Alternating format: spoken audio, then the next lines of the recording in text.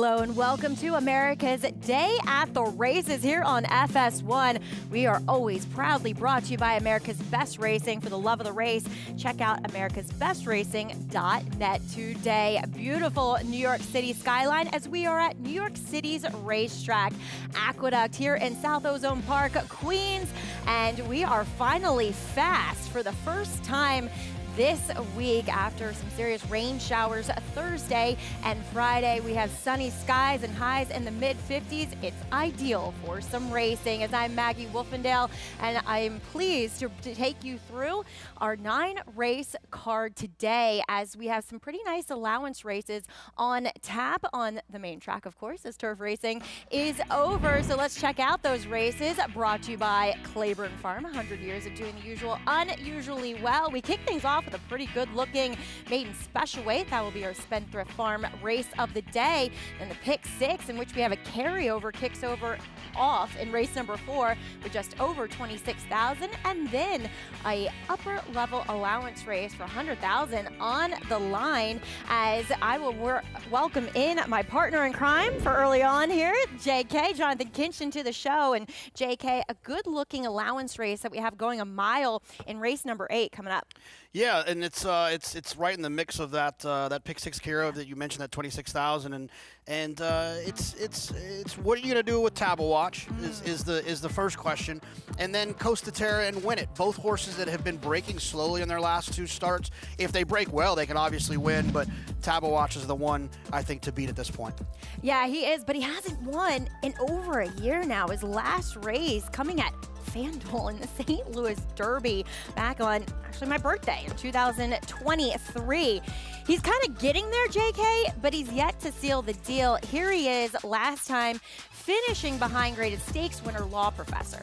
He's one of those horses that, you know, he's always bet to a certain extent, never a huge price, a huge favorite, but he always runs his race, he runs his numbers. If he runs those numbers here, he's going to be very competitive. He's the most likely winner. I just don't know if I'd necessarily trust him at 9-5. Finishing up on his wrong lead, we also see Instant Coffee coming out of that race as well. You know, I kind of wonder about the pace as well. It feels like there's several horses that could be forward. No, absolutely, and there is definitely some that could be forward in here. Whether it be a horse like Disarmed or even Tabawatch, if he wanted to make to the front, he could. So, yeah. And Sheriff Bianco also has had some speed in the past, but seems to not have that speed any longer. Yeah, that's true. We'll see who actually gets there when they break out of the gate. That's race number 8 coming up. If you want to play that, as well as the entirety of today's card, you do so with your Naira Bets account. Of course, if you're not a member, what are you waiting for?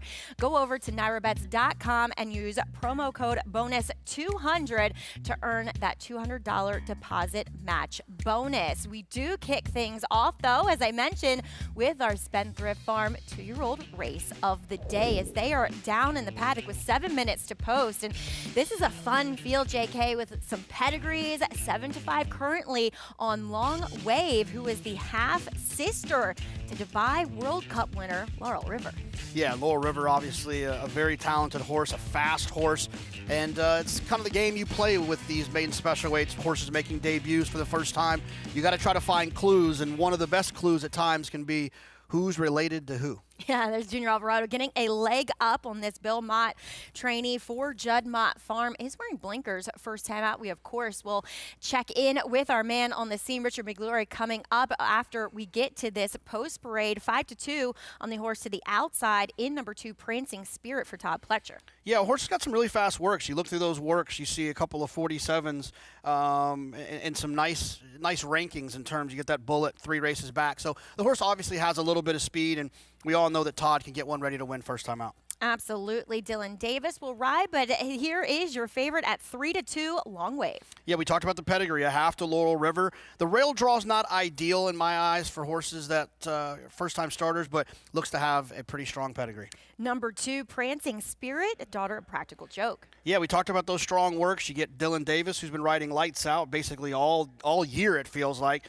And Todd Pletcher, 21% with first-time starters throughout his career. Big price on Grand Crossing, who sold for $150,000 in the 2-year-old sale. Linda wins a lot of races, but it's not necessarily her strong suit, first-time starters. Only horse with experience, number 4, Found Grace. Yeah, has some experience, but hasn't done much running and hasn't been bet in either of those starts on 2 different surfaces. Here's number 5, I'm Very Sweet. Yeah, this is where I landed. This is a horse that ran that came out of the OBS sale, so obviously some precocity there to be able to work in those sales. And a bunch of siblings who have fast pace figures, so I think this horse might be pretty quick away from there. Yeah, 6 winners from the Dam. There's number 6 to round things out, the second of Linda Rice's Security Detail. Yeah, neither one of Linda's horses are taking a lot of money. This would be the longest of those 2 drawn towards the outside. As we get back to the pedigree discussion with number 1, Long Wave, we'll take a look back at Laurel Rivers' Dubai World Cup win in utter devastating fashion for Bhupat Seemar, as well as Juddmonte Farm.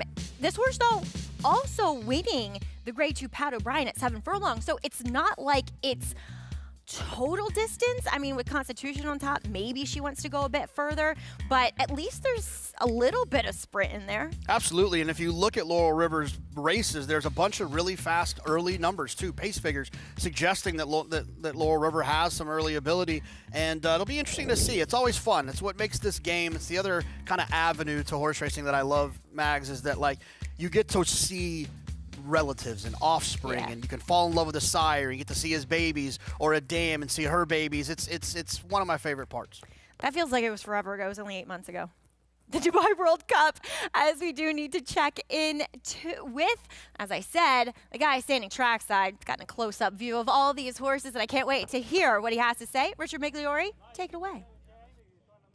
Thanks, Maggie. Yeah, well, let's start with the 1, Long Wave. First time we're taking all the money. Like you talked about, Maggie, that terrific pedigree being a half to Laurel River. But the mare, in general, just an outstanding producer. She looks really fit. She looks really good. Very professional. Maybe a touch quiet. Maybe like she's not completely clued in, but I like the way she's acting. Very classy individual and looks fit. And we know Bill Mott doesn't tend to really tighten the screws for horses' first start, but she looks like she's very capable and fit enough to win first time out. Obviously, post 1, always a little problematic with first-time starters. The 2, Prancing Spirit, another one that just really making a nice impression. And there's a bit more precocity in this pedigree. The mare has produced 3 horses to race. All of them are winners, but 2 of them did win on debut. She's also a half to the stakes place runner, Ultimate Badge, excuse me. But I kind of prefer her a little bit just because she seems a little bit more intense, a little bit more focused. The 5, I'm Very Sweet. Another one, looks fit. You expect that coming from the Chad Brown stable. I think she obviously makes a lot of sense. I'm definitely leaning on the first-timers here. Wasn't enthralled with a few of the others, just that they look like they might need a run. And then the 4, Found Grace. When I first got to the paddock, I thought she might have like the condition we call string halt. But it turns out she has these pads on for horses that hit themselves. And she just seemed like she was resenting the pads, and she was kind of lashing out a little bit. Her hind end action was a bit more animated. But by the time she got to the track and started to warm up, she had settled in. But I just was a little bit confused at how she was acting so agitated because of those pads. Guys, I'm going to go with the 2, Prancing Spirit, just because of that precocity in the pedigree. But as we know, pedigree only take you so far. There are no other jockeys in my family. That is very true, Meg. Definitely I should say the athlete, I suppose, of the family. It only takes 1. But Prancing Spirit, as he landed on Practical Joke, hits at 14% with his first-time starters. And as Meg said, 2 of the 3 siblings did win first time out, JK. And I think that goes a long way, right? I mean, you want to see that precocity, and there's a lot of things I think to transfer, and that's one of them. You know, an ability to run early, surface preferences, also distance, stamina, things like that can be passed along. So it's one of my favorite things, and I don't even necessarily need to see horses win first time out that are siblings. Sometimes I'll just look back to see horses that showed speed first time out, because sometimes that's the biggest weapon you can have in these races. I'm Very Sweet. Now, she only sold for $80,000 at the OBS April sale after working 10-1. She wasn't asked much. When I watched it, she kind of has a lot of high type of like more lateral movement that's more indicative of a turf horse. and she did swap leads 3 times. Look, that was again back in April. It's been several months since then. She just looked a bit green. There's pedigree to go either way. This dam, though, she is getting up there in age at 20 years old. Does that ever concern you? You know what's funny is Andy Serling actually mentioned that today on Talking Horses, the handicapping show that we do before the races, and I never even thought about it really. I would actually defer to you and ask you if it matters to you. A little bit, yeah. I just find that they're not quite as good when the older that they get. It feels like there's like a sweet spot, when they're kind of in their early, depending on when they retire, maybe early teens, 9, 10, 11 type of thing. But yeah, that's getting up there. But she has produced 6 winners from 9 foals to run and looks good there out on the racetrack. Mig liked the look of her. And I just want to touch on what Mig was talking about with number 4, Found Grace. We call them hitting straps, so they're fixed to the horse's pasterns, and typically it protects them from kind of hitting themselves. So a horse's stride, they can eclipse their hind legs basically with their fronts, and yeah, they can be a little tight. I know, like when I put shipping boots on my horse, he does the crab walk, like, why are these things on me, kind of freaking out a little bit. But yeah, I've seen horses be a little agitated about them or just uncomfortable in them, as she does add blinkers today for Horacio De Paz. Hasn't done much running. I mean, she does have that advantage of being experienced in this field, but her form doesn't do much. Yeah, I just wish there was some indication, a little bit of speed here, a little bit of something. She hadn't taken any money either, which is also a little bit of a concern. So it's and she's not really being bet here either. I will also say, just the outside with I'm Very Sweet, just something to keep an eye on. Manny Franco obviously is seeing the ball extremely well. 5 for 6 yesterday. Yeah, very impressive. Yeah, and of course the only one he lost with was a pickup mount. But Manny Franco really riding well. He is definitely one of the winter stars here on this circuit. So I'm Very Sweet. She's 2-1. 6-5 though, going to Prancing Spirit in here. I thought, she might be the one that is quickest, and speed might be advantageous here with Dylan Davis aboard. Yeah, nice consistent work, Tyler. We talked about some of those fast works. It doesn't always mean that they're going to run fast when they work fast, but it's at least an indicator that they have some talent. All right, they are heading into line for a good-looking crew to kick things off in this Spendthrift Farm 2-year-old race of the day, going 6 furlongs. We get it up to Chris Griffin for the call. Sweet security detail.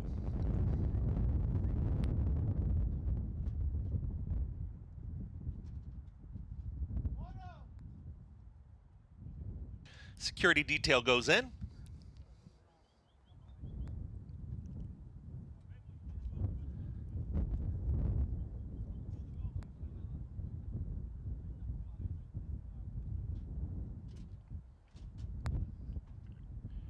Now in.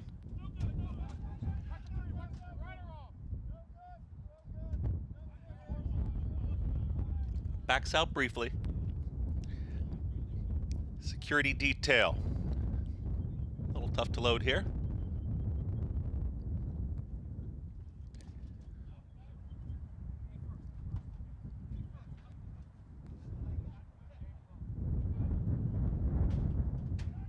Appears to be in. Close in front of the gate. All set.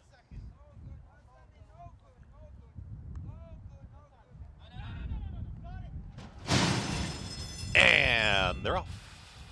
Security detail. Right out towards the front on the 4 outside. Prancing Spirits in the early mix, and there's Grand Crossing joining them. 5 across the racetrack here in the early stages as I'm Very Sweet is now going to stalk from 3rd. Taken back just a touch as Found Grace is down at the rails in the 4th position. Towards the outside comes Security Detail, who broke on top towards the back end of the field. The trailer is Long Wave. They're chasing Prancing Spirit, who's a neck in front. 3-way battle for the front as they went 23 seconds flat for the opening quarter mile. Engaging right to the outside is Grand Crossing. 3-wide move. I'm Very Sweet. And the front 3 are now 5 lengths in front of Security Detail, who's alone in 4th. Trying to pick it up from the back is Long Wave. And the trailer Found Grace.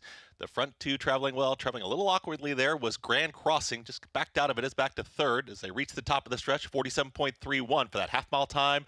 I'm Very Sweet to the outside of Prancing Spirit. Prancing Spirit still with a neck in front. I'm Very Sweet is trying to push on by, but Prancing Spirit is finding more with a final furlong left to go. Prancing Spirit is now up by a length and a half. less than a 16th. Prancing Spirit, Dylan Davis. They're going to win the opener. Prancing Spirit wins it over I'm Very Sweet, Security Detail, then a photo, Grand Crossing with the oncoming Long Wave in 1 minute 13 seconds flat.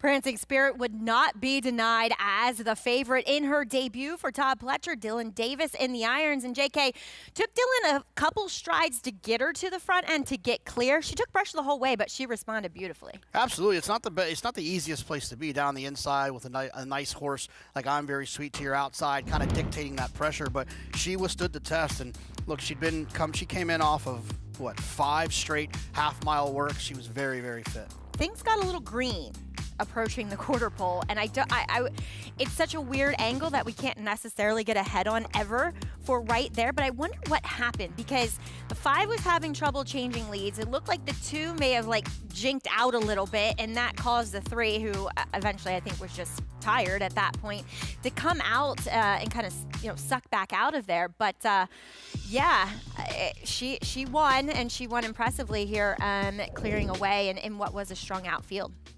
Yeah, and you had mentioned it pre-race that I'm Very Sweet in her sail video, in her sail work video, she was a little bit goofy there as well, switching leads. Switching leads, yeah. As we'll take a look back here at the start, the 1 gets away, well, just a little bit awkwardly, and takes a while to find her strides. We saw the 6 actually break very well, who ended up 3rd in here, Security Detail. But Dylan's going to assert himself with Prancing Spirit and eventually get to the lead early on. As it'll be interesting to see how times throughout the day, with the track being fast for the first time in 3 days. 113 flat seems a little on the slow side.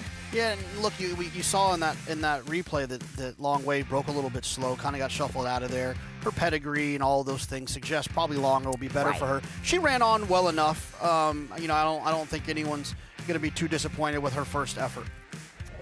2-5-6-3 unofficially here in today's first race. But after this break, we'll talk a little bit about what transpired yesterday. We had 2 New York Stallion Series stakes and upsets in both editions. Ciccio Bello as well as Golden Rocket making those big upsets. We'll recap those races and have plenty more to come on America's Day at the Races.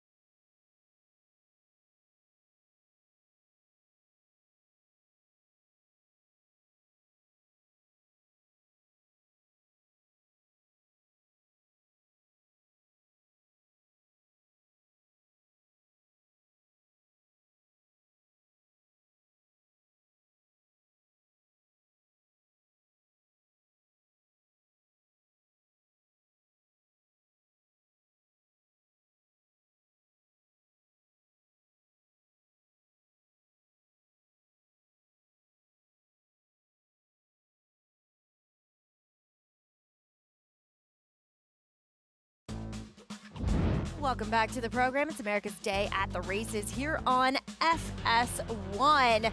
And if you want to play along with us, you can download your free Equibase PPs over at NYRA.com/TV schedule, and you can stay up to date on all the stats regarding the horses, trainers, and jockeys. And maybe you could check out that the meet's leading rider gets the win in the opener. Just to pad the stats a little bit, 17th win of this young Aqueduct fall meeting, and he's standing by with our Richard Migliori.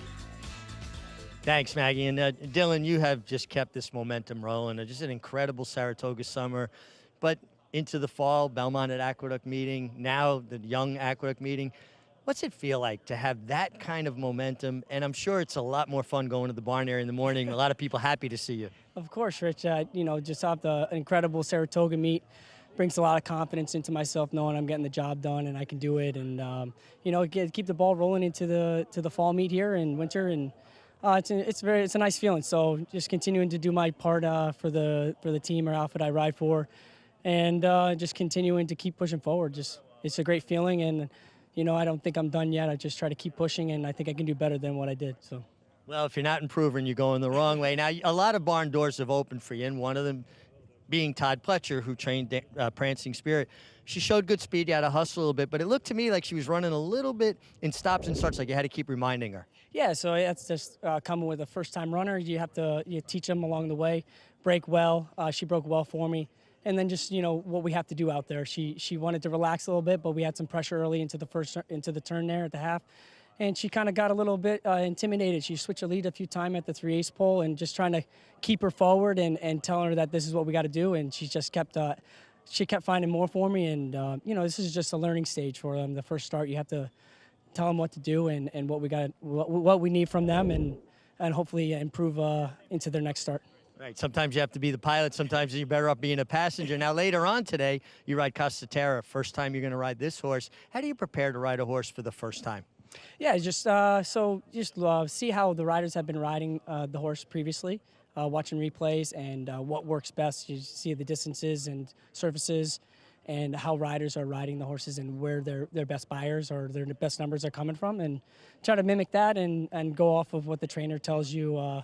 Maybe some antics or things I need to know, but after that I just ride my race and see what happens and just see how I can get the best out of that horse that day, that race. Dylan, you're riding in great form. Keep up the great work. And guys, it's all about preparation, and I can tell you, Dylan has taken his preparation to another level.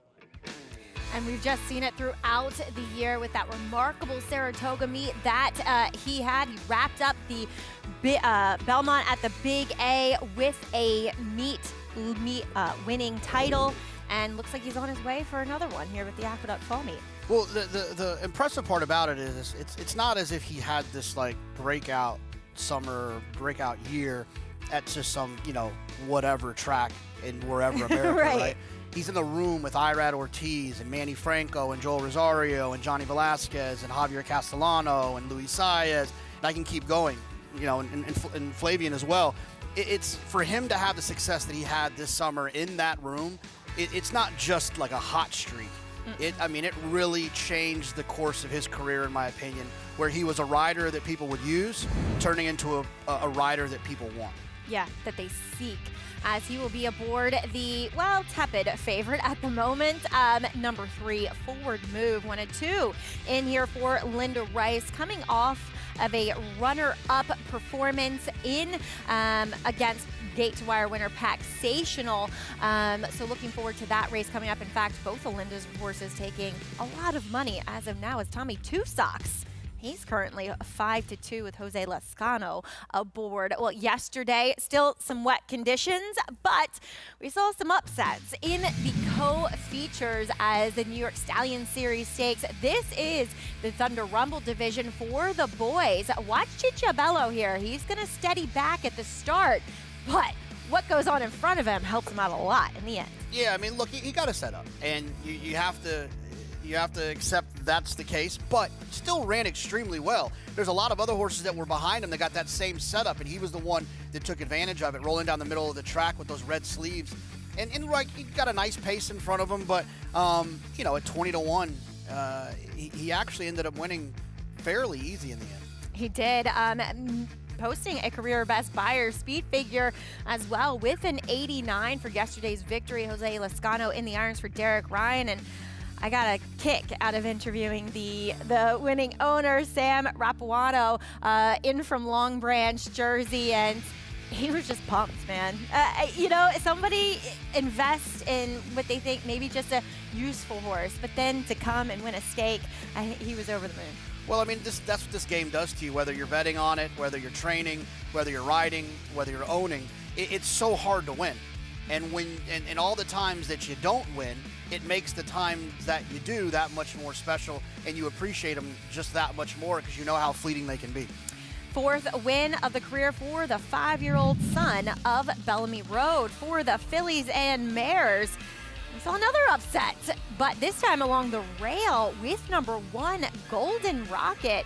She was just claimed 2 starts ago by Ilkay Cantermasi. Yeah, this was an outstanding ride by Manny Franco, one of his 5 wins on the day, taking her right up the inside. And she probably didn't need that perfect of a trip, to be fair. She ran so well here, but a very useful horse for the Cantermasis that you'd like to think is going to go on to kind of have a fun little year, right? She can do lots of different things. She can. She's just remarkable in that sense. Short, long, dirt, turf, wet, fast, doesn't matter. No, I think that's cool. Very, very, very useful and should be a lot of fun for that group. She posts her 6th career victory in 27 career starts so far, and earnings getting up there right around 375,000 for her, and really fruitful claim for the 45,000 2 starts ago. Manny Franco, as you mentioned, having himself a day yesterday. Oh, absolutely. Yeah, I mean, anytime you can win 5 races in one day. I can't even, it's hard to pick 5 winners when you get to choose from all of them, let alone winning 5 races on horseback. Well, that was the 2 features from yesterday's card. I love those New York Stallion Series stakes because, you know, you often see a lot of them meeting up and taking on each other multiple times, so you get a little bit of that rivalry action a lot of times in those races. Well, coming up, we'll have the 2nd race for you. That one right there, Dillinger. He'll go out for Brittany Russell, who may be bringing post time back for a little Cigar Mile action, which will be pretty cool, off of his Breeders' Cup Dirt Mile runner-up performance. Stay tuned. So much more to come on the program. Tonalist, a 4-time Grade 1 winner with 11 triple-digit buyers, including the Belmont Stakes and the Cigar Mile. He's already living up to his potential as a sire with multiple graded stakes winners, including Grade 1 winner Country Grammar and Grade 2 winner Tonalist Shape, plus multiple 6-figure yearling and 2-year-old sales. Proven on the track, proven in the sales ring. Tonalist, standing at Lane's End. Horse racing? Check. Weekly promotions? Got 'em. Huge payouts? You bet. With Naira Bets. Download the app today and bet on any track, anywhere, anytime with live HD horse races, betting tips and tutorials, expert picks, and more. You bet with Naira Bets. Join now for a new member bonus at NairaBets.com.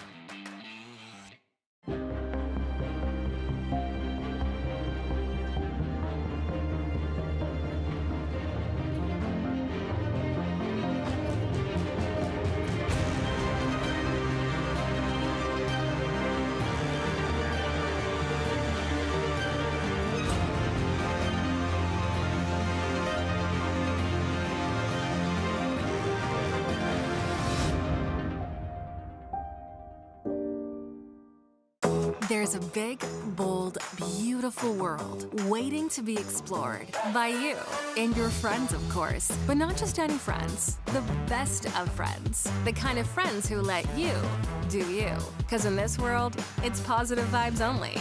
And when you get in the zone here, you stay a while. These aren't just good times, they're the best of times. And your time is now. So come explore. Resorts World. Welcome back to the program as we are proudly brought to you here on America's Day at the Races by Naira Bets. Bet any track, anywhere, any time, as we hope you're doing so for today's card, as that's Grand Central Station. Do you prefer their Penn Station? Penn. that- Yeah. Really? Yeah, I feel like I'd always get lost trying to get out of Grand Central. Oh, I like Grand Central, but I don't go to the city much, but yeah. Here's Cigar Mile Probables, grade to $500,000 on December 7th here at the Big A. Book 'em Dano. Looking forward to maybe seeing him, law professor, but as we mentioned, it looks as though post time, he could very well be the favorite in this Cigar Mile, JK. Yeah, for sure. I mean, he's had a pretty productive year, and then when you finish with a second in the Breeders' Cup Dirt Mile, you're definitely going to be a horse that people will fancy, especially in a spot like this. Book 'em Dano, to me, is interesting, but he still has a lot of questions to answer. Yeah, as he is rallying here now into second. Just a cool horse, tons of personality that Brittany Russell has campaigned really, really well. Her husband, Sheldon Russell, typically in the irons, as you see Brittany's assistant, Emma Wolf, there in the irons. She's his typical exercise rider for all of his crazy antics. My man likes to rear up and buck and do all kinds of fun things to his riders, but really looking forward to possibly seeing post time for the Cigar Mile. I like when horses do that. They compete in the Breeders' Cup, even if it's in California, and they come back and they run here, and they typically run well. Right, and the Cigar Mile obviously works as a great spot in between if you want to try to run in the Pegasus or whatever. So the Cigar Mile definitely is one of my favorite races of the year. Oh, Mig, how about your thoughts here as Brittany Russell will send out Dillinger, but also looking forward to seeing post time too? Oh, absolutely. I'm a big post-time fan. He's a very cool horse, shows up every time, high-energy individual. So I'm really happy that we're going to see him here in the Cigar Mile. Dillinger, he doesn't have a winning profile, right? 2 wins, 6 seconds. He's down inside. He's going to be under the gun. But I have to tell you, this is a horse that holds his condition, keeps his weight. For a horse that's been running consistently, his coat is dappled. I mean, it's just the overall general good health that he exudes is there. Now, it's funny, there are 3 horses here in the paddock that are doing their best Michael Jordan imitation with their tongues hanging out. He is, outfitted with a tongue tie, which they do for horses that will try to get their tongue over the bit, and it impinges their breathing. Rider has less control. That's why they'll tie their tongues. But he's got his tongue out. He looks great. I mean, if I was going surely on looks, he is certainly a major player, as he is on paper, obviously. The 3 forward move, he would get the paddock check mark. I could not look any better for Linda Rice. This horse looks outstanding. Then you get the hot riding Dylan Davis aboard. And the 6, Laser Sharp from the John Terranova barn. Another one, just making a really nice impression. I think he gets good speed to kind of set up his run. He returns as a gelding, acting well, looks good, and maybe he's the one who makes the last run here. Although we saw a horse go gate to wire in the first, so it's a little too early to make any judgments about how the track's playing, but speed has been pretty good. I thought the track was very honest yesterday, but Dillinger has to go from the rail, doesn't he, guys? What do you think, JK? I mean, yes, you would have to think. Now, last time I had noted back on November 1st that he was just uncharacteristically quiet that day. Now, he was posted on the outside, but he also just didn't break as well as he usually does. And now his job's a little bit tougher being on the inside. Yeah, down on the inside. I mean, sometimes that can help though. I think the rider can be a little bit more focused on popping away from there. When you're on the outside, it's a little bit more comfortable. You can kind of see what happens. You can let it unfold. I mean, look, Dillinger can absolutely win, but I'm kind of sick of his antics at short prices, not always running particularly well. Shh, he's on screen. Okay, sorry. He's going to hear you talking about him. He will have hot riding Manny Franco aboard. But what does he do with a horse like Java Buzz, who's never been on the dirt before but has turf sprint speed? He'll be okay unless they move the race to the grass. Forward move here. That's the other Linda Rice. Yeah, this horse is interesting, but I thought there were some others that made more sense to me. I meant he was the first Linda Rice we'll look at, but there's Hatch first off the claim. Number 5, Tommy Two Socks for Linda. Yeah, this horse has a couple of races, 3 and 4 back, but has not been running well in the last 2 starts. Here is one off the layoff for John Terranova, comes back as a new gelding, Laser Sharp. Yeah, this is the horse that I'm going to pick. This is a horse that has some races back in February and March of that 3-year-old year, of this 3-year-old year, where the numbers were within reach of this group. Now you get that, that grow up from March of the 3-year-old year now till November. You can expect them to run 5, 6, 7, 8 points faster. And if that happens, I think Laser Sharp is right there in the mix, gets Lasix, drawn towards the outside. Lots of stuff to like. Yeah, last time we saw him, he was on the turf in the Paradise Creek, and a subsequent layoff since then. I agree with you. There is a, no pun intended, forward move in him. He makes a lot of sense here, but let's take a look back at forward move. And Dillinger was on the wide chase throughout. In this race, wired on the inside by Paxational. Is that enough of an excuse? No, not at 1-2. At 1-2, Right. you're supposed to overcome all of those things and still win. Right. The fact that Dillinger didn't do that, I think, is a little bit of a concern. The one thing I will say about Dillinger compared to Forward Move is Forward Move did beat Dillinger last time. However, Forward Move's never really run races prior to that can compete to the good Dillinger. So while I don't trust Dillinger to show up and run one of his best races, if he does show up and run one of his best races, he's going to be very hard to beat. Yeah, I understand what you're saying there as number 3, forward move, also coming out of that race. Didn't switch leads in there as number 6, you're picking here. He's definitely on the bit. He's warming up with his mouth wide open. Not the best feeling when you're a rider, but Laser Sharp. We'll take a look back here at his last dirt race, which did result in a pretty good win. No, absolutely, and it was one of those situations where I actually think he kind of got everything his own way that day. It's the races prior to that were a little bit faster, and although that he didn't win, I actually think he ran better. This is strictly a grow-up move for me, where I'm just expecting him to what he has done early in his career to just grow up a little bit now late in his 3-year-old year. Yeah, sorry about that. And now we got it rolling. Here it is. Whoa, Louis Rivera having to tap on the brakes there. I always think it's, extra credit points for a horse that has their momentum stymied, especially at a critical spot at the quarter pole, and is still able to regather themselves, especially on the dirt, and get the job done. The weird part about those situations is like it's, you're saving ground prior to that. True. So, True. But 100%, if you get stopped like that, which is why I don't really like inside draws, because I'd rather just have my good horse or the horse I think is best out in the clear, not getting stopped. I'd rather lose a little bit of ground than have a situation like that. But I thought this horse ran extremely well in that spot. And even the races prior to that, I thought this horse ran well. So, and I love the draw here today. Outside of all the main competitions, so you can kind of see what everyone's going to do. Maybe the opposite trip that Laser Sharp had last time.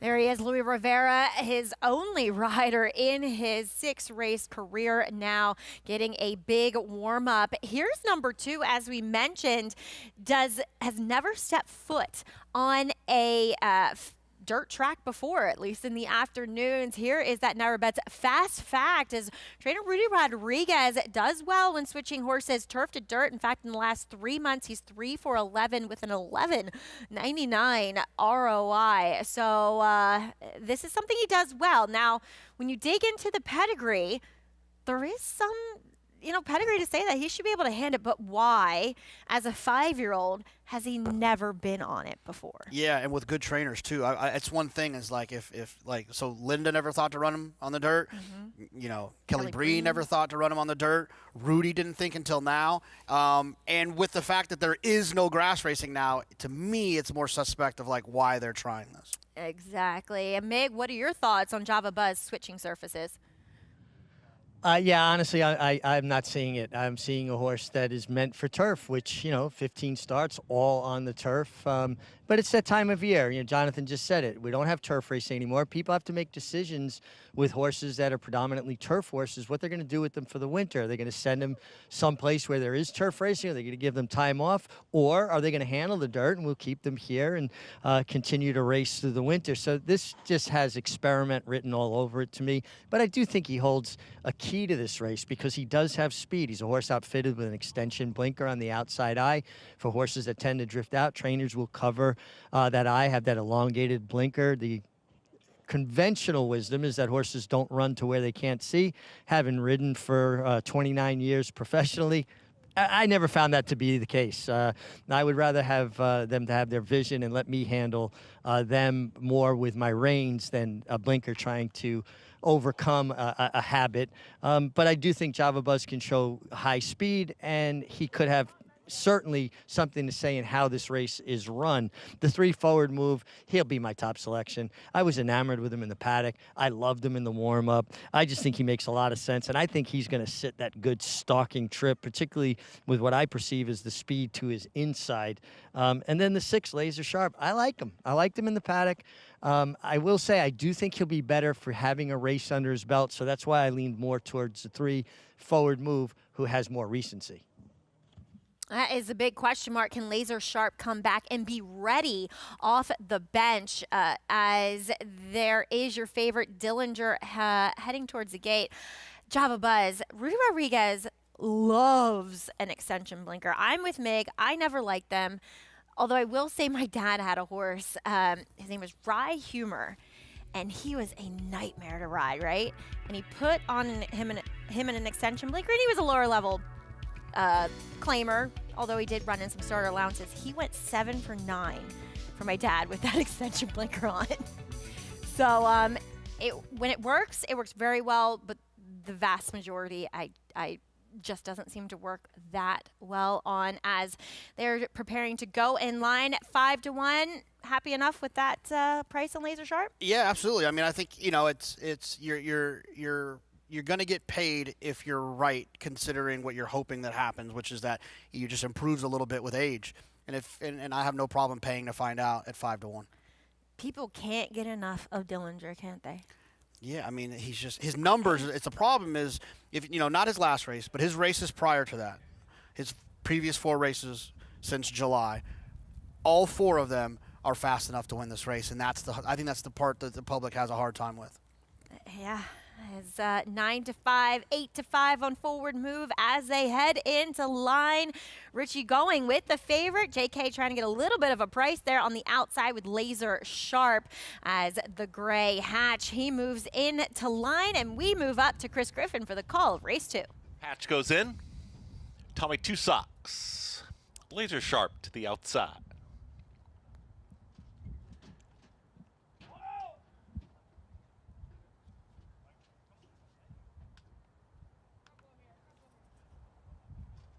Goes in. All set.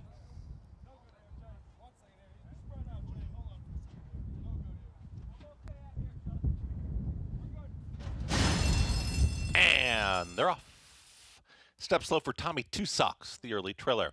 Speed from Hatch is in that early mix, and here at the rail is going to be Java Buzz. It's Java Buzz with a half length in front, chasing his forward move right there in second. Hustle Along wants to be closer to this early leader as Java Buzz clears off, is up by 2. There's Hatch towards the outside. The gray is moving forward up the far outside. Laser Sharp. Tommy Two Socks make up some ground, second to last, and the trailer is Dillinger, 22.48. Quick opening quarter mile for Java Buzz. Java Buzz is on the engine now, takes him into the far turn. It's moving nicely so far, and Java Buzz is up by a full length. Laser Sharp starts to get closer. Also on the far outside, here's Tommy Two Socks at the rail. Forward move is trying to pick it up, is now taking the 4 spot. Hatch is still in it, and Dillinger is going to have to make up about 7 to reach the leader. The leader is Java Buzz. It's Java Buzz at the top of the stretch, but Laser Sharp is ready to pounce, and Laser Sharp is run by.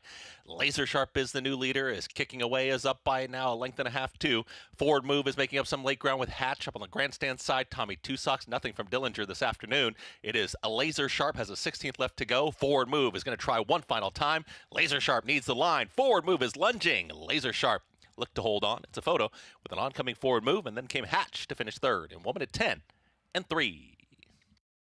Laser Sharp for the return. Nicely done, JK. And America's Day at the Races Exacta with Richie's pick, forward move, who never switches leads, but making it close in the end. Yeah, that got a little desperate towards the end there. I mean, when you look down at the paper, or what I did today and thought about this horse, that's exactly how I envisioned it happening. Absolutely, right? yep. Breaking well, sitting in the 2 or 3 path, stalking, taking over, and that's exactly what happened. Java Buzz popped away from there and gave Laser Sharp a nice target, but it's one thing that I actually got the Matisse brothers. Duke Matisse taught me that about expecting a horse to take 5, 6, 7, 8 points improvement when they're able to grow up a little bit. And a great illustration of it, and trust me, I'm not comparing this horse to these horses, but like a Gun Runner or a Frosted, where they were good 3-year-olds, very productive 3-year-olds, but they were sensational 4-year-olds because they were allowed to grow up a little bit. And I cannot wait to see what Fierceness and Sierra Leone turn into. Yeah, so exciting that they're going to be back for 4-year-old campaigns. And it's just, you know, in this day and age, it should be the norm, but unfortunately it's not, as they are whisked away to the breeding shed. So we can actually see how good they are. As Dillinger, man, he didn't have speed last time. He didn't have speed today. And when a horse like that starts losing their early footing and their early pace, you don't want any part of him. I mean, he's off the board. I think it's fair to say that wherever Dillinger shows up, I think you should be contractually obligated to bet against him. He's just burned way too much money. Even for 5 at Laurel? Yep, wherever he's at, you got to try to beat him, I think, because he just has shown to be so inconsistent, even when he looks on paper like he's a layup. Yep, as Louis Rivera all smiles as he guides a familiar partner to the winner's circle for John Terranova, Gaston Stable, and Steven Schoenfeld. Congratulations to them. 9-2 on your winner. Nice price here in race number 2. We'll bring you official prices and reactions on the other side of this break. Down, down, get in, 350. Here we go. 3 here, 50, down 4, 8.5, in the back. 1,400,000 stands way in the back. Thank you. 5, $1,500,000, and I'm $1,600,000, $1,600,000, $1,550,000 and a half. $1,500,000. Jody, thank you. Please hold your applause. Charlatan, ultra impressive. It's a new day for a new king.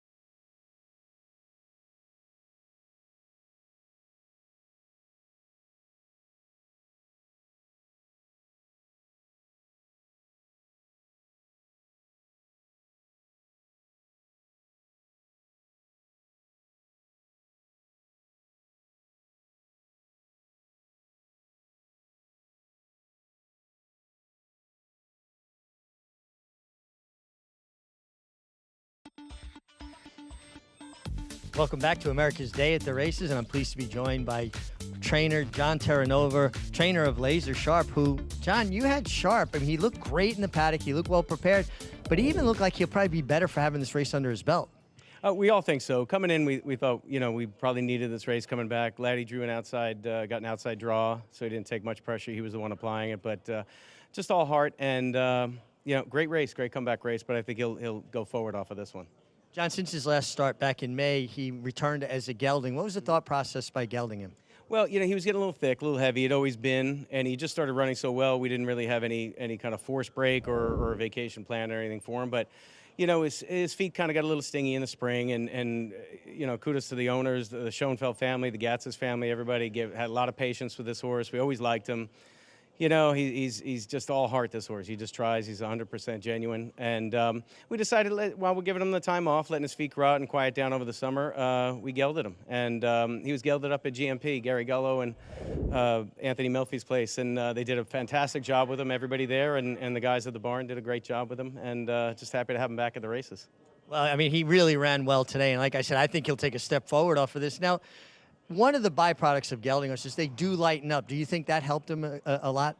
Yeah, I think so. He's not a big horse, but he was getting a little chunky, a little thick in the neck and everything like that. I think going forward that will help him. Also, he's a pretty aggressive type of horse too. He's a little hard to handle in the stall. He's smaller, but he's a mighty horse. He gives you a hard time. So I think it kind of smoothed that. I didn't take that much away from him, but just enough. Now, John, you've got a couple of divisions in different places right now. You got horses at Palm Meadows, Tampa, Churchill. How are you managing all that? Great help. Great help. Tanya's down on the road. She's been running around. I've been going here and there, and we're just busy. We're hands-on. We like to be everywhere. Over the winter, we're going to be here. We're going to be at Tampa and Palm Meadows. So, we started racing in Kentucky a little bit. We had some at Keeneland, had some good luck at Keeneland, won the Woodford, and had a good little meet there. And we stayed on at Churchill and trying that, So everything's, going well. Just testing out things, but hoping to find the horses, attract the right horses, and be a little bit here, a little bit there. Great job here. Congratulations and good luck on the one coming up. And Maggie, I think you can relate a little bit, too, to having multiple divisions of horses around. That's true. I am awaiting Mr. Morley's return from New Orleans, but they are a great team. John and Tanya Terranova doing it together with a great crew and staff behind them too, as you can see right there with the results of Laser Sharp getting the win. As that Woodford winner, our shot, pretty good turf sprinter. Thank you, JK, for the assist, because I could not remember his name. Oh, no, I said about 17 other things before I found it. Laser Sharp returns $11. Well done, you, over Forward Move and Hatch. Rounding out the trifecta, the longer shot on the board. Coming up next, it is a New York bred maiden claimer for the 2-year-old fillies, going a mile and not a lot of form. That means Cha Cha Ren. She's currently 4-5 for Brad Cox. Yeah, I wanted desperately to find something else in here, but she just looks better than these other horses.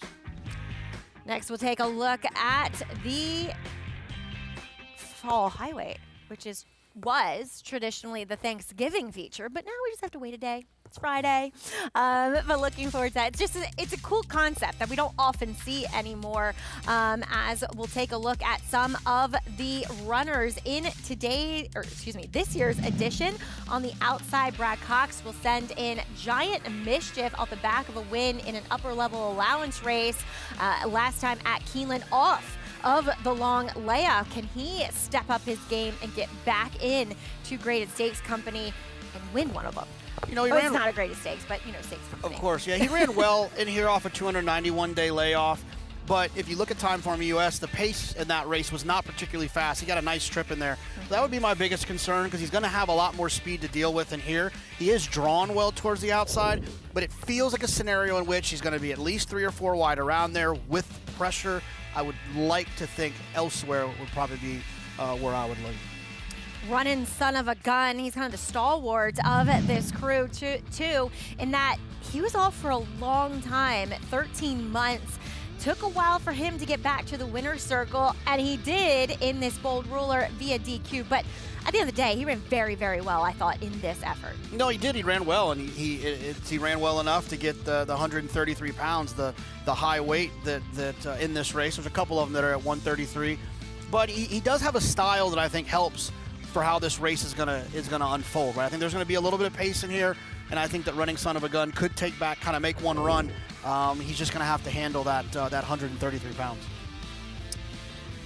That is your field for this year's Fall Highway. Baby Yoda's in there. I thought Whitty won dirt race last time, a little more established on the turf, but that is your fall stakes schedule here at the Big A all culminates on December 7th with those 3 greatest stakes, including the Cigar Mile, the 2 for the 2-year-olds in the Remsen and Demoiselle, as well as some of the older ladies in the Gopher Wand. So really looking forward to this coming weekend as well as next week, the following one with that Cigar Mile. Yeah, absolutely. And then the Remsen's always exciting as well, too, right? Sierra Leone and Dornick last time. Yep. So you got a Belmont Stakes winner, and you also got a Breeders' Cup Classic winner. Yeah, it always produces talent that Saturday in particular, as we will go to break, taking a look at the 6-horse Cha-Cha Wren coming up in today's 3rd race. Will the Class Relief help her out to break her maiden for Brad Cox? Stay tuned.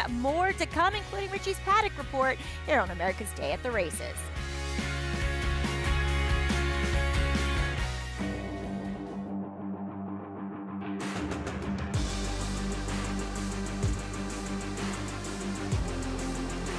Bright future indeed. Bright future, the son of Curlin to win by 4. Bright future, Proxy, here's the line. Photo finish, Bright future. Bright future, look at that. Bright future, the Class prevails. Bright future, standing at Claiborne Farm. Horse racing? Check. Weekly promotions? Got 'em. Huge payouts? You bet. With Naira Bets. Download the app today and bet on any track, anywhere, anytime with live HD horse races, betting tips and tutorials, expert picks, and more. You bet with Naira Bets. Join now for a new member bonus at NairaBets.com. War Dancer, New York's leading turf sire, continues the momentum with standouts like Ms. Big Bucks. Ms. Big Bucks gets the victory. As well as Born Dancer. Born Dancer, gutsy, and Born Dancer wins it. And 26 Black, winner at 3 of his last 5 starts. 26 Black has sprinted by. 26 Black, that's your winner. Shouldn't you have a War Dancer? War Dancer, New York's #1 turf sire, standing at Rockridge Stud for the 2025 season. Racetrack Television Network brings you every race, from every track, on every screen, every day. With monthly packages starting as low as $5, RTN gives you great value and access to more live HD streaming and race replays than anyone. Visit RTN.tv today to sign up and watch on almost any device, including Roku and Amazon Fire. RTN has packages that start at $5 per month.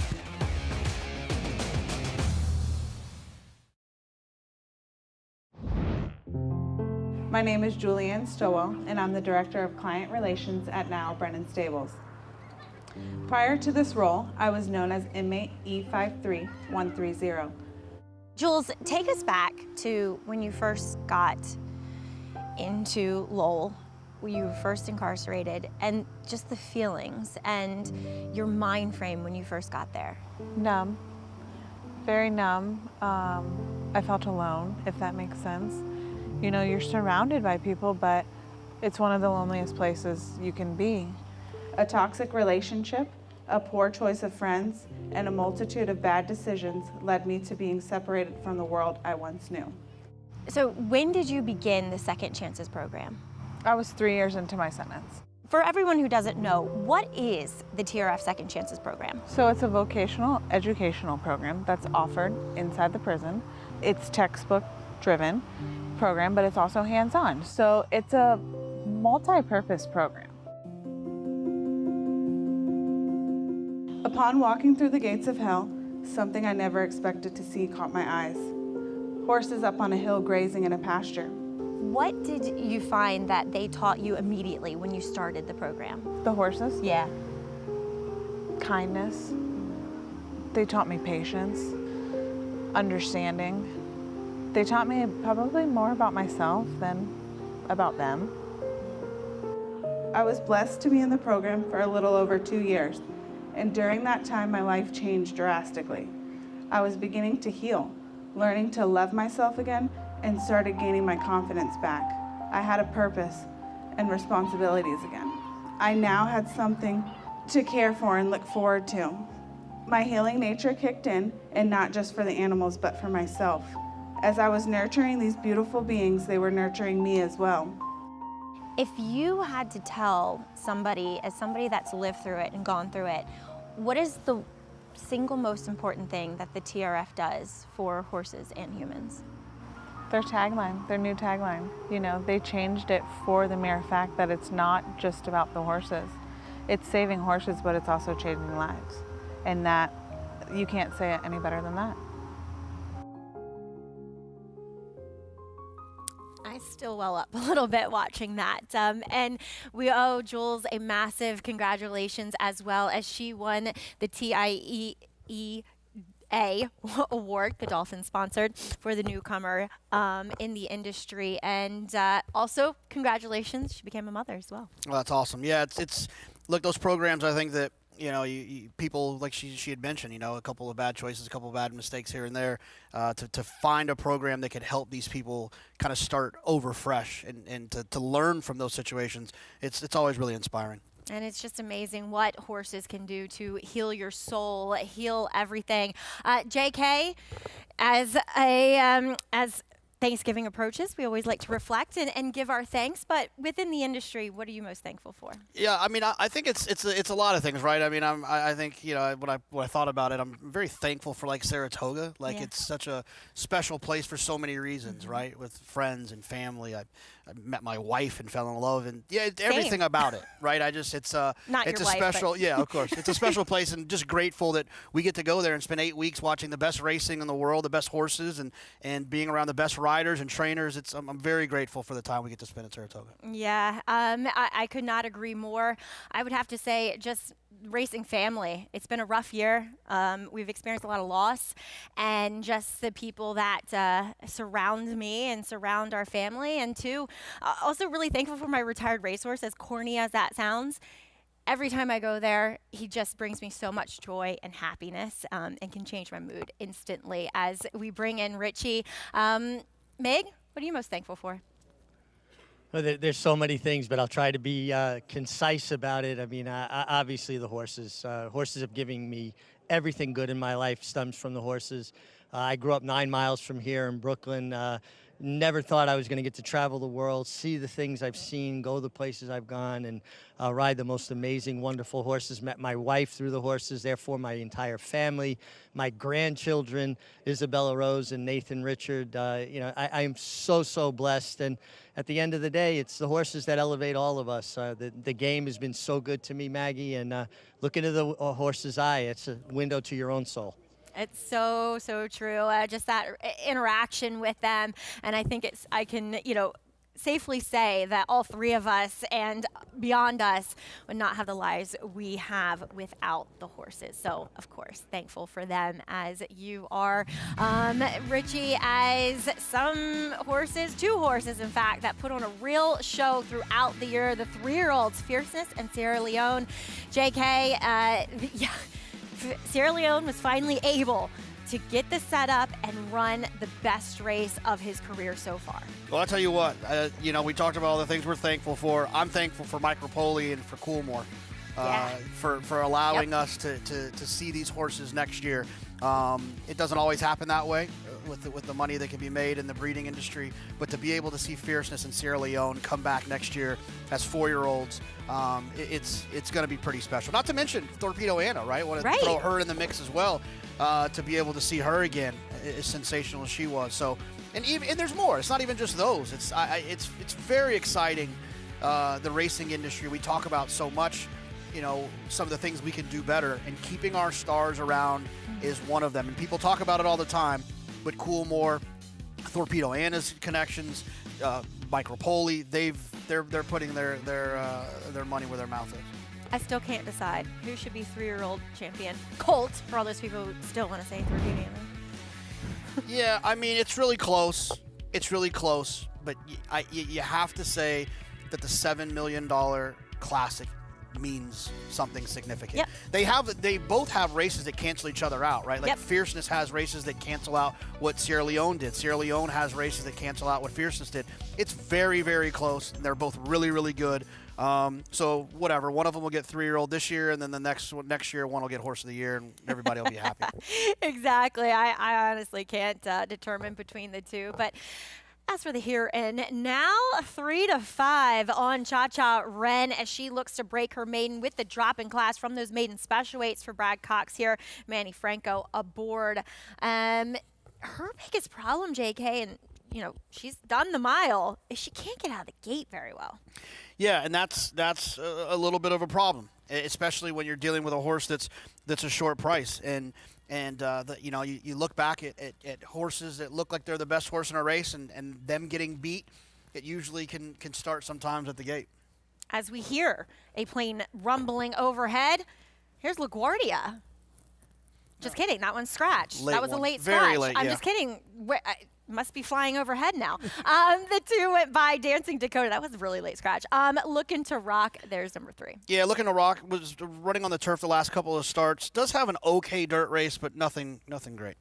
Vino Paella for Rudy Rodriguez, stretching out. Yeah, another one that hasn't taken any money and hasn't really done much running either. Bella Luna Mia, blinkers on for the second start. Yeah, did take a little bit of money and had a little bit of an excuse.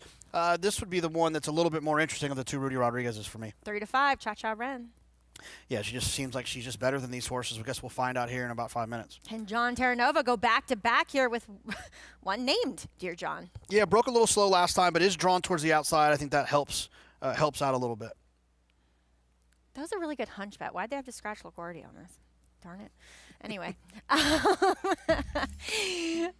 always, if you want to play today's races, do so with your NYRA Bets account. Use promo code BONUS200, and new members can earn that $200 deposit match bonus.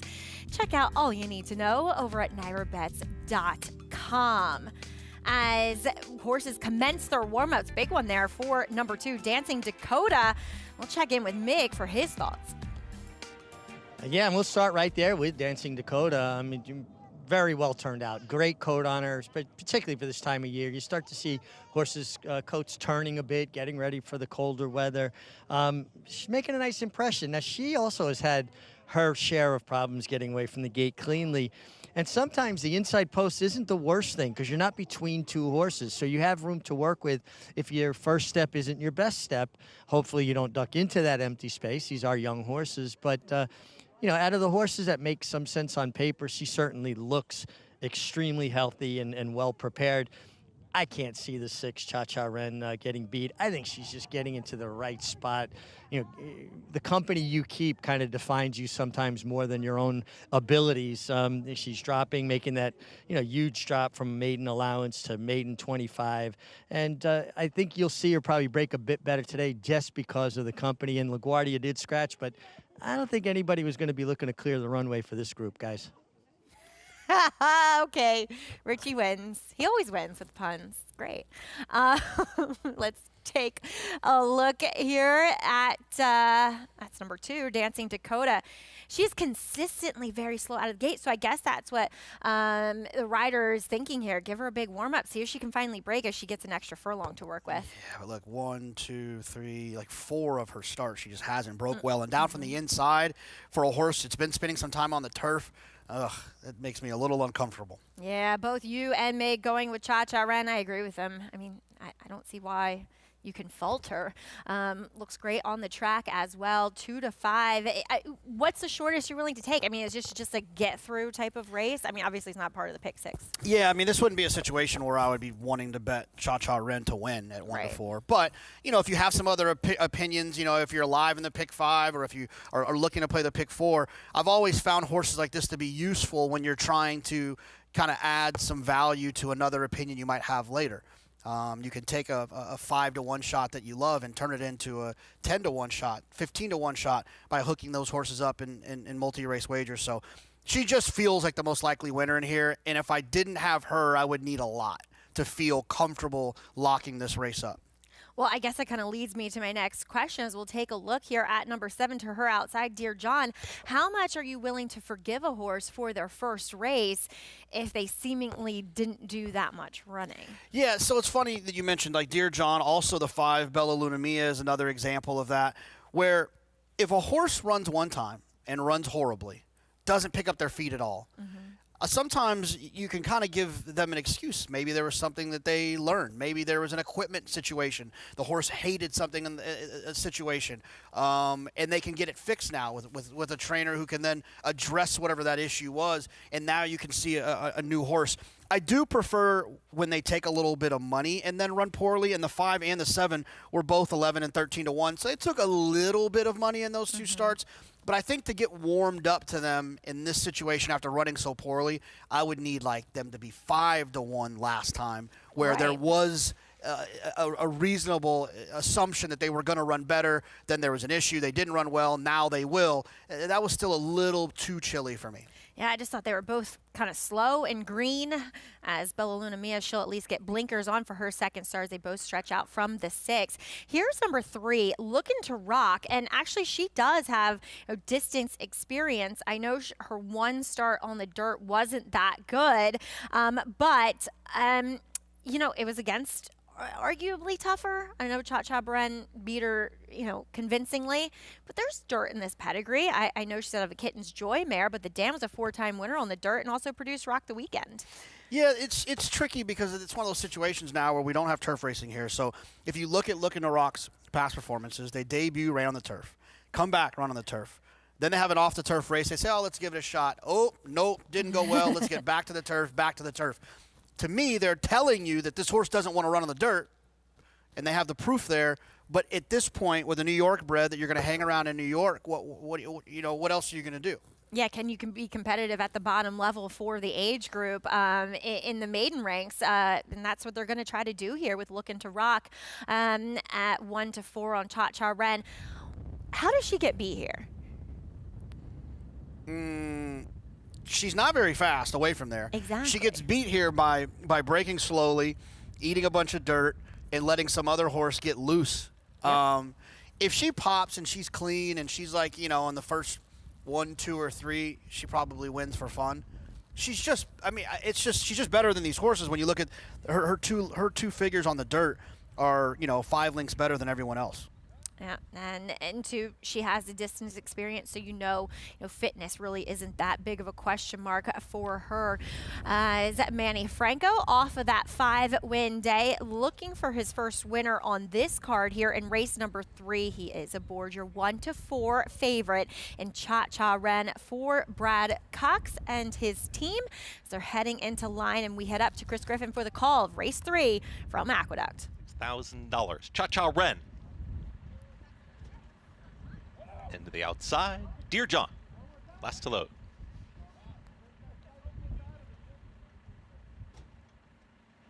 Goes in, all set.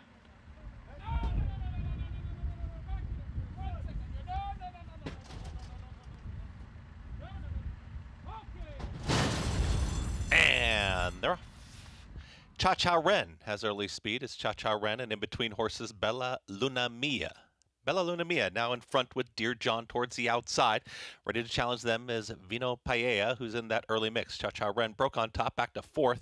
Down towards the inside, Looking to Rock. And the trailer, Dancing Dakota. They work to the backstretch, moderate tempo, and tightly bunched now. 5 across the racetrack in the early stages. On the far outside, Cha Cha Ren, 23 and 4 for that easy opening quarter mile. Unchallenged right now as Cha Cha Ren is trying to clear off and maybe cross over, and does. Cha Cha Ren is in front, is doing it by a length and a half. At the rail there is Looking to Rock, who's in second, a challenge second, as Dear John is moving towards the outside with Vino Paella. Bella Luna Mia broke on top, was in front, but is now back to 5th and is losing touch with the field. Is from the back, Dancing Dakota, 47 and 3 for half-mile time. Cha Cha Ren, she's got it all her own way right now.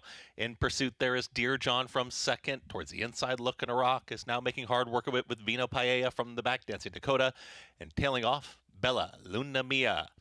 Cha Cha Ren, the favorite's got the lead, is in hand, is approaching the top of the stretch. Dear John is in full pursuit, is under a drive. Cha Cha Ren looking very strong at the top of the stretch, and Manny Franco asks the question. Cha Cha Ren skips away. Dear John, though, is not letting the leader just get away, is still about 3 lengths back, continues to try hard up on the outside. From the back, Dancing Dakota is rallying on. Inside this final furlong, Cha Cha Ren kept to task, has a 16th left to go, and Cha Cha Ren's going to win at a short price. It's all Cha Cha Ren. Manny Franco gets the victory. Dear John second, then Dancing Dakota, and Looking to Rock. in 1 minute 40.53 seconds. Heavy Favor delivers here as Cha-Cha Ren. Manny Franco just, seizing the bull by the horns early, assuming the lead after about 1/8 of a mile, and a little workmanlike to the wire, but she was just better than the rest. I mean, that's what you're supposed to do. When you have the best horse, don't get cute. Just go on with it. Open up, make them chase you. If you're going too fast, they're probably going too fast chasing you, and just try to run them off their feet, and it's exactly what happened. Like you said, it was workmanlike. It wasn't beautiful like you'd like to see a 1-4 shot gallop in here, but ultimately he was never really in danger. Yeah, at this level, it probably isn't going to be. We will take a look back at the start in a moment. The 3-horse having a little bit of trouble out there. But, Dear John, I thought an improved effort in her second start. Katie Davis keeping her a little bit more in close contact today. She would just prove to be second best, well clear of the third place finisher, though, in Dancing Dakota. So take a look back at the start here with number 3. Keep your eyes on her. She's second from the rail. A little bit of a stumble there. Ground kind of breaks away from her. And I find that so typical of turf horses, is that the dirt just breaks away from them and they just can't handle it. Yeah, just not used to it, I would imagine. And it's something about, there's a difference between a dirt horse and a turf horse, and I guess that's another example of where it can show up. Yeah, another layer of the puzzle when determining surfaces. As unofficially, it is 6-7-2-3. Cha-Cha Ren delivering. Manny Franco getting on the board today after that big performance yesterday with 5 winners out of 6 mounts. Dear John with Katie Davis, big price on that one. I didn't think she should have been that big of a price at 15-1. Yeah, no, I mean, she didn't run particularly well last time, but that's what we talked about before, is that sometimes when they just only have one race, they can jump up and really improve. And it's funny, I don't think that Manny needed those 5 wins yesterday to ride Cha-Cha Ren with so much confidence, but it doesn't hurt, right? When you win 5 races and you're on the best horse, you operate with just a little bit more like, here we go, I'm going to be okay, and a little bit more confidence, and it paid off. Well, Cha-Cha Ren delivering as a short price. I'm going to get back to my more natural habitat outside in the Aqueduct paddock as Acacia Clement. She is standing by to take over the host role. JK sticking around for a bit longer. Well done, my friend.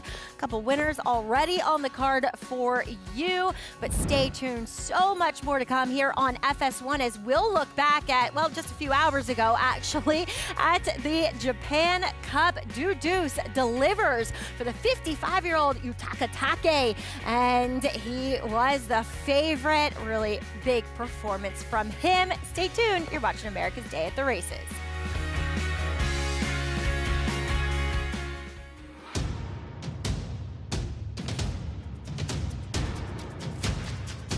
Drain the Clock will win and win by as much as he wants. Drain the Clock will bound home the winner. Drain the Clock, Jackie's Warrior, drain the clock by a head. $120,000. $100,000 in the back.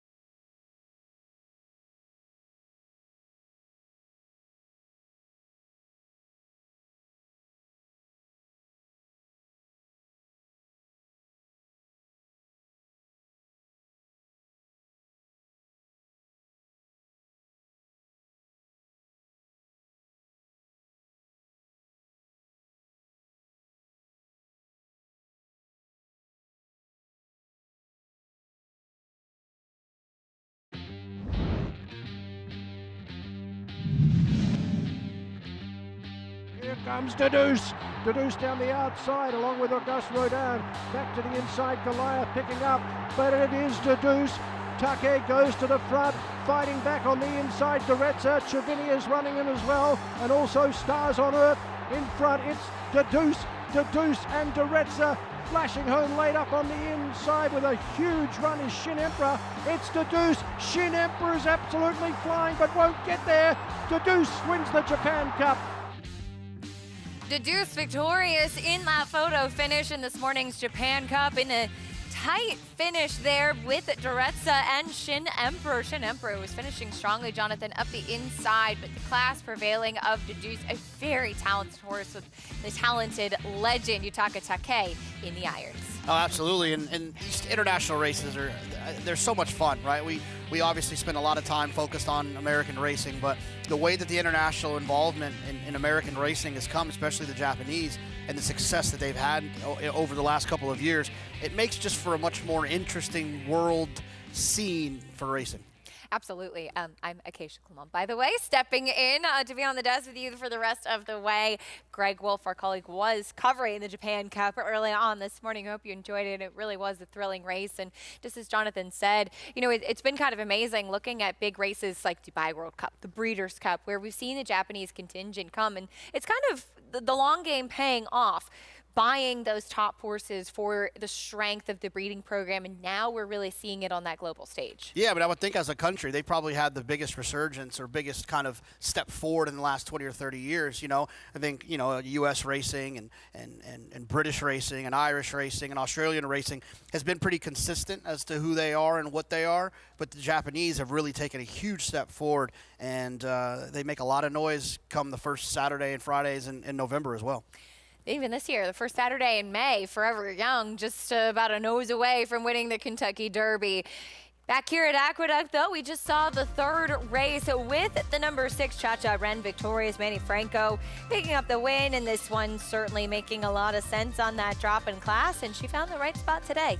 Yeah, not quite the quality that we just saw from Deduce, but she got the job done here, opening up and taking advantage of the edge she had in class and ability, and just went to the front end and extended her position throughout the stretch. She was the heavy favorite, 1-4, $2.50 winner. 15-1 shot, the number 7 Dear John checking in second. Been a good day so far. Fort John Terranova had a win already, picking up that second place finish. As we head over to race number 4, New York bred allowance for the 2-year-old fillies, going a mile on the main track, and right now it is Bernie and the Rose down to the rail, who's the heavy favorite. This was a horse, it was a little bit of an odd race, Jonathan. Looks like kind of early on she was shuffling back, and then she kind of kicked on and ran away from the rest of that field. No, absolutely, and I would think that she would be ridden, I would hope, exactly like the last winner we just saw, the 6 Cha Cha Ren. Bernie and the Rose, she's got a little bit of an edge here. She's got the rail, pop away from there, send away from there, and make the rest of them chase you. I think she is the best horse on paper, so we could have back-to-back odds-on horses winning here at Aqueduct. Katie Davis going to be aboard the current favorite, Bernie and the Rose. Her brother Dylan will be right outside or aboard Playful last. No surprise to see the Davis family well represented, and the Riding Davis clan is so much fun. That sibling rivalry on and off the racetrack, but at the end of the day, always supporting one another. We'll learn a little bit more about the Davis family after this on America's Day at the Races. The champion 2-year-old. One of 4 champion 2-year-olds in his immediate family. Essential quality at 2. Undefeated. Essential quality, though, has opened up by 5. Devastating. His own first 2-year-olds race in 2025. If they're anything like him and you've got a mare in foal, just imagine. These New York bred foals represent many sires. War Dancer, Salamini, Honest Mischief, Central Banker. But they all have one thing in common. Starting in 2026, they'll be running for the same purse money as Open Company 2-year-olds at NYRA tracks. That's nearly 20% more than they run for now. Learn more about it at nybreds.com. Gunrunner, sire of a champion 2-year-old. He is the sire of 10 Grade 1 winners and 13 individual millionaires.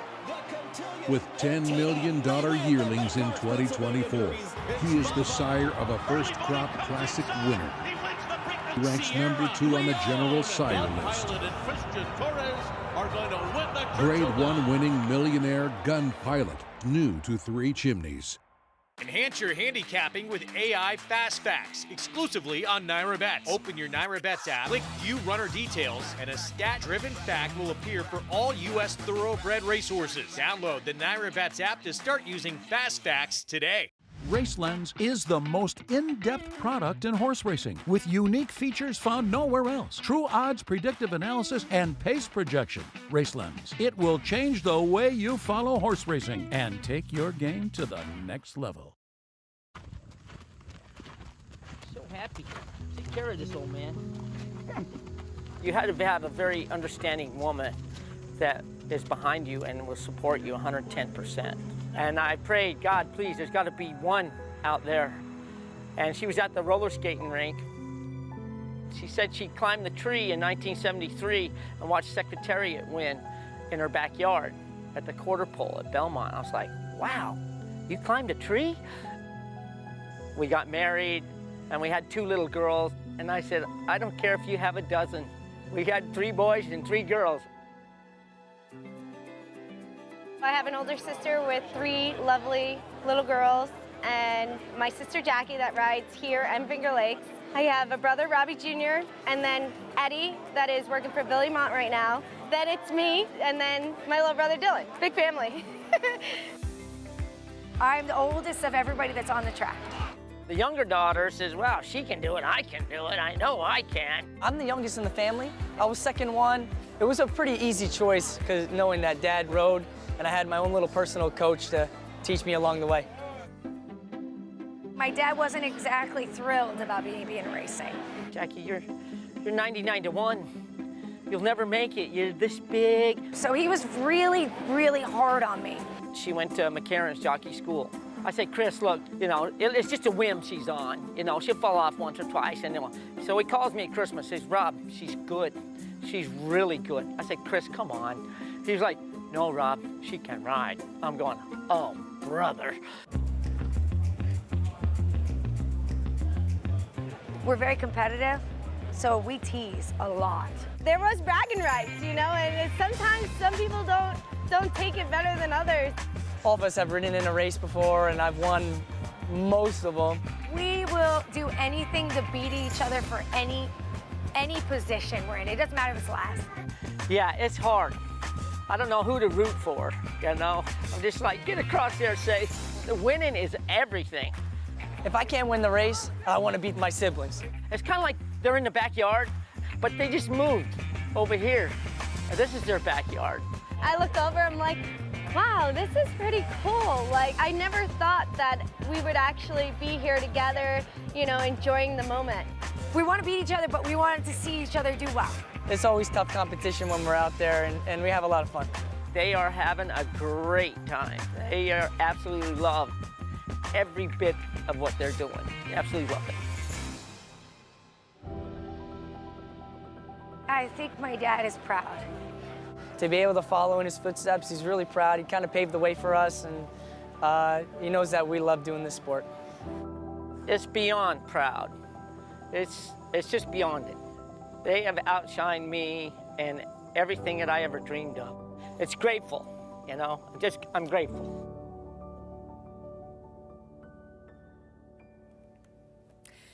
Robbie Davis has every reason to be proud of his children and what they've accomplished on the racetrack. There was a really cool moment, not this past year, but I believe it was the year prior in Saratoga, where Katie, Jackie, and Dylan, along with Katie's husband, Trevor, were all in the top 4 in a race, with Katie winning, which is pretty cool. I think that was the supreme bragging rights of the day. Yeah, I mean, Robbie had to have that, right? How do you not yeah, have right? that? How do you not have that super? Yeah, you have to have that super.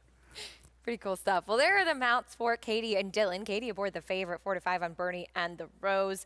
Dylan Davis, meanwhile, going to be aboard Playful Lass, who is coming out of a couple of back-to-back stakes tries. Yeah, I mean, Playful Lass is one that, you know, from a class standpoint has been facing tougher, but Bernie and the Rose and Katie Davis just seem to have a little bit of a tactical edge here. Bernie and the Rose, who won at 7 furlongs last time out. For more on these 2-year-old fillies, let's get a paddock report from Richie.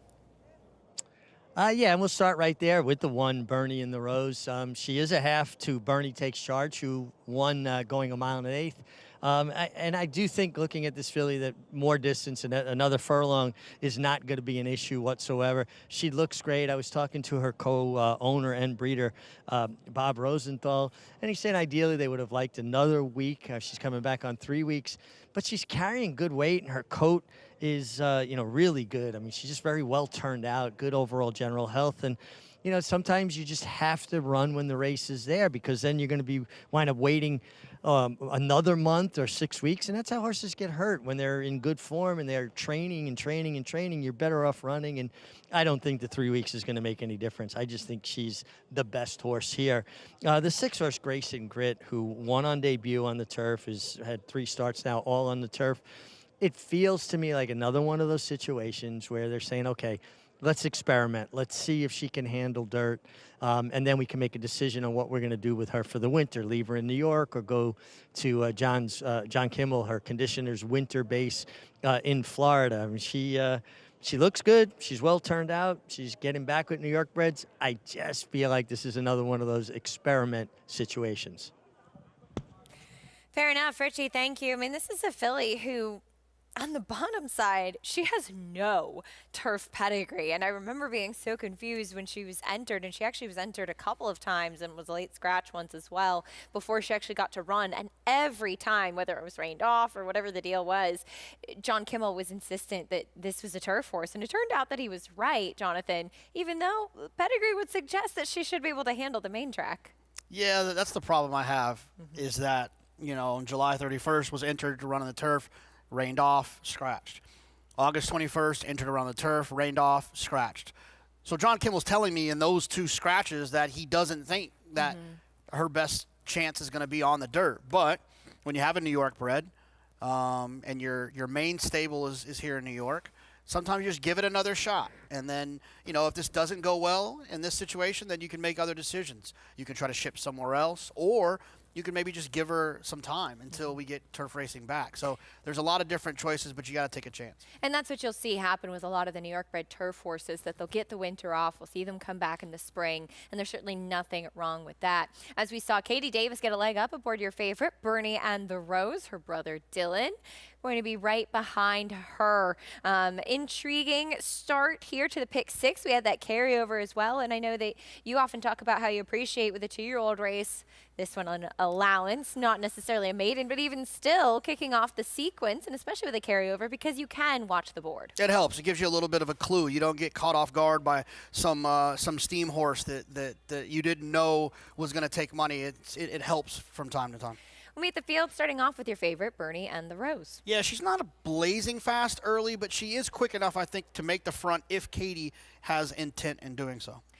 Playful Lass, Dylan Davis aboard. Yeah, has a couple of races that make some sense, but this horse hasn't been breaking particularly well in the last few starts. Getting out of the gate, her challenge. Timia made the turf to dirt move successfully. Yeah, finally getting away from the turf. Seems like Rudy felt like the dirt would be better after those couple of turf tries, and that actually worked out. Stretching out, big price selectively sweet. Yeah, just way too many races that are way too slow for this one. Miscellany of War won on debut at a big price. Yeah, got a pretty good setup that day. Was 30-1, and got the win. 20-1 here. I'd look elsewhere. And Grayson Grit, can she handle the dirt? I don't think she can. She's definitely quality enough to win this race. So if she can handle it just a little bit, she'll be okay. But all signs point to that she probably won't.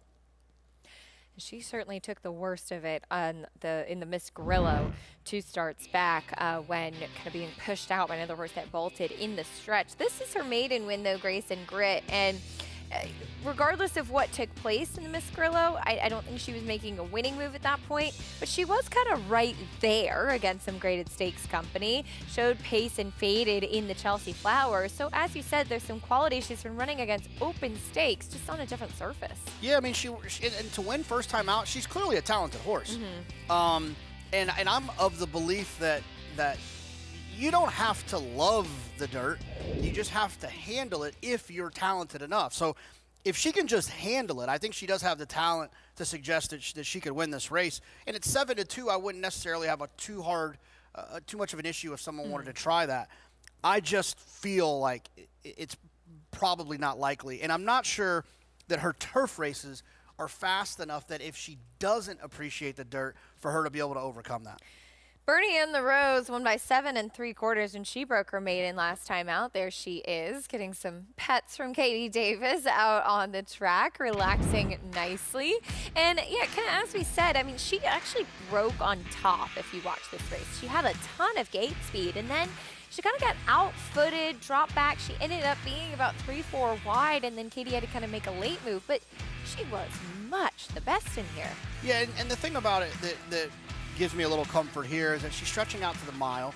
So although she didn't make the lead going 7, she was still close enough, and with that added distance, that speed likely could be enough to get her there. The other thing is drawing the rail. You'd like to think that when you draw the rail like this and you're 1-2, it wouldn't be the smartest move, in my opinion, for Katie to say, oh, I'm 1-2, let me take back, let me eat some dirt for half a mile, then let me try to circle the field and try to win. It's you're 1-2, just like we saw with Manny in the race prior. Just be aggressive. Make them chase you. You take it to them rather than them taking it to you. She's getting a good warm-up out there. Katie's kept her moving. She settled nicely after saddling with that pony back in the paddock. You can get the inside track on handicapping with Naira Betts Track Stats. Anything you're curious about here at Aqueduct, Track Stats has the answer. For more stats on tracks across the country, visit NairaBetts.com. Today, with this pick 6 kicking off here, the 2-year-old fillies will go postward in a moment, but first let's check out the warm-ups with Richie. Yeah, guys, and not my impressions really haven't changed from what I saw in the paddock. Going back to your favorite, the one Bernie and the Rose, who I think is going to be extremely tough to beat. And you guys know I like clever names, right? The co-owners and breeders, Robert Rosenthal, Brad Bernstein, Bernie and the Rose. I kind of like that. That's cool. She definitely, I believe, will get the mile no problem. And I agree with you, Jonathan. Katie's got to be aggressive from the inside. So at least if someone is intent on the lead, and usually Ruben Silvera is that guy, and he's on the 3 Tamiya, at least it'll create separation. So you don't want to get in an all-out cutthroat speed duel, but you want to come out running so that it creates that you can secure some running position if you do get out-footed. If you come out allowing horses just to fold over, you think you're at the beach and that big wave folds over you, what it's going to do is roll you around and throw you in the sand and the dirt, and it's just going to be a tough experience. In her 2 starts, she was 6 of 9, 9 of 12 towards the outside. So I do think Katie has to be aggressive, maybe not necessarily make the lead, but at least create that separation. The 6 Grayson Grit, you talked about it, Acacia. This is a horse that has definitely on the female side much more dirt pedigree. She doesn't have the typical what you would scream, oh, this is all a turf horse from the physical perspective. So I went right to the source. I went to Kendrick Carmouche, and I said, Kendrick, have you worked this filly on the dirt? He said before she ever ran, when she worked in the dirt, she just was no good. And she would, have her head up, and her stride wasn't very good. He says, since she's gotten racing fit, he's come back and worked on the dirt, and she's worked very well on the dirt. So maybe it was more a function of she just wasn't a fit horse when he was first working her on the dirt before she ran, and now she's gotten fitter. I do think it's a 2-horse race. I don't want to pick a 2 to 5 shot, fully acknowledging that Bernie and the Rose should be extremely tough to beat. So I'm going to take a little bit of a swing with Grayson Grit because Kendrick gave me a bit of confidence. I like it. Going right to the source, Richie. Thank you. Some great information from regular rider Kendrick Carmouche, who's been aboard for all of this fillies races so far. But take a look at that pick 6 pool, over 126,000 right now with that carryover coming in. Did you have any thoughts on the sequence, Jonathan? I thought it was a tough one. There was a horse that scratched that I was looking to lean on. I think that, And the next race, race 5, I think that one of the there's- only scratches on the tag, Right, by the way. I know. Yeah. I think the conversation, what are you going to do with Truly Warrior? Mm-hmm. I don't need the 4 limits of power in the next race, race 5. I think people are going to probably try to use those 2. Race 6, I thought was a little bit spready. I'm going to use the 7, JJ's Joker. I don't trust Running Ray, but I'm not letting Running Ray beat me. Race 7, I thought was a spread situation. That was the race where I was going to single. I think you want to try to use as many as you possibly can in there. Race 8, another one. I think you probably want to try to spread if you can. There's a lot of horses in there that seem live. And the last as well. I thought it was a very, very tough sequence where even though, you got a nice little opportunity here at 2 to 5 if you want to look to single on more of a budget ticket. But also, if you can beat this horse at 2 to 5, suddenly you're dealing with some serious equity into this pick 6. And you talk sometimes about some of the benefits of singling or going a little bit lean in the first leg of a sequence, because you do have some other options moving forward if the case happens that you get knocked out here. Yeah, I mean, it's these multi-race wagers, it's budget, right? It's what you can afford. There's some people that are going to play $48 tickets. There's some people that'll try to play $300-ish tickets, and then there's people that'll throw $5,000, $6,000, $7,000 at it. So it really just depends on who you are, what your goals are for it. But if you're playing a cheaper ticket, I do think that there is a way to single in the first leg. It doesn't have to be the 1. If you like the 6, you like Kendrick's argument, this horse is going to run better this time on Grace and Grit. You can single here because if you catch it, then you're alive and you're ready to rock and you've got some nice equity. If you miss, you can come back and play another small ticket on the pick 5 because if you're playing with a budget, you're likely not in a position to spread in this situation because I think the other races are needed for spreading. Plenty of options here. Good luck if you're getting involved with the pick 6 with that carryover. We appreciate everybody that's put in a ticket so far. We will be rooting for you as we kick off this sequence with this New York bred 2-year-old fillies allowance race. The heavy favorite, Bernie and the Rose, in the gate already, about halfway loaded, and we'll send it up to the voice of Aqueduct, Chris Griffin, standing by with the call to kick off today's pick 6. Selectively is Sweet.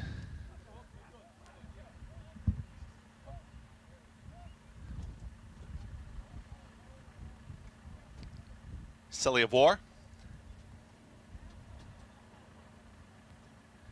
Grace and Grit. Goes in. All set.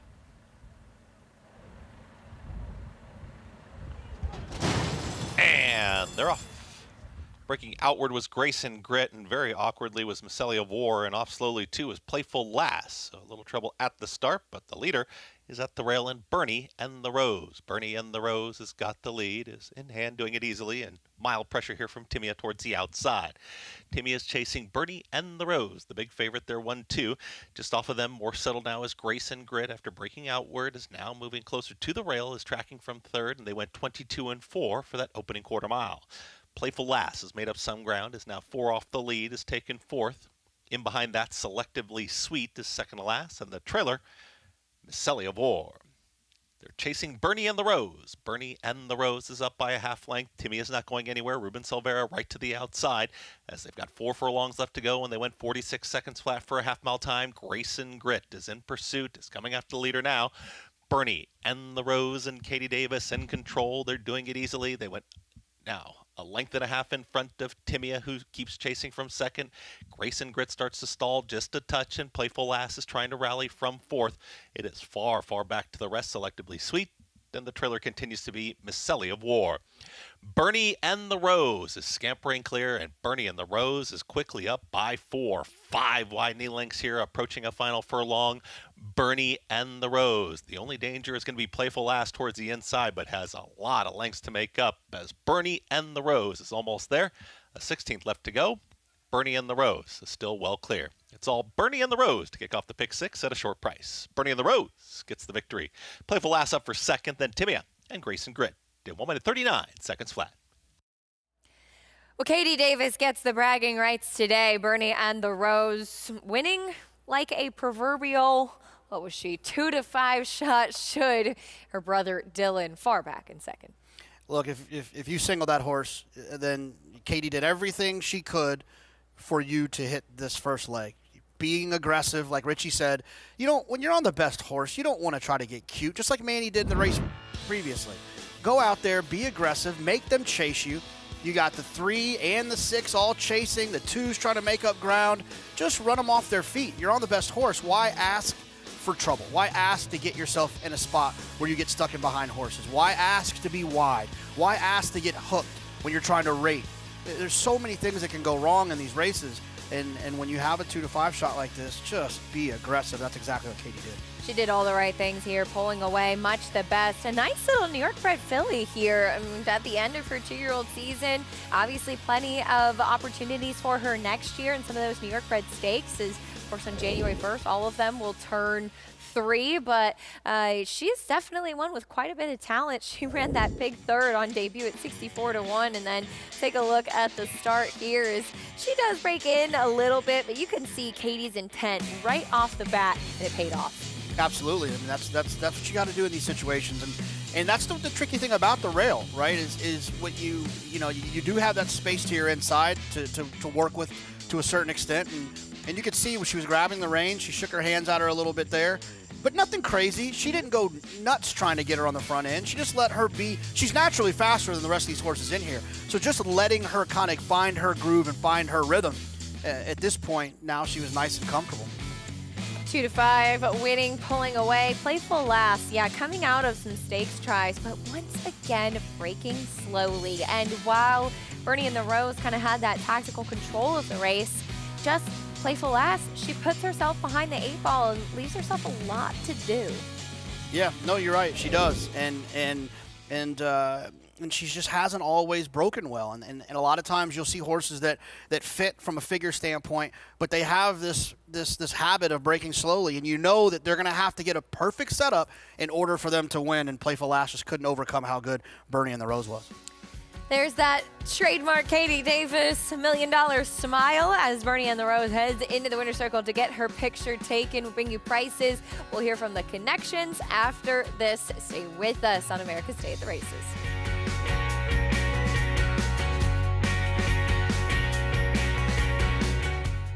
Elite Power gets up to win the sprint. Elite Power to the front at the 16th pole. Gunite is second, but Elite Power is moving clear and going to take the rear dirt sprint by a widening margin. 5-5 all evading at 875 down or down 900 and 900,000. Elite Power does it again in the Breeders' Cup sprint in 108.34. The power of Juddmonte.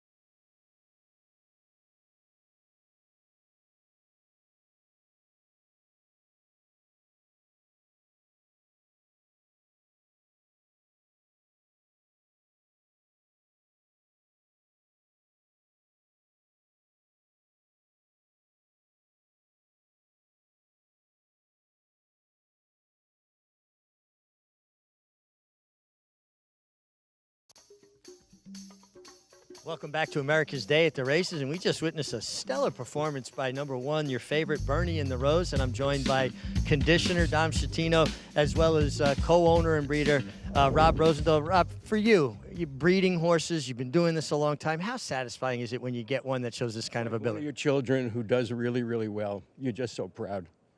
And you watch them develop over time. You have little setbacks, and Dom does an absolutely great job developing these young horses and knows when to lay off them a bit. He did with this filly. Her half-sister has been stakes placed 3 times as a 3-year-old, 2 and 3-year-old, and she's training great. And we campaigned her mom, okay, her dam, who I bred also. So this is just a great thrill. And to see her go off today, she was pressured a bit. You saw that, Richie, and, you know, it just makes me very happy for Thanksgiving that we have this sort of victory today, and Dom gets the due that he's entitled to for being a really fine trainer who doesn't get all the horses that other people do, but he does a great job with those horses that have the ability. Well, I've been full agreement with you. I know what kind of horseman you are, Dominic, and this filly went to the lead today from that inside post, and the first half a mile was very fast. Were you ever concerned? I was. I sat with Bob. I said they went a little fast the first half, but we were compromised with the post position. I spoke to Katie in advance. I said, you know, break, don't take nothing away from them. We don't want to be stuck down inside behind horses, and that's how it wound up. But I knew they were going to pressure up front. Now, guys, with a race like this, back-to-back big efforts, where do you think you're heading next? I'll ask Dominic first. I guess we'll look at the 3-year-old stakes after this year. You know, this year's probably done for her.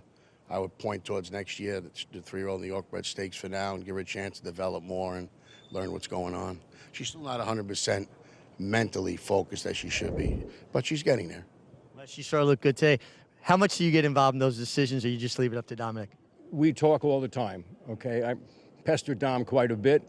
I'm interested, but ultimately I'll leave the decisions to him because he does what's in the best long-term interests of our horses, and that's the right way to go. I'm in the investment business. I think long-term. He thinks long-term development, and that's what we want to do with this filly. Fantastic, guys. Well done. Have a very happy Thanksgiving. Same to you, Rich. A pleasure. Enjoy it. Thank you very much. Appreciate it. Guys, good combination. They've been together a long time, and it's nice when an owner has confidence in a trainer, and a trainer has that good communication with an owner. All about bringing that filly along. Richie, thank you. Bernie and the Rose now back-to-back wins, and both by open lengths. And a talented New York bred filly, and you heard in that interview from Dom, maybe some stakes next year could be in her future. Yeah, and look, we talk about it often. It's whether you buy a horse at a sale or whatever it might be. It does hit just a little bit different when it's a homebred, where you got to see it from start to finish and see the whole process all the way through. You could hear it in his voice, the excitement he had seeing this one win once again, very impressively as well. Pretty cool stuff there, absolutely. It's like seeing your children go off and be successful on the track. As we take a look at the field for race number 5, this one a maiden claiming for 20,000, 6 furlongs. Limits of Power, a short price, a horse that has not run in over 2 years. Yeah, I mean, all signs point to this horse isn't very good, and the fact that he's 9-5 right now is interesting to say the least. The 6 Truly Warrior feels like the most likely winner to me. I don't know if those prices will stay the same. I'd imagine Truly Warrior will come down a little bit, but Limits of Power seems like a pretty significant give up.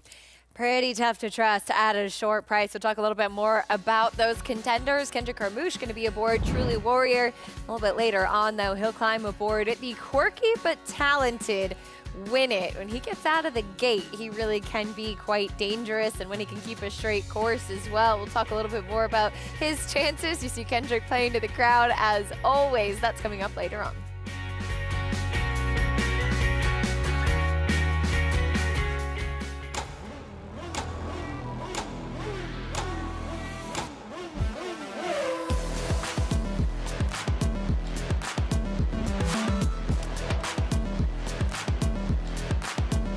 Prince of Monaco's too good for Moose, an impressive winner of the Best Pal. Miramondi's all hot, but Prince of Monaco too good. Prince of Monaco, standing at Claiborne Farm. Horse racing? Check. Weekly promotions? Got 'em. Huge payouts? You bet. With NYRA Bets. Download the app today and bet on any track, anywhere, anytime with live HD horse races, betting tips and tutorials, expert picks, and more. You bet with Naira Bets. Join now for a new member bonus at NairaBets.com. It's amazing. I mean, we're used to having horses in claiming races, and here we're at the undercard of the Belmont. And they're off in the Woody Stevens, and here's Bookham Dano, who has blown by them all. Bookham Dano, Prince of Monaco in between. It's going to get very close. Bookham Dano! Winning on New York's most important day of racing. I can't. That was awesome. He's the best. It's America's original sport, and no one covers it better than America'sBestRacing.net. From the sport to the lifestyle, the best races, horses, and destination venues, cocktails, gambling, fashion, and more. America'sBestRacing.net is a sport for you.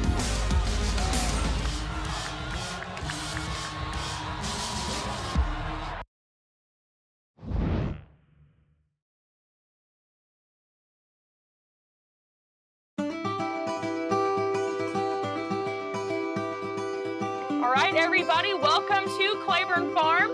Claiborne Farm has been around since 1910. The tour is a backstage look at how we operate as a large-scale breeding farm.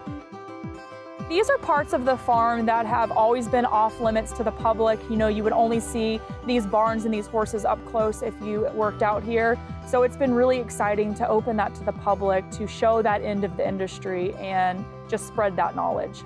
You know, you take a group out, they get to scratch on a mare and foal, they think it's super cool, and hopefully create a lifelong fan. So our stallions stand from anywhere from $5,000 to $100,000. That is a stand and nurse guarantee. So that fee is not paid until the next year after the mare has had her baby, the foal stands, and everything is good. We have conceived 22 Kentucky Derby winners, 19 Preakness winners, 22 Belmont winners, and 29 Breeders' Cup winners. In addition to that, 6 of the 13 Triple Crown winners have been conceived in our breeding shed.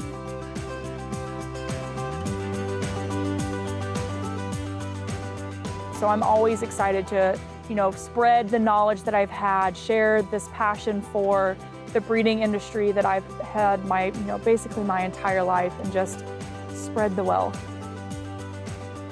Basically, all of our tours are sold out. That's just absolutely fantastic. Sometimes we'll try to sneak in 1 or 2 extra people onto the trolley.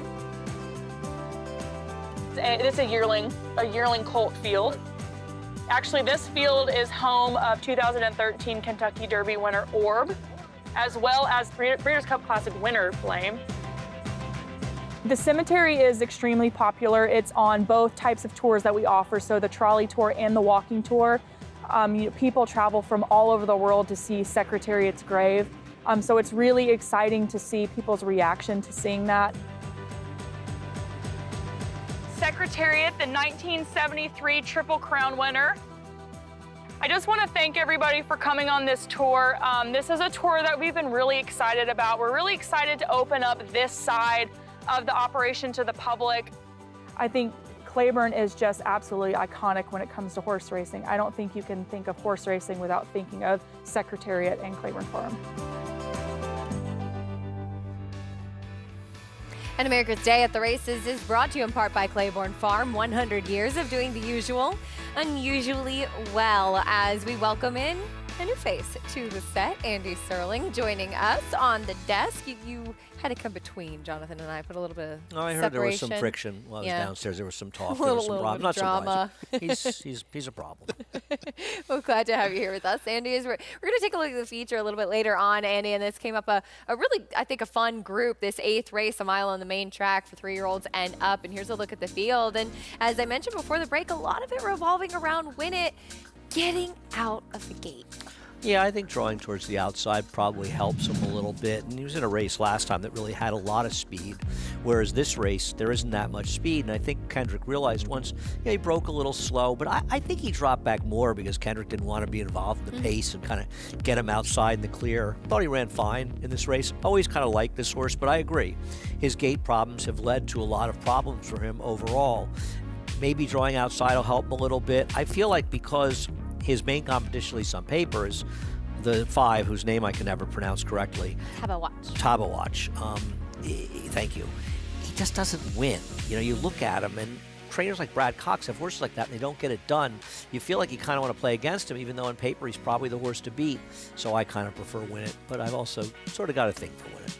It's a cool little horse, though. He's not that little, I should say. He's actually quite a big horse. But Jonathan, we kind of talked about sometimes, some of these larger horses, when they take up the entire gate and then getting off a little bit slow. The benefit of a guy like Kendrick Carmouche being aboard this horse, and as Andy said, with an outside post, he's really familiar with all of the potential quirks there. Absolutely, and I think that understanding that a horse is developing a little bit of a problem in terms of the gait and being able to, when you're in there, to be focused and to be cognizant of it can go a long way, and I'm sure Kendrick will do everything he can.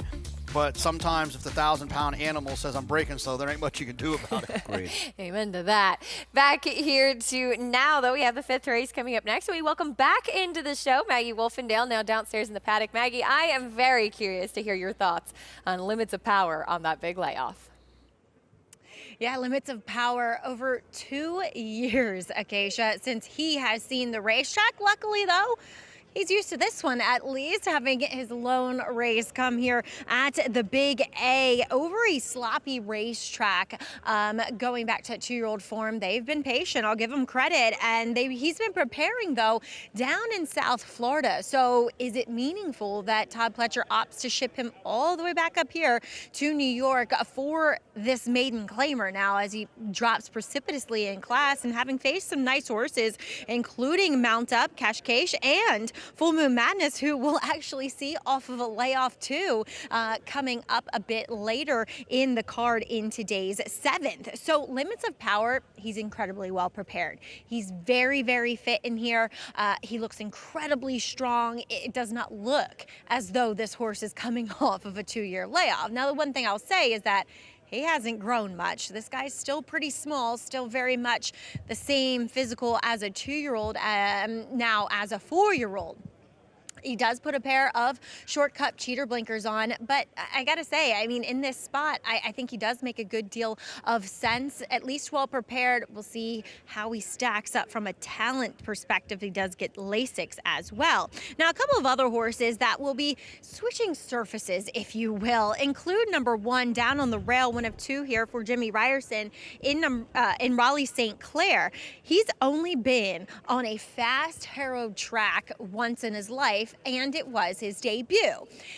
But it also was his debut at this level. So is he a horse that prefers a little moisture? I don't know. I don't know if I necessarily buy into that, and I'm willing to forgive him for that first race because he's honestly just a really big, heavy horse. And I just get the impression that he probably wasn't fit for that debut. So last time, Jimmy opted to bring him back at Finger Lakes off of the layoff. He had a wide journey throughout. He was eventually beaten by a well-backed first-time starter.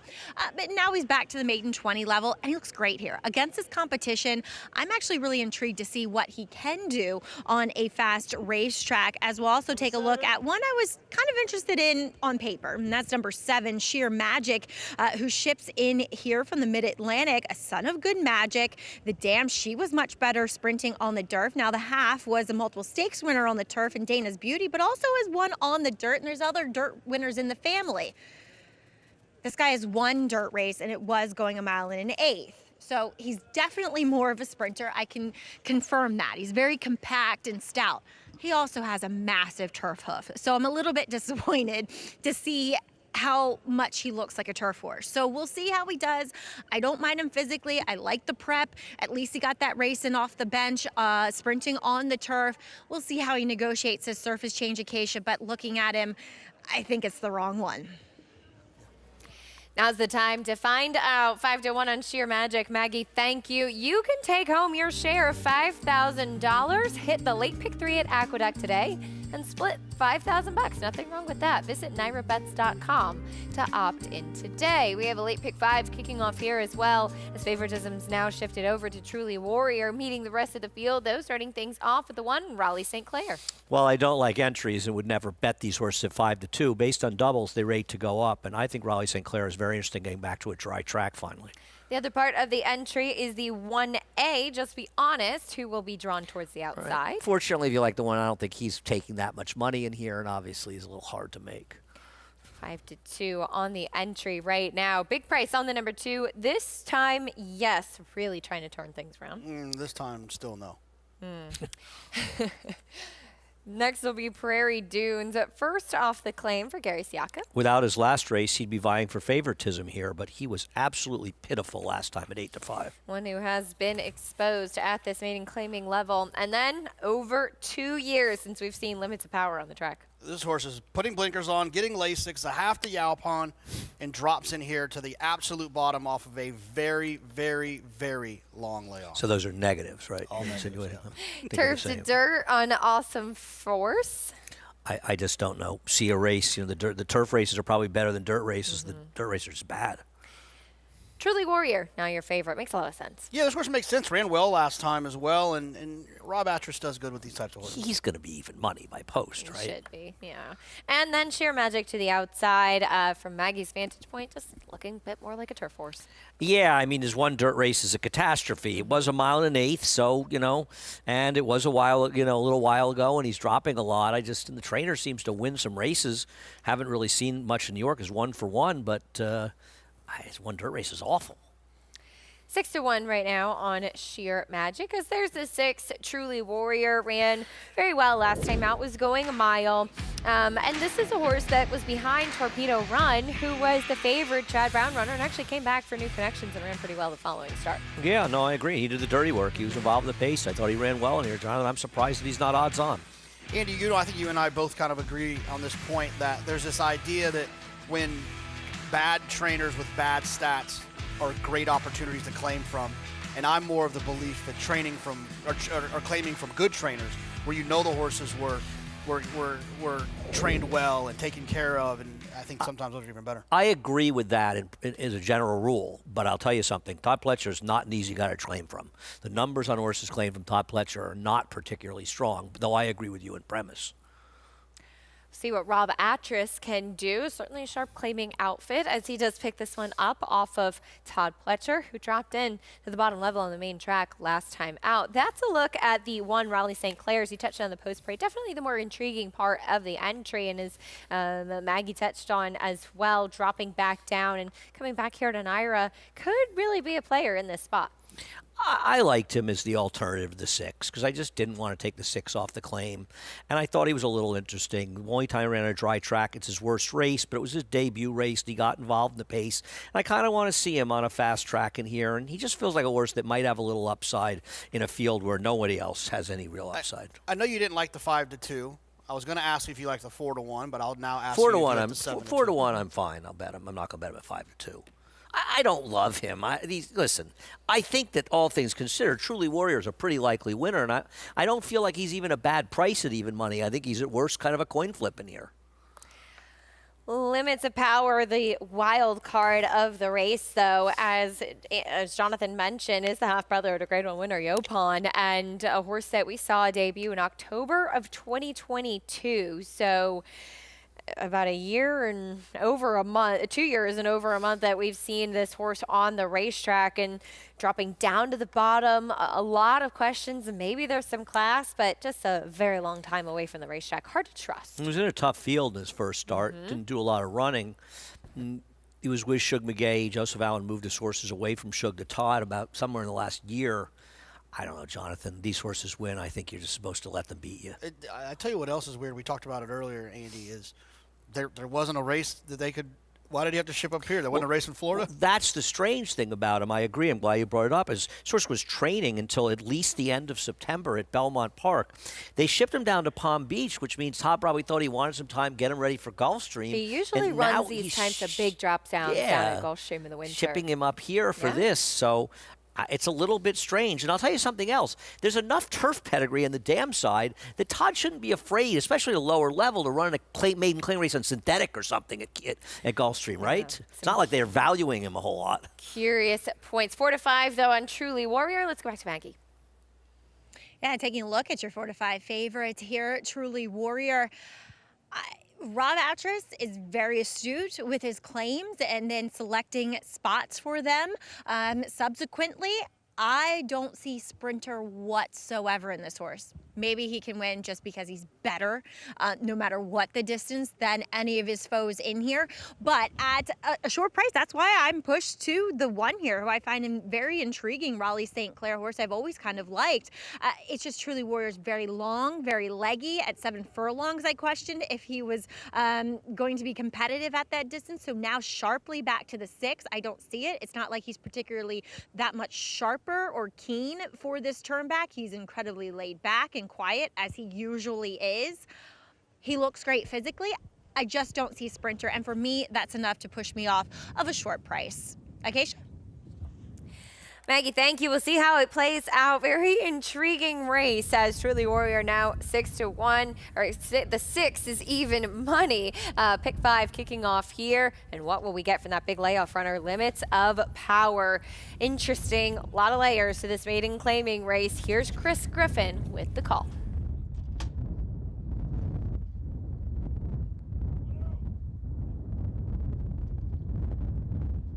Goes in. All set. And they're off. Good speed towards the inside from Raleigh. St. Clair's got the early speed and is up by a half length. Now extends it to about a length and a half quickly. Raleigh, St. Clair, and Jose Lescano, they've cleared off. On the far outside, Sheer Magic is now a joint second, as in between horses comes Awesome Force. Towards the inside of them, makes it a lineup of 3. It's Limits of Power chasing the leader as they approach 4 furlongs left to go. Gap of another 3 back to Truly Warrior, who's splitting rivals now, has taken 5th.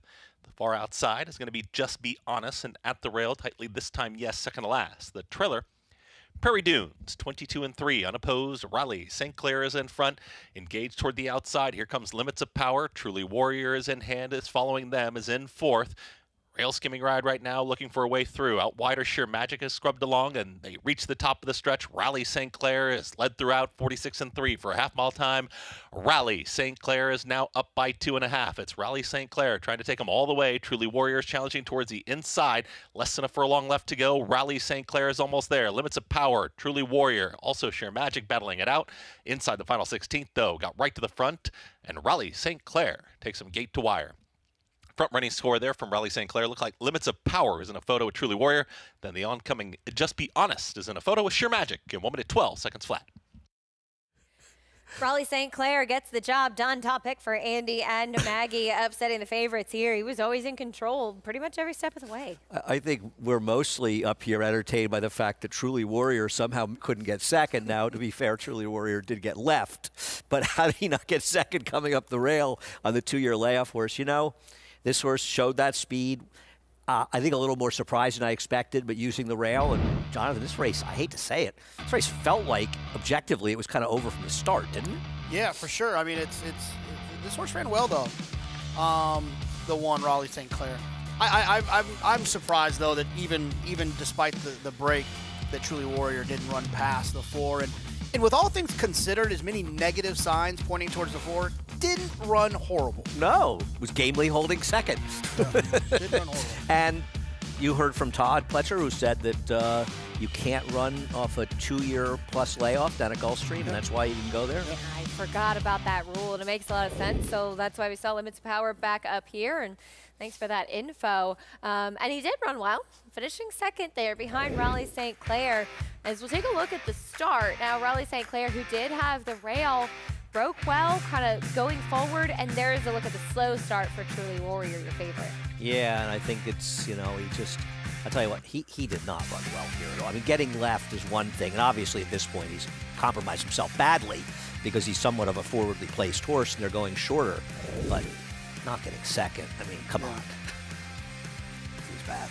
No doubt about the winner, though, as it's 1-4, 6-7, 7-2. Raleigh St. Clair gets the job done and gets the win here breaking his maiden for $20,000. Coming back down from that try back in September at Finger Lakes, Jose Lezcano in the saddle as well. Jimmy Ryerson, the winning trainer. We'll bring you prices and more in a moment. If you're a House Silks guy, not House Silks, but it is House Blinkers. Is there any sort of angle for that? I don't know. Not House Silks, but House Blinkers. I don't have stats on that, but I know where we might be able to find some. Well, we can see if we can take a look. Raleigh St. Clair, though, with the Naira Blinkers, gets the victory. Gets the job done at 7-2. And there's a look at those Naira Blinkers in control of the race throughout. Prices and more when we come back. Live racing continuing from Aqueduct on this Sunday. Domineering display by the ultra-talented McKenzie. McKenzie in a dominant performance. One today, we get to all do $1,200,000. Chancer McPatrick proves best. Chancer McPatrick wins the Champagne impressively. It is going to be all Scottish Lassie. She wins the present easily.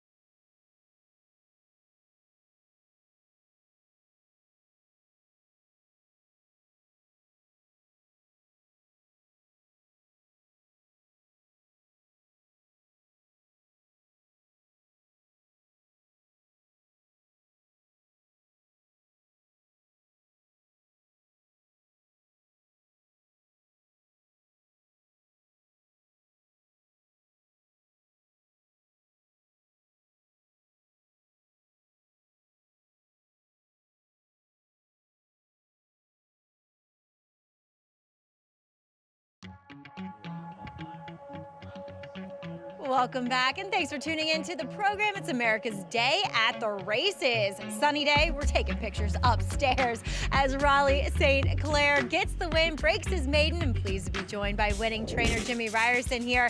And Jimmy, last time you're bringing him back off a little bit of layoff, chose to protect him, run him up at Finger Lakes. I thought a nice little prep, but finally the weather god smiled on you and gave you a fast track. Yeah. Although I think he likes both. Yeah. He got a tight track after some rain, that rather than a real loose cuppy track, I'm sure, and that probably helped him. A horse that you claimed for 20, and you showed some interest in that he might be a little bit better than that. Talk a little bit about, kind of realizing that this is his level. Well, at first I was very pleased with the first start. Although the horse at Chad's, I don't know, it was, the claiming price probably was an inflated group. But he ran great that day. But then he's had certain little, problem issues since then. So rather than wait for them to come back and be a problem, we dropped them in. Jimmy, changing gears, as I typically do before these interviews, I check Equibase. Who do you have running? Blah, blah. You have a training career that's spanned over nearly 50 years now, not to make you feel old or anything like that. Can you just reflect and just share maybe some of your favorite memories from your career so far?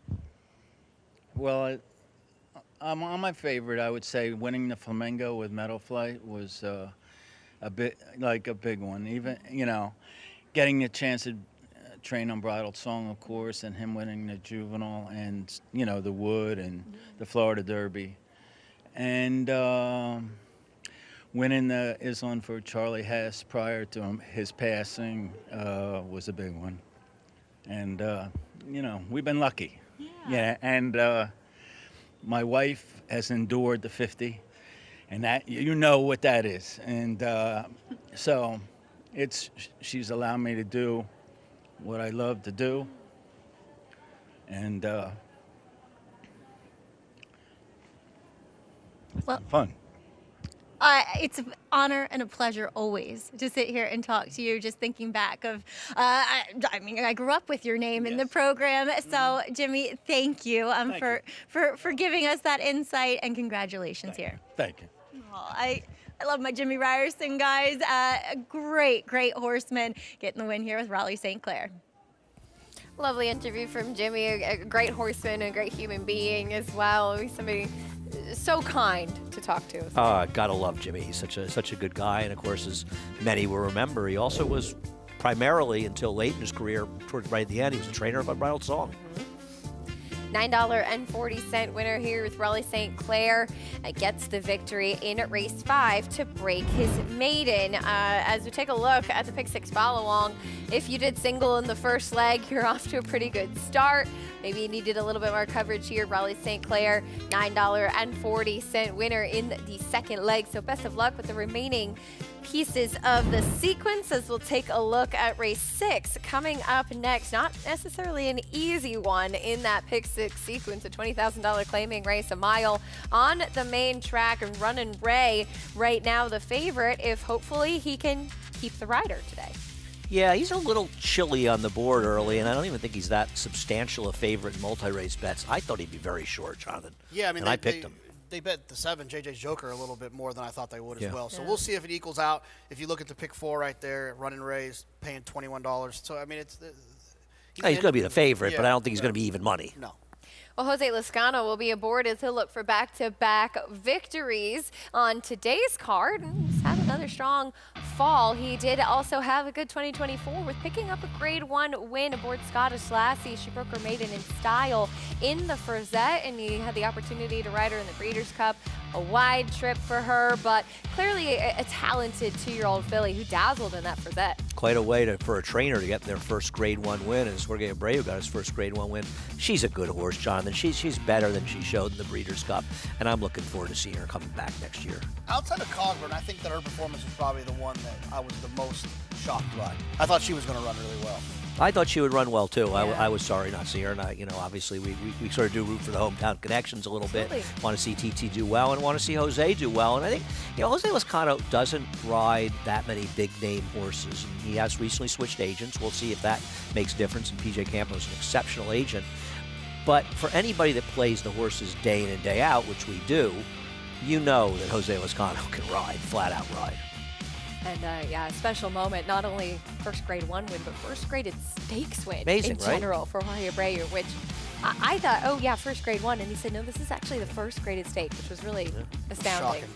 And a filly that he had picked out at the 2-year-old sale and thought really highly of right at the beginning and really panned out, progeny of Mackenzie. And you talked about her coming back as a 3-year-old as we saw her improve when she got more distance. And I would imagine theoretically the case could be when she comes back as a 3-year-old, getting a little bit more time to kind of fill into that leggy frame, she'll be good next year. No, I agree. I think she has a chance to be a very good 3-year-old, and I hope she is for her gay. I think she could be okay. Yeah, it's funny when you said McKenzie. It reminds me of that. Whoever had that bingo square of McKenzie winning 3 Grade 1s, at New York. Yeah.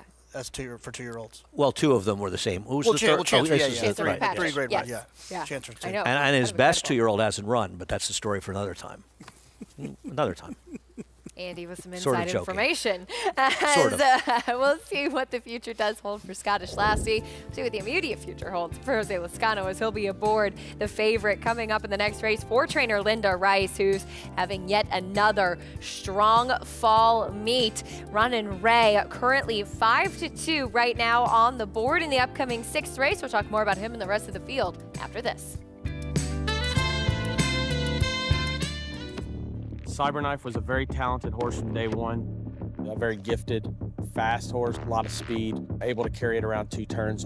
Looks a tremendous amount like Gunrunner, same ability and talent, beautiful physical. Outworked every horse in the board. Holds the track record in the Haskell. He won it in impressive fashion, beating a very good group of horses. And Cyberknife has won the TVG.com Haskell over Tama. Jack Christopher finished third. The Arkansas Derby was one of his best. Showed how much talent he really does have and stamped himself as one of the best 3-year-olds in the country. His name is Cyberknife! Cyberknife ranks up there as one of the most talented horses I've ever had in training. Multiple Grade 1 winner, brought it every time you let him over there. Excited about him passing on his durability, his soundness, and his talent. And if he does, he could definitely be a breed-shaping stallion. The 2024 Global Symposium on Racing, celebrating 50 years of being the premier networking event of the year. 50 years of connecting the who's who of racing and collaborating face-to-face with key decision makers. Discover the latest technology and innovation while being a part of the international conversation. Join us December 9th through 11th. Register at racingsymposium.com. Racetrack Television Network brings you every race, from every track, on every screen, every day.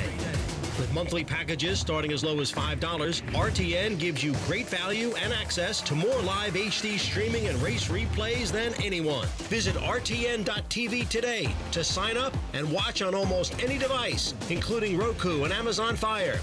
RTN has packages that start at $5 per month.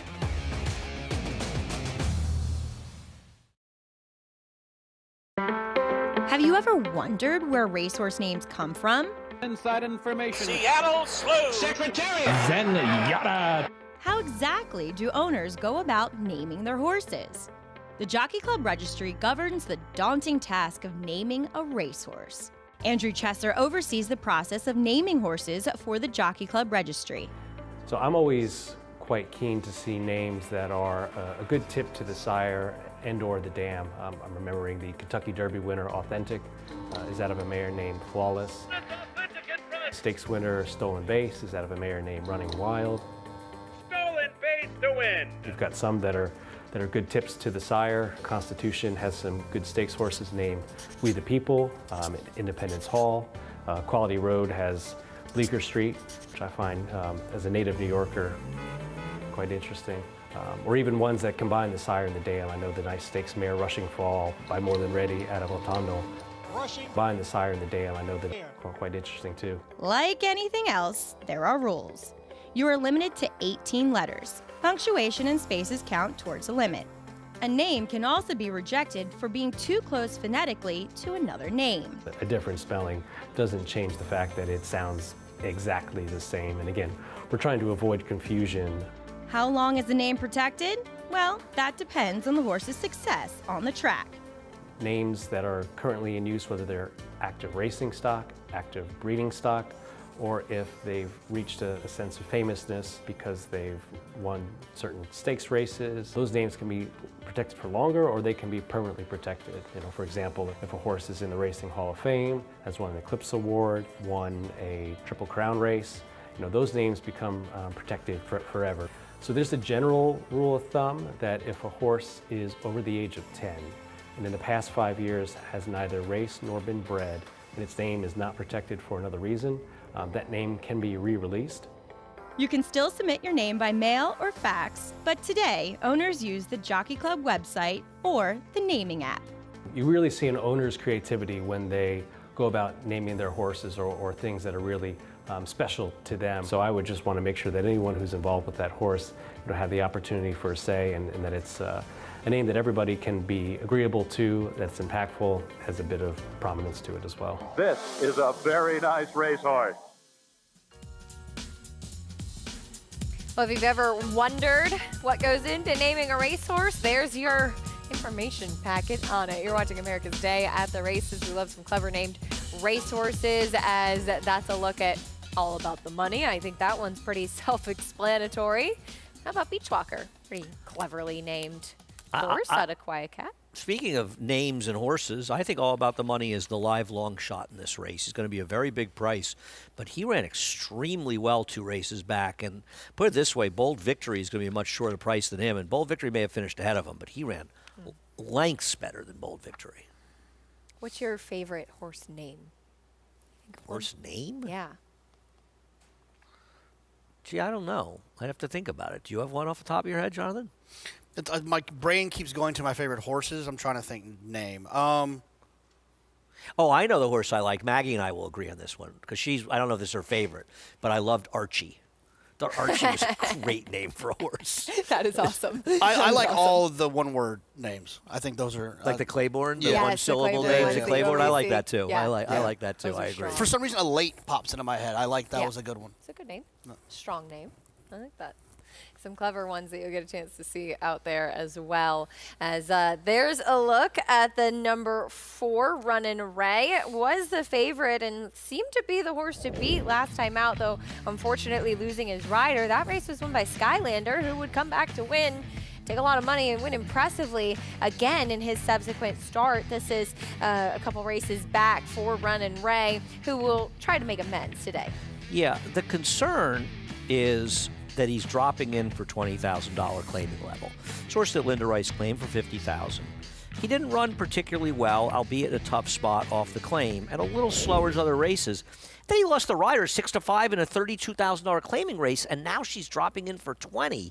Jonathan, I think it's got a little bit of an odor about it. Yeah, but it's one of those deals that he's talented enough. I picked him, so I'm not. Yeah, he's talented enough that if he runs back at 75% of what he's done, recently, he'll win. He's yours to beat. I picked him. I'm not proud of it, but I just because I really didn't love anybody else in here. And I think the 6 a little interesting. I almost went 6-4 with the goofy horse, but I put him second. Tough, low profile connections, but a horse well above the money. I think is very interesting here. 11-1, a nice price on All About the Money, as he will try to make a little bit of noise in here. Actually ran pretty well 2 starts back, as Andy was touching on, behind some common foes. 9-5 now, though, on Runnin' Ray. Jose Lezcano looking for his own little rolling double here as well. Let's meet the rest of the field, though, guys, starting off with the first part of the entry. Caffrey getting a little bit of a drop in class. He's a potential speed, and if he can refine that speed he once had, he's probably a little bit of a thorn inside of the on the side of the favorite. Blinkers going on for Rudy Rodriguez, also getting back to the main track. Here's Rudy's other horse, the other part of the entry, Beachwalker. Yeah, he's the weaker half of the entry, at least in my opinion, but he is dropping down. The rail goes to this horse, the 2 First Glimpse. Yeah, he ran okay last time, but he did get a bit of a setup. This is actually a reclaim for Wayne Potts as well. Here's the 3, Bold Victory. Yeah, he made a big run closing into a wicked pace, a pace that was being set by the number 6 horse in his last start. Your favorite, Runnin' Ray. It's that race 2 back that I have a problem with for Linda, where he was bet and just didn't run very well. Flat out flying, a little bit of a drop. Yeah, I don't think he's impossible either, as he's dropping down second off the claim, but I wish he did a little more running. His last couple races, not good. And he made a bit of a case for a long shot, All About the Money. Yeah, I really like this case, actually. That race 2 back, man, this horse ran extremely well in defeat. And JJ's Joker, first off the claim for Michelle Giangulio. Yeah, I think he's also dangerous. Michelle's had some good numbers, especially lately. Her overall record off the claim with dirt routers are not that good, but her recent numbers have been pretty strong. We'll take a look back to that October 19th race in which Bold Victory and All About the Money come out of. All About the Money was forwardly placed, while Bold Victory, Andy, was the one that kind of got to make that late run. Right. The winner of this race is the horse in blue on the rail in last. Okay? And this race completely and totally incinerated up front. All the horses that were near the pace. And keep in mind, All About the Money is now clear by a few lengths. He was dueling head-and-head with a couple of horses down the backstretch. Those horses finished absolutely nowhere, and he hung on to the late stages. Now, I don't know exactly where this race came from, though he does consistently run figures that make him at least I'll put it this way. If the favorite doesn't show up with his good race, he's competitive with a lot of horses in this race, and he's a big price. Listen, I get the connections, but they got overly eager last time and ran him above his head. Now they're in a reasonable spot. Yeah, they ran him above his head because he ran so well in that Right. video we just watched. I think that it's reasonable that they made that what in hindsight turned out to be a mistake, but I think it was reasonable to make that decision. Running Ray now 3-2 though. Maggie, he's going to try to make amends for that last race. What do you see from him? Yeah, I mean, that's not really either him or Jose Lezcano's fault. They fall down, they fall down. And it's so unexpected that you often aren't prepared for that at times. He can win, don't get me wrong, and he looks okay. Have I seen him look better in the past? Absolutely. I have a little bit of a theory sometimes, a theory about this horse, I should say, in that he spent 6 years, if not more, solely with Joe Sharp. This is an 8-year-old that was only trained by Joe up until August of this year. And I just feel like sometimes when you know, they go out for a different barn for the first time in their history, sometimes maybe it takes some acclimation. Sometimes they just never are the same for a different barn, as you really see Jose Lezcano warming him up very aggressively. Actually give him a little boot there going down the long chute here at the Big A. Again, he can win, but I'm not thrilled. As we'll take a look at number 5 in here for the very hot Wayne Potts barn, Flat Out Flying. He'll drop down in class and was wired last time by Magnolia Midnight, as he and the rest of the field were. Just a horse that I actually haven't seen before and kind of caught my eye, especially at this level against this field. Really strong behind, great coat. And that's the thing is Wayne's horses, you can see that with them physically too. They just look really good in the spots that he has them in, the ones that are running well. So I like the warm-up with him as well beneath Dylan Davis. But I'm going to land with my good friend Michelle Giangulio, number 7, JJ's Joker with Kendrick Carmucha aboard. He is the one stepping up, and maybe that's a problem because I don't like the field that he beat last time. But I do pay attention to what Michelle claims, and she tends to have them looking better than what they sometimes do look prior to starts, in that he's really well defined, very fit, warming up beautifully out there, definitely moving the best, I think, of any of them in this field. So I'm going to land on him here with the step up in class, but definitely heeding the fact, Acacia, that there are some horses that maybe have a little bit more back class than he that are taking a step down. Yeah, we'll see how it plays out. Maggie, thank you. Michelle Giangulio, though, certainly dangerous off the claim. She's made some sharp claims, guys, throughout the years, and as Maggie said, has been able to move those horses forward when taking over the training. She had been on a very, very good run about a month or so ago where she was winning at a very high percentage. Listen, she's, this one is not a Marshall Graham horse, right? No, I can't. So many owners involved, yeah. it's hard to find out. But she's been involved with Marshall for a while. Yeah. No, I mean, him, Marshall, I think, really supported her when she went out on her own with 10 Strike. Not just Marshall by himself, but 10 Strike. Right. How could you forget? I don't know. I'm getting old. I slept in spots last night. I was so excited about the Japan Cup that I had trouble sleeping. It was an exciting race. It was. It really was. It always is. Yeah, it really, really was. Japan Cup's a great race. Maggie talked a little bit about Wayne Potts' runner in Flat Out Flying, who's taking a drop in class. And this is one that, as she touched on, does have some back class out of town, but for a barn that has been really hot here this fall as well. Yeah, they were very strong when we first got here. I think he's picked it up a little bit. He kind of cooled off. He was hot for the first month, a little cooler the second month. But this is a barn, Wayne Potts barn, as much as any trainer. They win in streaks. They go bad in streaks and they win in streaks, like a lot of claiming outfits. But particularly, I've noticed it with him. Running Ray continuing to be the favorite. Do you find him, Jonathan, as a vulnerable favorite in this spot? Yeah, I mean, I would say at least vulnerable. The most likely winner. I mean, he had some races that were like grade 3 quality in the last year. And he hasn't been that horse lately. But if he can find, kind of get himself back in order, and he might appreciate the class relief as well too. I mean, this is a much lighter group than he's used to facing. It'll be interesting to see how he's ridden because if Coffre isn't aggressive, he could be in front. If Joel's aggressive with Coffre, that horse may be in front of him. But it's possible that he's the speed. And I think if he's able to be in front, the 4, he's going to be very hard to catch. I guess, but you said it earlier, Andy, the concern for me is that I would like to think that Linda knows that this horse is going to get claimed for 20. Oh, she wants him to get claimed. Right, and that is a bit of a concern. Right. When a trainer drops a horse like this in this spot, they have to want him to get claimed because they're going to get claimed. Yeah. You know, if you don't want him to get claimed, then what are you running them for? And I agree. He lost his rider at 6-5 in a much tougher race, and then he's in for 20. That does not inspire confidence. And I picked him, but I can understand the argument against him. I wonder after the race I'll be kicking myself for not picking All About the Money, but I did bet a little bit. I'm at 20-1 and used him second, primarily with the 4 in the exacta. Linda Rice plays the claiming game better than most, and she's sending out the 6-5 favorite here as we kick off today's late pick 4. We'll see if Runnin' Ray can do some running today and find himself in the winner's circle as your favorite. Chris Griffin standing by with the call. JJ's Joker. JJ's Joker. Goes in. All set.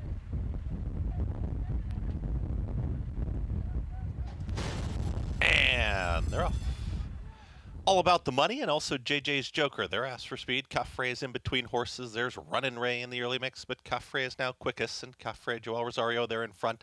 They're up by a length and a half, call it 2, as they get set to come out of the chute and hook up with the backstretch. It's an easy lead so far for Coffre, who's up by 2 lengths. And there's Runnin' Ray tracking from second. JJ's Joker to the outside of All About the Money. That's the front 4. Another 4 lengths back here to First Glimpse, who's trying to move forward, is alone there in 5th. Big gap, 8 lengths. Back towards the back end of the field, flat out flying with Beach Walker.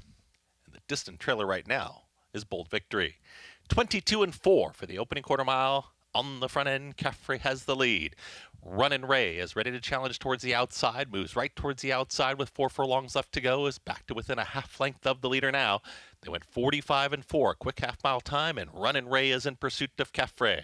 JJ's Joker is all in here from 3rd and trying to run on from the back. Here comes. First Glimpse is from the 5th position. All About the Money is under a hard drive right now. And from the back, here come the closers. Flat Out Flying's on the move. So is Bold Victory and the trailer, Beach Walker. They approach the top of the stretch, and Runnin' Ray is set to take command. Runnin' Ray is sent for home. It's Runnin' Ray. Coffre is back to second. Closers are making up some mile ground, but Runnin' Ray is long gone.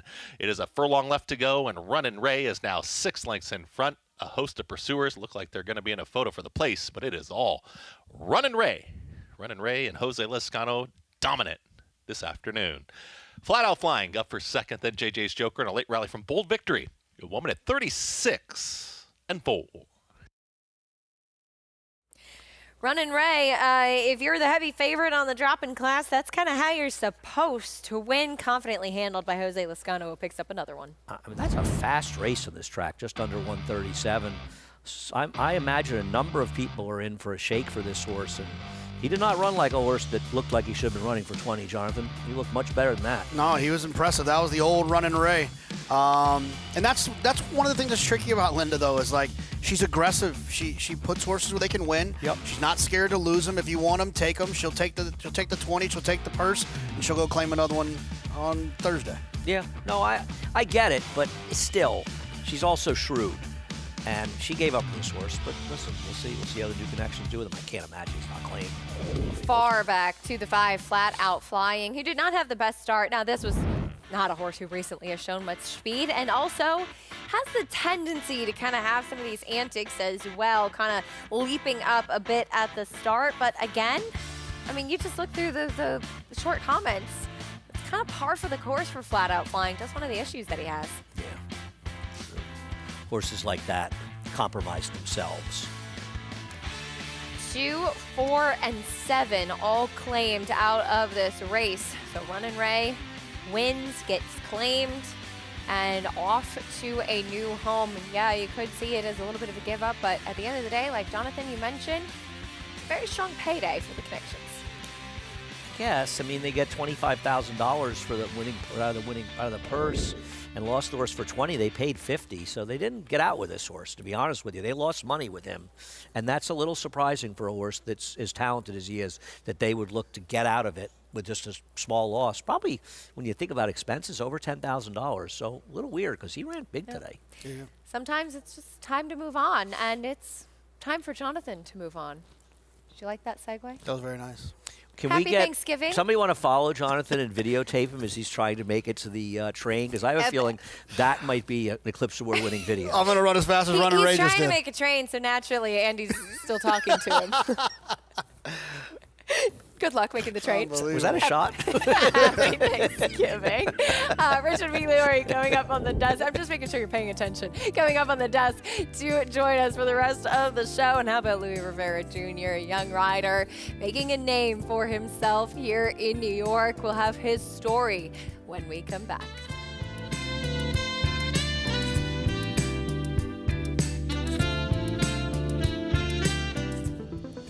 Serving others is our foundation.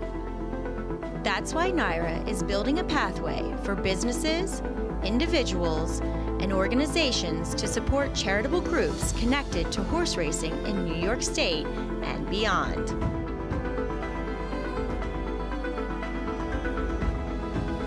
The NYRA Foundation, supporting our community.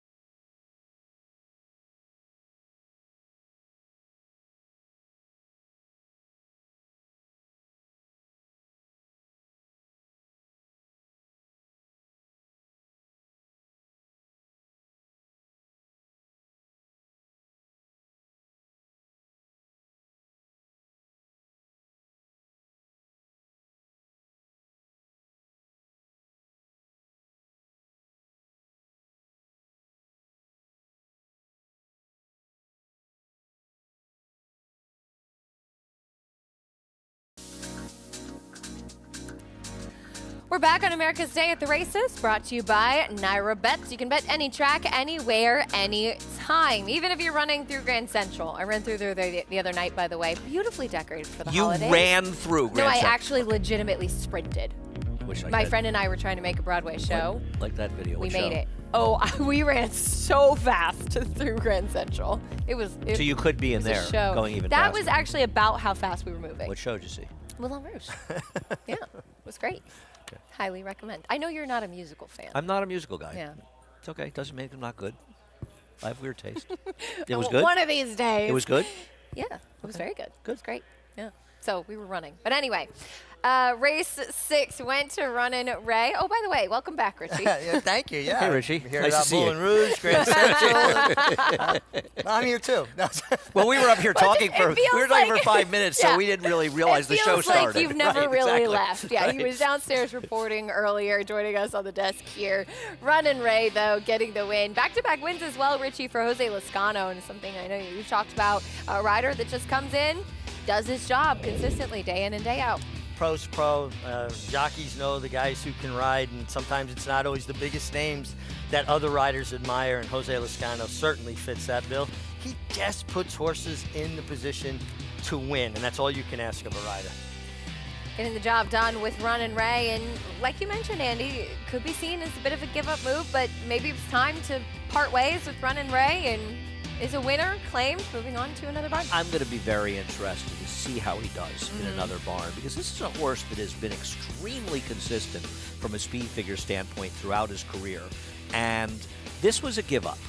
And Linda Rice is as shrewd as they come. So she didn't drop this horse looking for a win. And frankly, neither did Winning Move, because they're pretty sharp too. Steve Siegler's a sharp guy. There's a reason he dropped. I'll be interested to see how he does going forward, because he ran a race.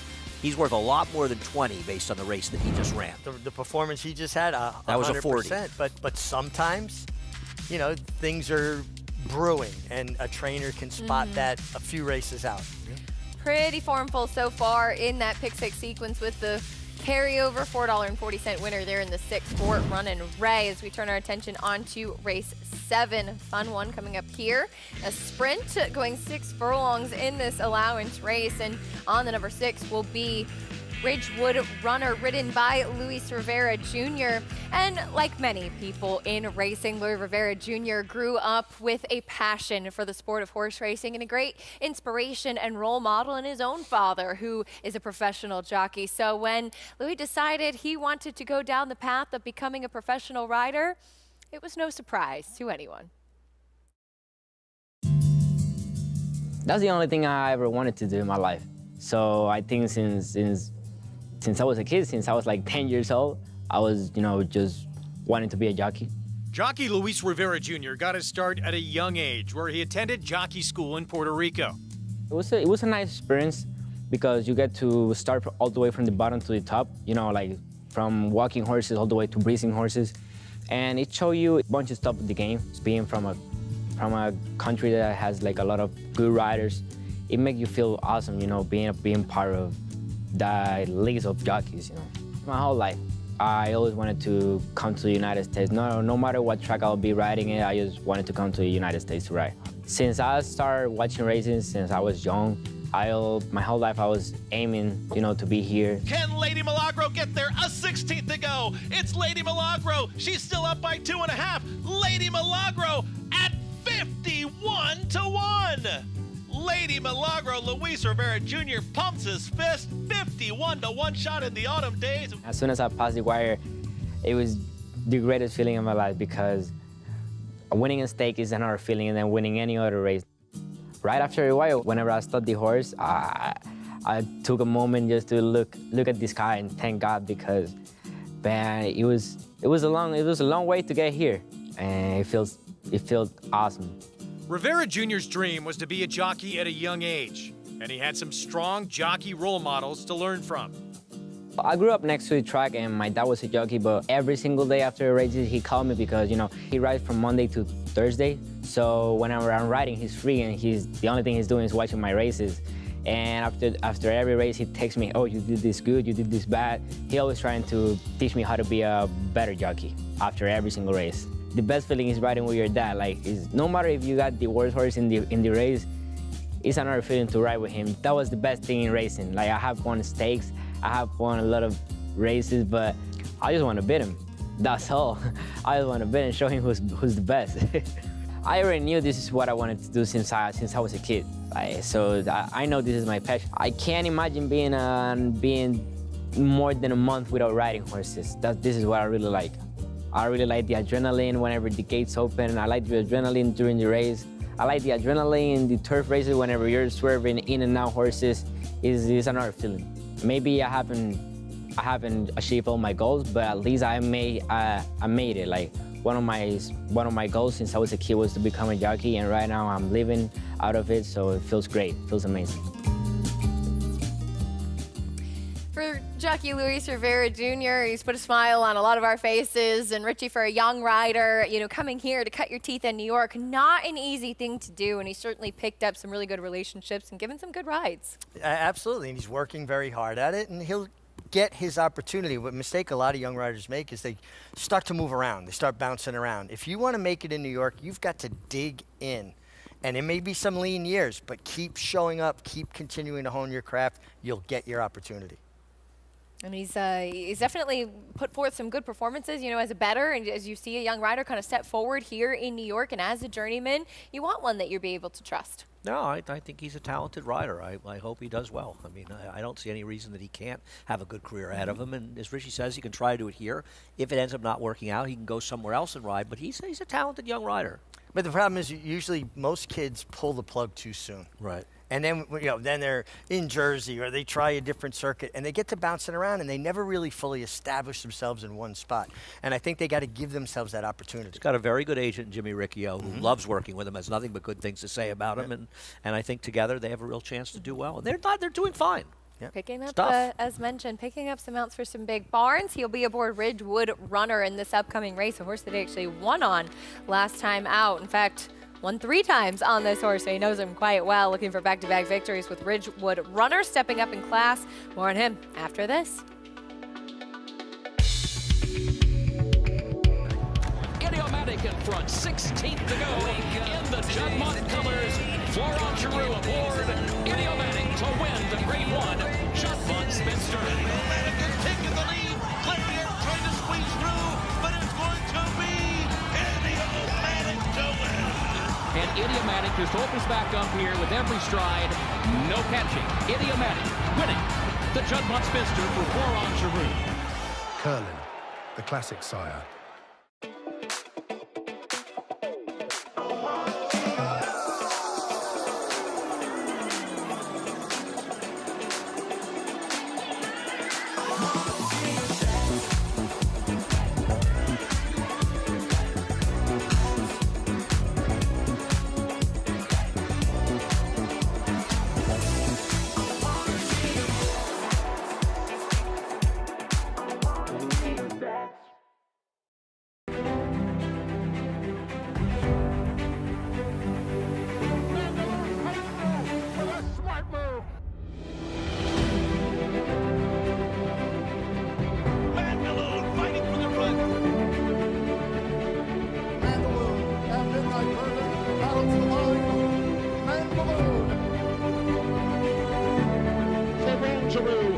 Mandaloun. Mandaloun wins.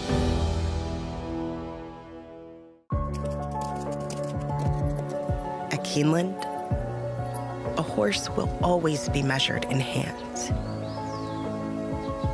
Hands that see, that sense, that speak. Hands that hold our sport to a higher standard. Not for our sake, but for theirs. For the love of the horse, for generations to come.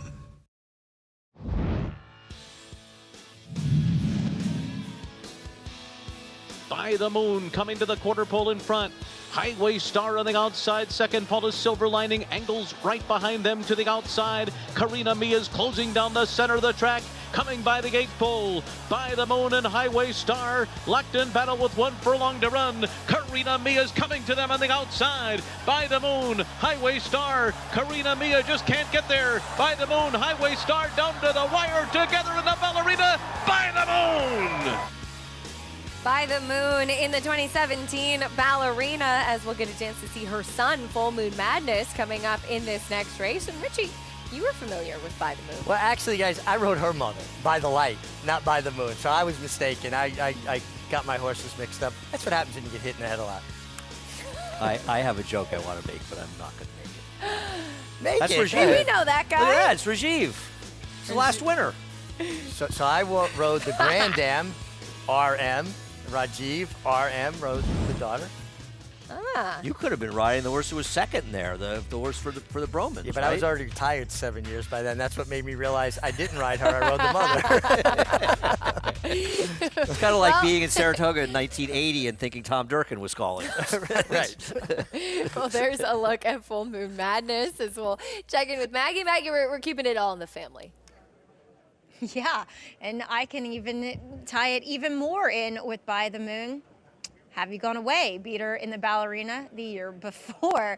Of course, Tom Morley, my husband, training her, but Full Moon Madness, I've always been a fan of his as he does come back off another layoff, and a horse that, you know, in the past I've thought maybe he needs a race to get totally fit, and that kind of was the case when breaking his maiden. It was the case when he came back from the December 22 to the October 23rd race.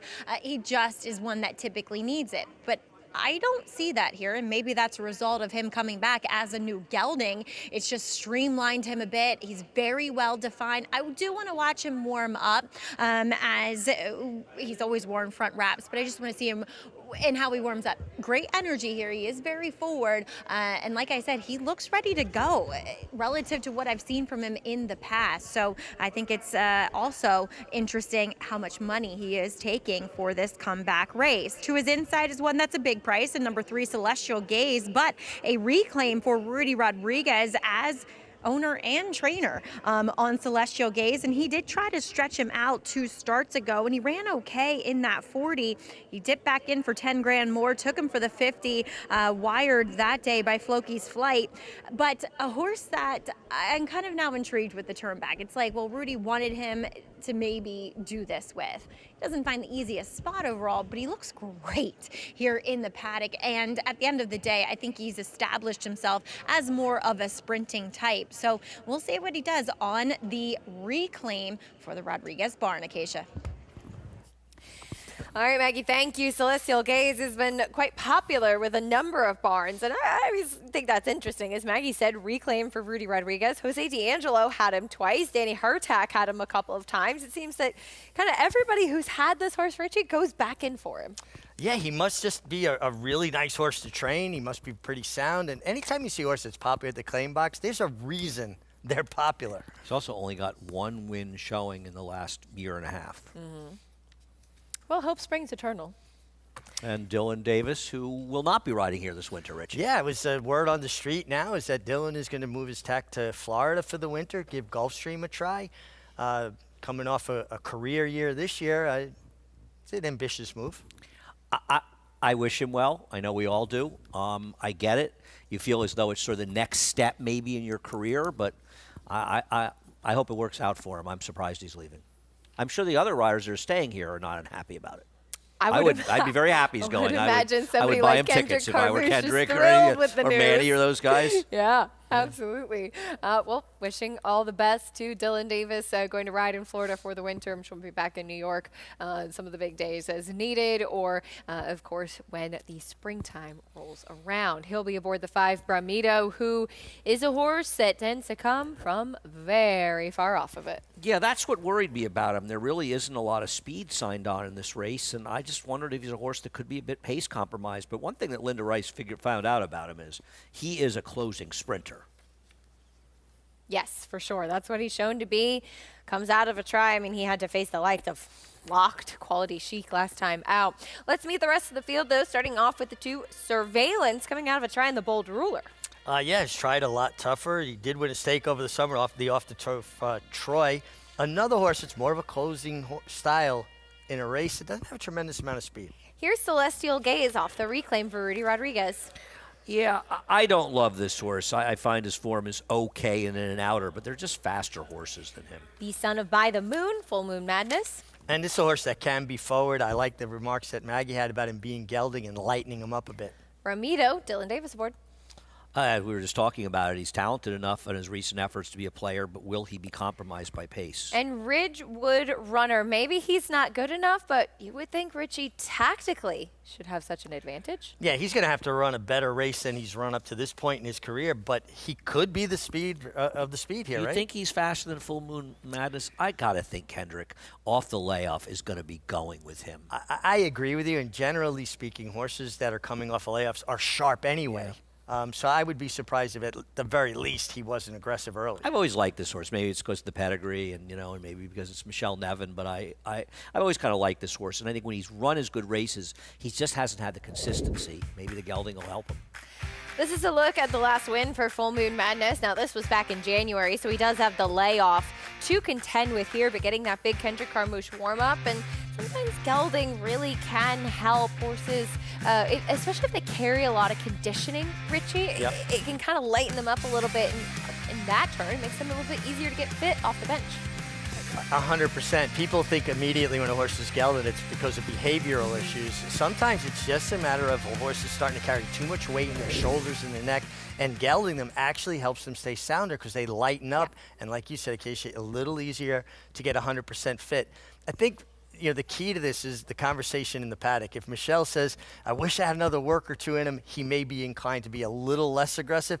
If she says he's ready to roll first time off the bench, then I think he'll be aggressive. Those are the things we're not privy to. Okay, that may be true, but I'll give you a counter to that. Because Michelle does not have great numbers off layoffs. Her horses often need a start. I picked him. I struggle with this race mightily. Wouldn't you argue if he needs a race, maybe they're better off being aggressive? It may not help him in the end, but isn't that a best way to get a horse tight, to be aggressive and give him a good work? I mean, if they feel like he's a little short, maybe that's the best way to ride him. It's just a thought. No, I think it's a very good point. Yeah, I mean, I just know that the way my mind worked, if I went to a paddock, ride North of Lab, and the trainer told me that, I was going to try to be a little bit more careful so that I had something left. Do you think it makes a bit of a difference as well that Full Moon Madness is drawn inside of Ridgewood Runner, who looks to be the other speed? Well, I think that Kendrick's a rider that understands the importance of position. So he's going to come out running regardless, so that if that horse commits to going, he's created the separation you want, and then he can just slip out to his outside and stalk. Yeah, and I don't think the 6 is that. I know you're not I know you're not saying it about him. He's the other speed in the race. We'll see. We'll see how he goes. We'll see how aggressive Rivera is, and we'll see how the break. Obviously, they both have to break. Well, there is Full Moon Madness. Maggie, I know you said you wanted to watch him warm up. What's he showing you? Yeah, got a smile on my face. I do like what I'm seeing from Full Moon Madness out on the racetrack, complemented what I saw in the paddock to Acacia. So I am going to land on him. And I know, like Andy said, Michelle's numbers aren't great, and it's very reflective in how her horses often look coming back off layoffs, or in that case, the longest layoff there is in first-time starters. But he's not giving that usual Nevin Barn impression. So I'm going to land on him. Now, the horse that just clicked over to slight favoritism is number 2, Surveillance. He's such a cool looking horse. Like, if you had one of those unicorn horns and put it on his head, he could totally have a second career as a children's party type of pony ride horse.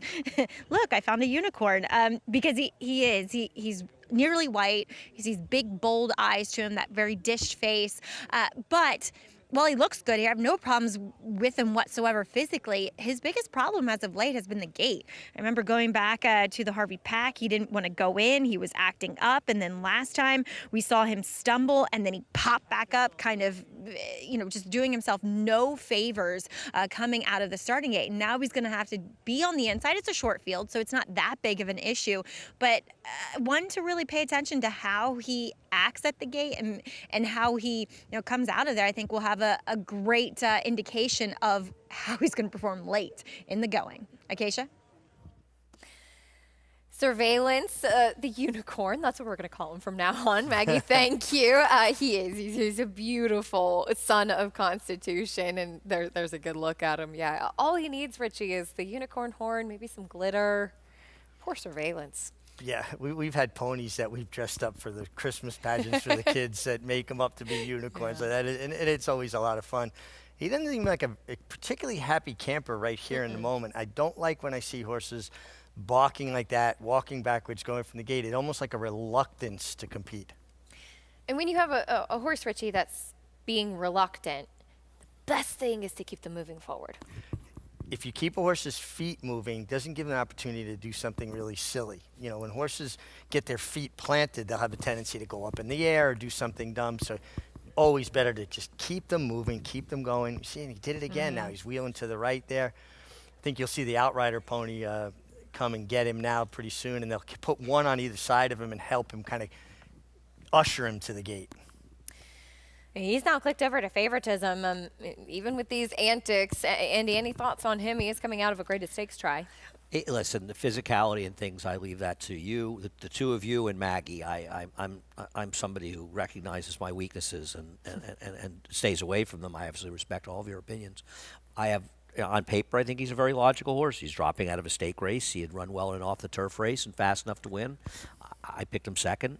On paper, he's a very logical horse. And honestly, I don't think you're disagreeing with any of that. No, by the way. to be fair though, I don't know if this is in or out of character for him. So I mean, no, I wasn't questioning it either. I don't. The one thing I would say is, I don't love that he was claimed away from Flying P. And I just wonder, he came back relatively short rest, 15 days after being claimed from Flying P when their horses were running holes in the wind.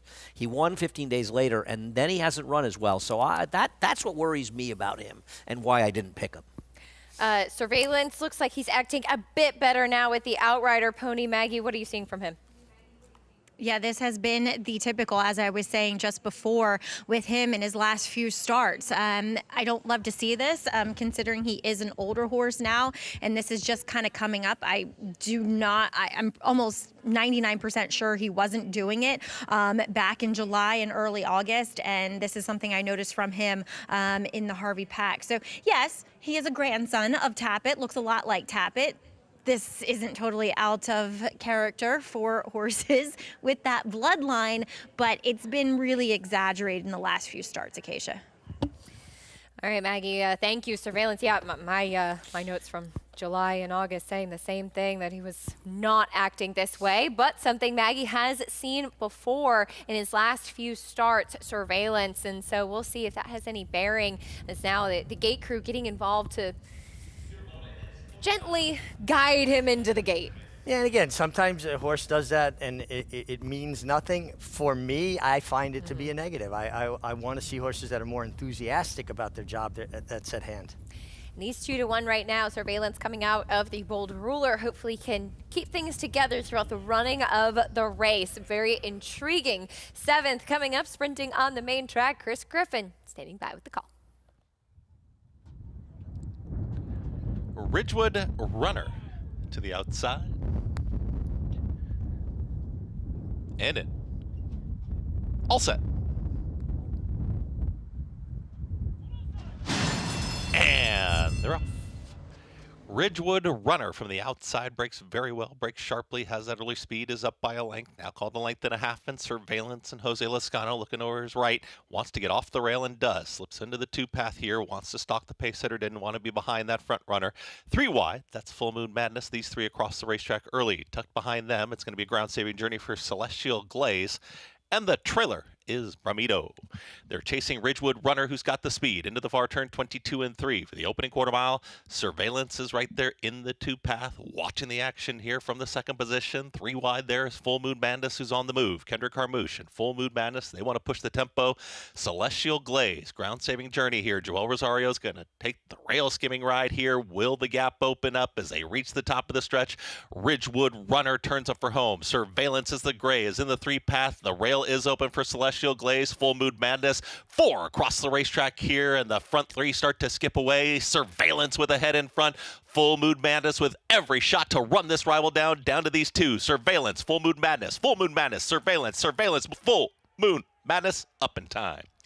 Full Moon Madness wins it over Surveillance and Ridgewood Runner and Celestial Glaze in 1 minute 10 seconds flat. Full Moon Madness gets the win. Everybody had a soft spot for this horse and liked his appearance off the bench. And Andy, he delivered with a bit of a wide trip as well. Yeah, and kind of what you were talking about before the race, Richie. The 6, he didn't break badly. The 6 broke really sharply, and Louis Rivera had intention to do the right thing. He actually ran okay, to be honest, against this group. and Kendrick sort of set up shop outside him. I think he was a little surprised that Surveillance was as forward as he was. I think he kind of thought, I'm going to be able to stalk in second, but it still seemed to work out for him, and they ran. And, you see the half mile, 45.99, 46.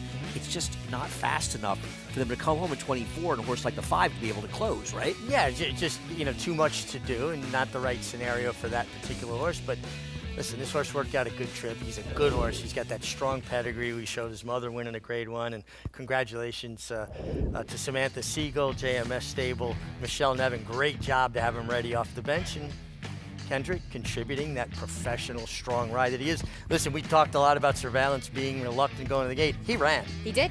Oh, he ran well. Very well. Yeah, he did. Yeah. Certainly did. Just beaten ahead down to the line, Surveillance, but Full Moon Madness prevailing off the layoff, not having run since January. A homebred for Samantha Siegel's JMS Stable as well. So big congratulations there, and kind of fun looking back on what his mother did on the track. And this guy now victorious, picking up the 3rd win of his career. Full Moon Madness with the win, 4-2, 6-3. Full Moon Madness and Kendrick Carmouche getting the victory. When we come back, we'll talk a little bit about trainer Brad Cox and the Grade 1 success that the barn has had this year. It seems always dominant in some of those big races, particularly on the dirt. More on some of the top runners after this.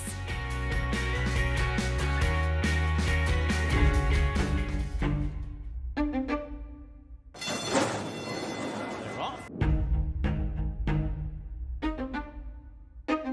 Then Gun Pilot 22.66 was that first quarter.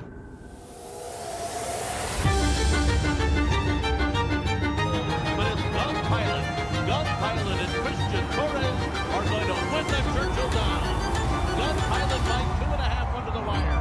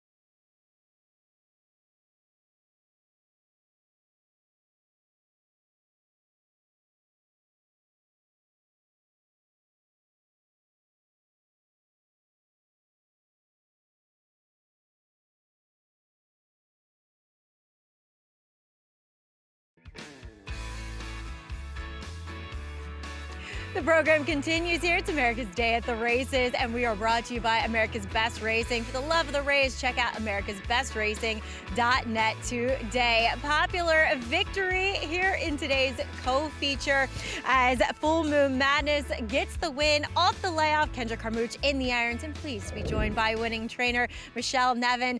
How special is this? A son out of your first Grade 1 winner in By the Moon.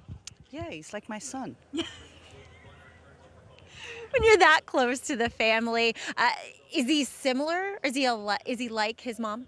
No, his mom was a much lighter type filly. She was quite dainty, and he's just like a buffalo. He's huge. He is. There's a lot of him. Was that kind of the thought behind gelding him?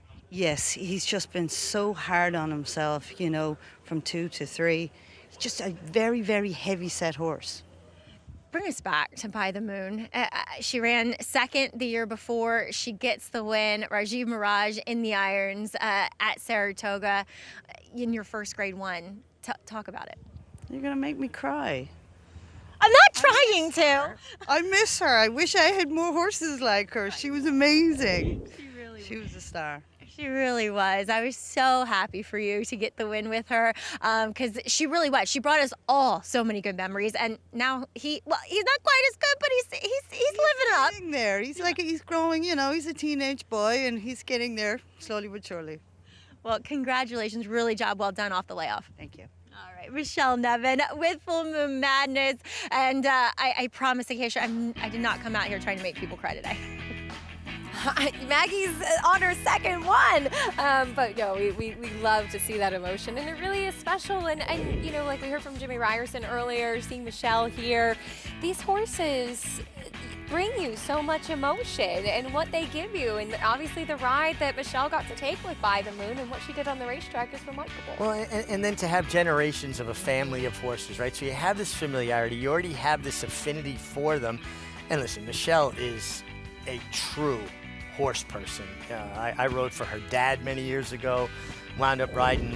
She did all the work with Kip DeVille when he was out in California and got him to learn how to rate. She is a tremendous horsewoman. I'm an unabashed fan of Michelle's. I think she's a terrific trainer, no doubt. I think with a horse like this also, not just the connections, but also this horse hasn't run now and going on almost 11 months, and to get him to come back off the layoff and deliver a very strong effort, it's got to be incredibly rewarding.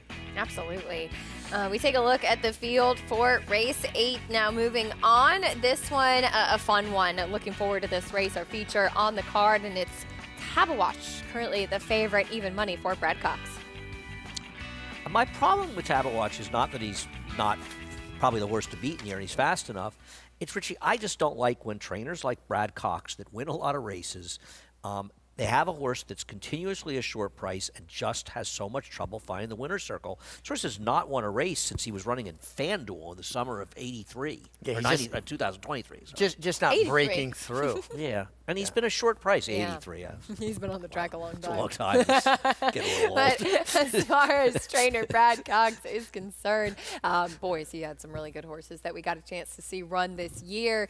Unfortunately, we did not get to see Idiomatic try to defend her title in the Breeders' Cup. Would have loved that throwdown between her and Torpedo Anna. But a very good horse that stayed in training this year, and maybe she was not up to the same level of what we saw last year. But Brad Cox was confident in her throughout, and she still showed up. I was one of those people that was saying in the year I thought she lost a step. But I'm going to tell you, her loss in the Personal Ensign was the best race she ever ran, given that pace. And look where Randomized finished being in that pace. Yep. And then I thought her Spinster also. I'm not sure they weren't two of the best races that she ran her entire career. Yeah, I was kind of the same mind, and then that race in the Personal Ensign completely dispelled that for me, and then she did follow up. It is a shame we didn't get to see that matchup, but now we get to look forward to Idiomatic Offspring. Absolutely. She was so talented, such a fun horse to watch. That early speed, of course, 2023 champion older mare. Not too often you see one with 5 Grade 1 wins. So is she going to, she'll win older mare, right, over Raging Sea? I have to think. Yeah, well, she has 2 Grade 1s, right? She won the La Troyenne and the Spinster, right? Whereas Randomized won the Phipps, right, and Raging Sea won the Personal Ensign, Raging Sea second in the Breeders' Cup. Right. I feel like Idiomatic's got a little bit of an edge in that category. For the older mare. Now, Idiomatic, we know her class. Highland Falls, he was one that kind of had that big day in Saratoga, winning the Jockey Club Gold Cup, disappointing in the Breeders' Cup. I think with the conditions this year, you have to consider him a player of champion older mare. National Treasure is probably going to win that with the 2 Grade 1s. They're just so long ago. We tend to forget the Pegasus and then the Met Mile. I couldn't give it to him. He ran terrific in the Jockey Gold Cup. but he was a total no-show in the Breeders' Cup. In He the had to older run horse division better. in general, though. I honestly don't think they should give the award this year. I just don't think there's a horse that should be a champion out of that I don't group. vote. If I had to vote, I might even vote for Next, even though he didn't win a Grade 1, because at least he was consistent. Yeah, I see him as a sentimental choice. I don't like this. I know what you're saying, Yeah. but at least he was kind of fun, and he did win a lot of races and stuff. Yeah, I mean, I like Highland Falls, but he was bad in the Breeders' Cup, you know? And by the way, It's Adair tough. Manor is probably the other horse that would get some votes for top. Yes, Unfortunately, we did not get to see Right. her in the Breeders' Cup either. She might have been the best of the Distaff division this year. Unfortunately, sidelined as well. But as far as Brad Cox is concerned, Maggie, one horse that we know showed a lot of consistency is his undefeated 2-year-old filly, Immersive. And that we know will clinch a championship year for champion 2-year-old filly Immersive with the 3 Grade 1 wins, including the spin-away here, Alcibiades, and of course, this performance in the Breeders' Cup Juvenile Fillies, and arguably her best to date. I think affirmative that it was her best to date. And Brad Cox saying this is the best 2-year-old filly that he has ever trained, and owned by Godolphin and guided to, I feel like, you know, our hometown boy, Manny Franco. I know we've shown that feature with Manny Franco a lot as of lately, and he said the one race that he's desperate to win is the Kentucky Derby. But I gotta say, Manny, at least as of now, and a lot of things can change leading up to May, but he does have the favorite for the Kentucky Oaks at least, and she's just been very good. So I'm excited to see what she can do as a 3-year-old if she progresses throughout the year. And we'll see what kind of steps forward she does take. And look, I mean, she's undefeated. She's been very fun and impressive to watch. But obviously, a lot can change between 2 and 3. And you would think she will need to take that jump as a 3-year-old. I agree. I mean, she's obviously a deserving champion, 3 Grade 1. She ran the table. There's no question about it. But she's not that fast. And I'm interested to see how things play out as we go forward. You know, it's like nobody was talking about Torpedo Anna at this time last year. Yeah. And No, that's very these fair. horses are going to develop, and I'll be interested to see if she's going to really be a top They change horse a going lot. I forward. mean, we're talking about basically high school athletes as 2-year-olds, and the best athlete starting high school, not always the best athlete coming out of high school. Now, next year there'll be college athletes, if you will, and this is the development. By the end of the year, they're turning pro. So I think that she has an opportunity to take a big step forward. The other thing is, some horses do just what they have to do. I'm not that guy. Yeah, I know. You don't believe in that because you can't quantify I'm just trying it. to think of when I peaked athletically. I think it never. She's beaten everything they've thrown at her thus far. We'll see what her 3-year-old season does hold. But there is Brad Cox's charge in this upcoming 8th race, Tapa Wash. Can he get back to the winner's circle for the barn? More on him after this.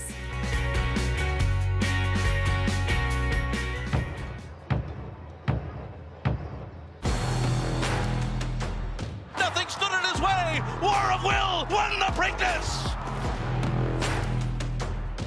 At the line, War of Will. That's a photo for the win.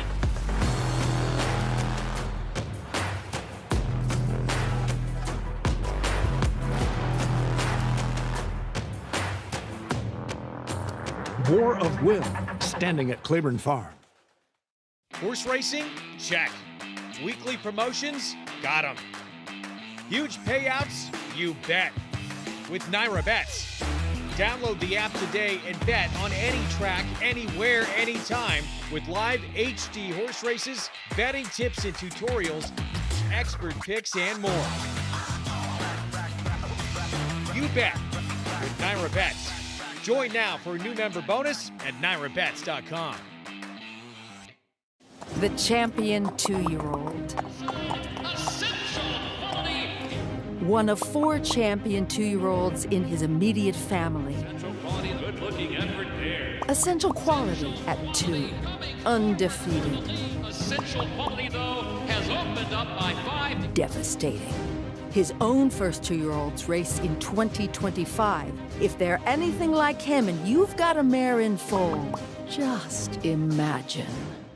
Saratoga's world-renowned GMP farm is up for sale. You heard right. This state-of-the-art equine rehabilitation facility will be up for absolute auction with no reserve. The auction includes Sacred Spa and Wellness, a full-service med spa, custom training track, and luxury residence, all on 84 pristine acres, just minutes from downtown Saratoga Springs. It's all up for absolute auction with no reserve. Saturday, December 7th, 11 a.m. Eastern at the property. For more information, visit us online at DeCaraAuctions.com.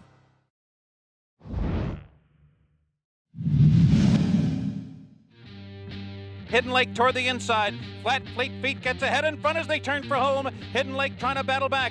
5 lengths back to Shoop. Clear Mandate on the far outside. And feasibility study. Hidden Lake is not done yet, and she comes roaring back. Namely on the inside. Flat Fleet Feet on the outside. Flat Fleet Feet. Hidden Lake, and Flat Fleet Feet together at the 16th pole. It's Flat Fleet Feet first. Hidden Lake, what a brave filly. She's coming back. Here's the wire. Hidden Lake. Hidden Lake in the 1997 Go for Wand and a lizard on a log. She was some there. I just loved her so much. As honest a horse. She was done off the quarter pole and just refused to yield. Came back, was passed twice and came back, and I was just overwhelmed. I couldn't believe what she did. And she actually had to get a ride home. She was so exhausted from the effort, but came back with a win in the Beldame. I remember when John Kimmel got her before the spring. Back then we had so many of those filly and mare races that were very tough. Yeah. I think like maybe the Shoe V, I'm not sure. There were a couple of big stakes. It's just Amstead she won, which is now the Ogden Phipps. And I remember you telling me that John Kimmel had gotten her from California. Yep. And I think they were using acupuncture. She had some issues or something. She had some issues behind. They were really working on her. They got her good. And the interesting way I got the mount is I had picked my son Joseph up from first grade and went to the barn on a Tuesday. And we're feeding the horses carrots, and she gets off the van, and John's there.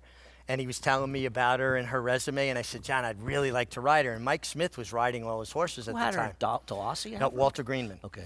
And I said, well, John, all due respect, I'm here on a Tuesday. I don't see Mike Smith here. So he gave me the mount. And I wound up winning. And now Mike Smith hates you.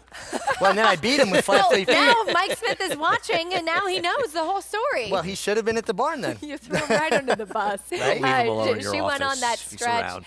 She went on that stretch. 4 graded stakes in a row, 3 grade ones in a row. When she got good, she was very good. I didn't think she could lose the Breeders' Cup, and she hated those tracks in California. She came out of the gate, and I knew 100 yards into the race, you can't. She's not going to run at all. I could tell. She was beating Jewel Princess. She was beating good horses that spring summer. Good horses. In the Chuvy, she beat that fast filly of Danny Peitz's. Capote Bell was Capote Bell. She ran by her like she was tied to a tree. She didn't want to go that far, but she was a killer. Yeah, but man, she was good. And she could do anything because she could come from last Hidden Lake or go to the lead like she did in the Go for One. You didn't have to ride her with a plan, just whatever she was comfortable doing. When you hear Capote Bell's name, don't you just feel bad that Dan Seuss only ran twice?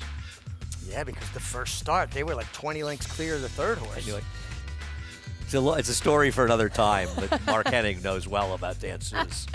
We'll have the Go for Wand coming up next weekend on Cigar Mile Day. Of course, highlighted by the $500,000 Cigar Mile Monster Graded Stakes Day. Kind of our last really big day here at Aqueduct of the year. You and I will be watching it with the guys in Jamaica. We will be. Yeah. You got to come to the simulcast area during the races. Oh, yeah. I'm really looking forward to that. With some point with me while we're down in Jamaica. I don't want to hear about this.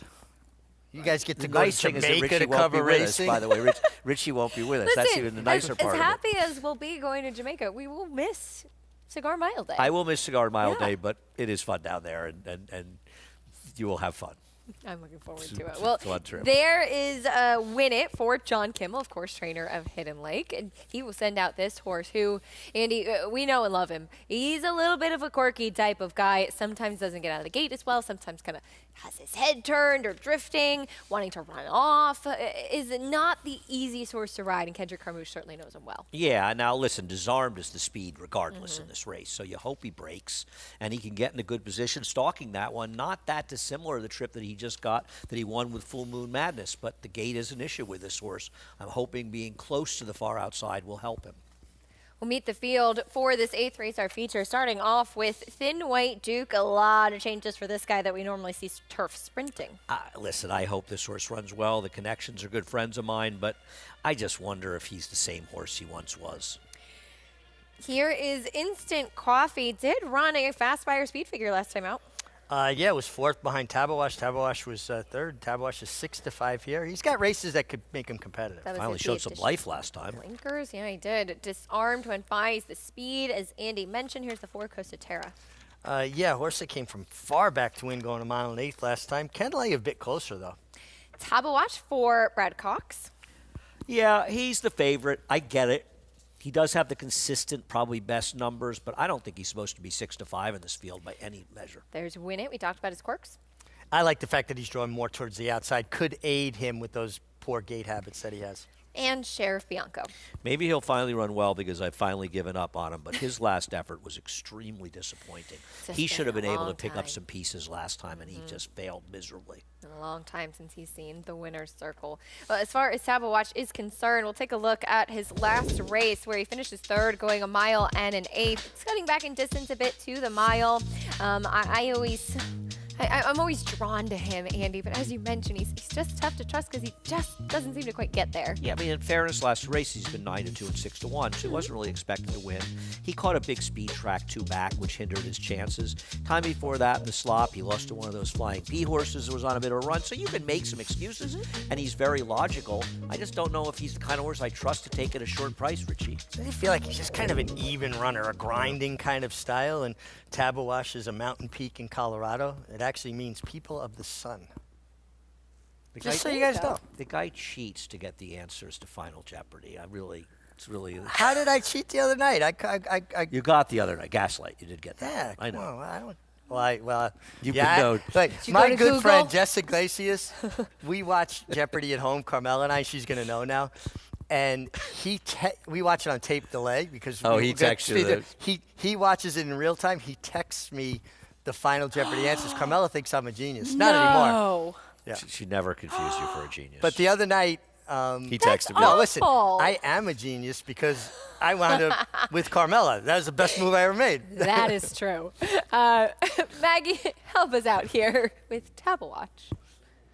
I thought Tabawash was a mountain in Colorado. I don't know.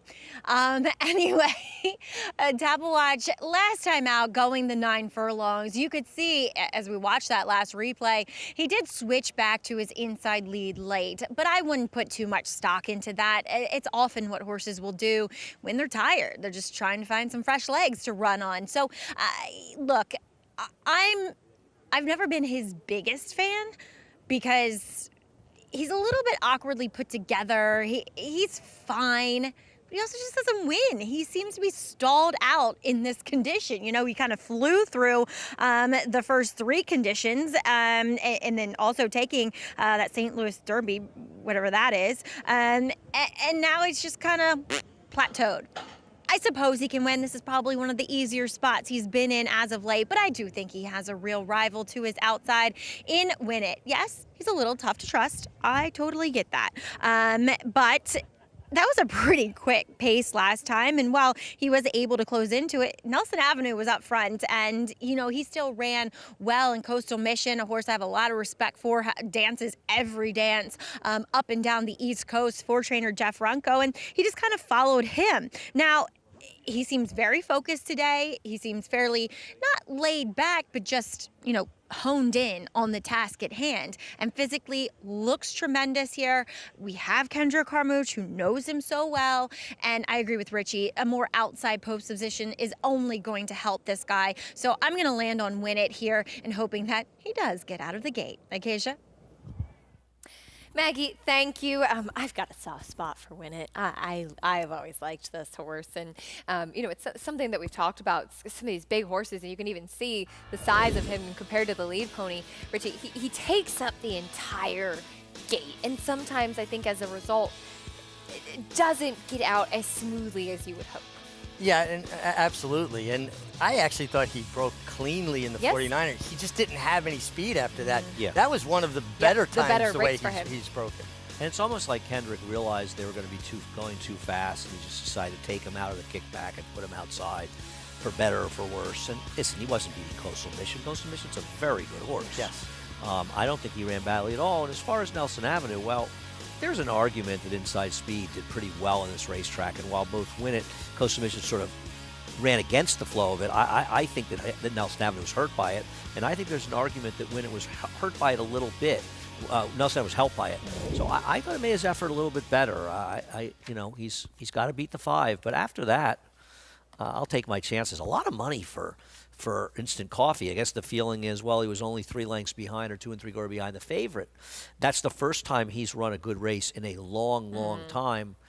He's not my cup of tea, but there was a time when this horse was legitimately a contender towards the Triple Crown races after winning the Lecomte. Yeah, he started off his career with Brad Cox. He won the Kentucky Jockey Club, won the Lecomte, as you mentioned, went into the Louisiana Derby as the favorite as well. And last time out was the first time that we saw a figure kind of close to that and really kind of any sort of performance that would give you a glimpse that he's still that horse. Yeah, no, he woke up a little bit last time, to be fair. I'm not betting these connections. They don't win at a high percentage, but I could understand people liking it. He did show life last time, though, and I'm not an instant coffee guy. I like my coffee brewed. Are you an espresso or? I'll go for an espresso, Yeah? too. Yeah. You're not a coffee drinker, are you, Andy? No, I drink tea. I know.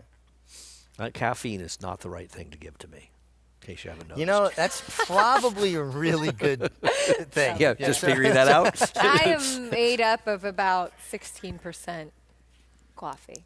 I'm a caffeine. But I'll only drink 1 cup a day. Okay. 5:30 in the morning, I have my coffee, and that's it for the day. Start off 5 day. to 5:30, I'm usually drooling on the pillow. Well, that's an attractive thought I can't get out of my head now. But who gets up at 5 or 5:30? What's wrong with you? And don't even chime in. Keisha's in hot yoga by 5 or 5:30. No, hot yoga starts at 6. I can't help it, though. It's just, been ingrained for so many years. Even when I say I'm going to sleep in, I don't sleep in. I can't. I had to get up to get a flight last week, and I got up at 4:30. And my husband said, "Isn't this fun? We should get up together at the same time." I said, "I can do 5:30, 4:30." Well, you don't get up early and make Miguel breakfast before he heads to the track. You can have cereal. Tabawatch, the favorite. Yes, it is a mountain, but we learned the meaning behind the word as well from our. Yeah, I don't know what Maggie misheard, but Richie said it was a mountain. It's one of the 14 high peaks in Colorado. Well, we got off on a tangent about Jeopardy, so I can. Yeah, well, we have a tendency to do Point is a tangent. These tangents. 8 to 5 on Tabawatch. A lot of love for Win It, though, at least for our analysts here. Loading in for the 8th race, the feature, Chris Griffin has the call. Thank you, Keisha. It's Costa Terra getting set to move in.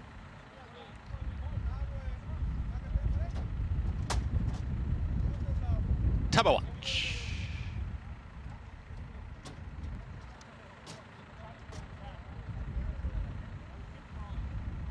Win It and Sheriff Bianco.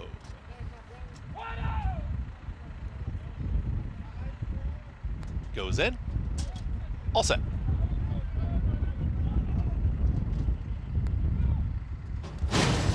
And they're off. Disarm breaks very well towards the inside, disarmed right out to the front. It's disarmed with Thin White Duke towards the inside. Not going too quickly, though. Disarmed is in front, but slows things down, and that's going to allow Win It to run up on the outside. And now Win It is challenging for early lead with Disarmed as they come out of the chute. On the far outside, Sheriff Bianco is content to sit right there in third. Then at the rail, here comes Thin White Duke, has reclaimed that 4 spot with Tabawatch, who's in between horses in 5th. The 2 at the back, Costa Terra and Instant Coffee, 23.30. For that opening quarter mile, Disarmed, the long shot, has slowed things down enough, and here's Win It towards the outside as a stalking presence from second. At the rail, Thin White Duke is trying to push on through. Tabawatch, nowhere to go right now, is on the muscle, is in between horses, is in that 4th position. Out wider, Sheriff Bianco is shoved along here from 5th as they move into the far turn, 46-1 that half-mile time. And now Sheriff Bianco's making a 3-wide run for the lead. Win It in between horses. Disarmed is at the rail, but still ahead in front. Tabawatch now with some clear running room has taken 4th. Dropping back a touch there, Thin White Duke, Costa Terra. Instant Coffee's going to have to pass them all as they approach the top of the stretch. Disarmed is still there. Win It towards the outside. outside. Tabawatch has traveled nicely throughout. Tabawatch Blue Silks is looking for a way out and now tips towards the outside. Disarmed is very game towards the inside, and Disarmed is still going. Win It is trying to rally on. Instant Coffee is making a huge move. Grandstand side. Tabawatch is also rallying on. Win It's taking the lead, but for how long? Here comes Tabawatch. Costa Terrace down towards the inside. Instant Coffee still from far back. Here's Tabawatch trying to time it up perfectly. Tabawatch Win It. It's a photo finish. Photo finish. Tabawatch to the outside of Win It. Then came Instant Coffee and Costa Terra in 1 minute 36.48 seconds. Today was his day. Tabawatch just in the final jumps, able to run down Win It, who he's the one that did all the dirty work. Yeah, I mean, he worked out an absolutely perfect trip, tucked in behind horses, and gained that perfect trip, and he's able to sneak out there. The 3 to just enough Disarmed to soften up Win It. I think one of the things, Richie, that hurt Win It here was that Disarmed hung around long enough to make him work to make the lead. You know what I mean? I think it's a great point, because sometimes when you take a horse easily, your horse gets game, right? They get more confidence. He had to work to get by him. Disarmed drops back around the quarter pole or so, and he opens up 3. It's a different story. 100%. But listen, let's give it to Tabawatch. He's a very game horse, trained by Carl Keegan, a Lucan Bloodstock graduate. Carl used to be a valet here in New York. Does a great job breaking and training horses down in Florida. And a very game horse who shows up every time. Win It gave him all he could handle. Very good horse race. And how about this? Win It was claimed for $80,000 here. Wow. Yeah. So I wonder who claimed it. I wonder. Pretty incredible. You don't see that many horses claimed for that high a claiming tag. Yeah. Right. 5 going to be a 6-year-old gelding. Yeah. I'm going to take a guess. Rick Dutrow. That would be up his That's alley. my guess. Yeah. I think I that's could be totally wrong. that's It's a good total guess. stab Yeah, it would make on my sense. part. But 5, 6, 2, 4, Tabawatch getting the perfect trip and able to run down Win It. Very game. Win It, the gray by Tabit, but it was Tabawatch who got that trip. At 3 to 2, we went off such a short price with Joel Rosario in the irons. It gets up just in time. 5, 6, 2, 4 prices when we come back.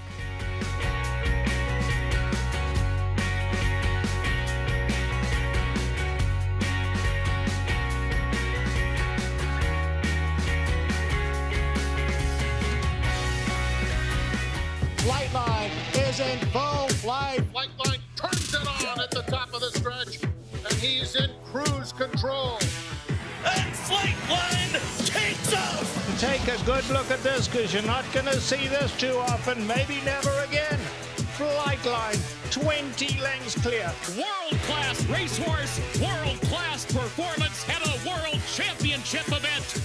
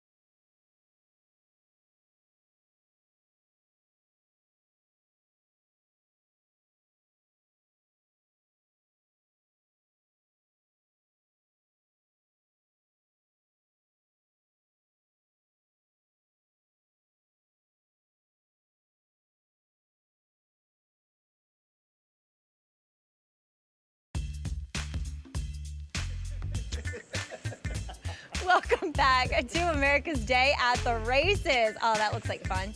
A little ice skating as we are proudly brought to you by Hillendale Farm at Lapa. As we just saw Tabawatch to a popular victory get the win for trainer Brad Cox, as well as Joel Rosario here. Joel, you ever do any ice skating? No, I love to. I mean, I don't know how good I will do with the cold weather. Right, as you're bundled up even now, and it's 50-something degrees. But let's talk a little bit about Tabawatch. I thought, I had him in a good position throughout, and he was pretty comfortable in and amongst horses. Yeah, he did. Look like he broke there really, sharp today, the 1-2 mile, and it looked like he was in the bridle nice for me, and yeah, he was the best horse in the race. I would just, sometimes he like to take a lot of time to kind of just pass the horse, but he got the job done. I was going to ask you, did you expect a little bit more acceleration than what he gave you when you got him to the outside? A little bit, yeah, a little bit more, but I know as I rode him last time, he just take it a little time, but he's a beautiful horse, a really good, good mover, and yeah, and I thought, the mile was perfect. Yeah, we're going to lose you. You got, 2 more weeks here after Cigar Mile Day, heading south for the winter. But were you planning on staying here in New York through that time? I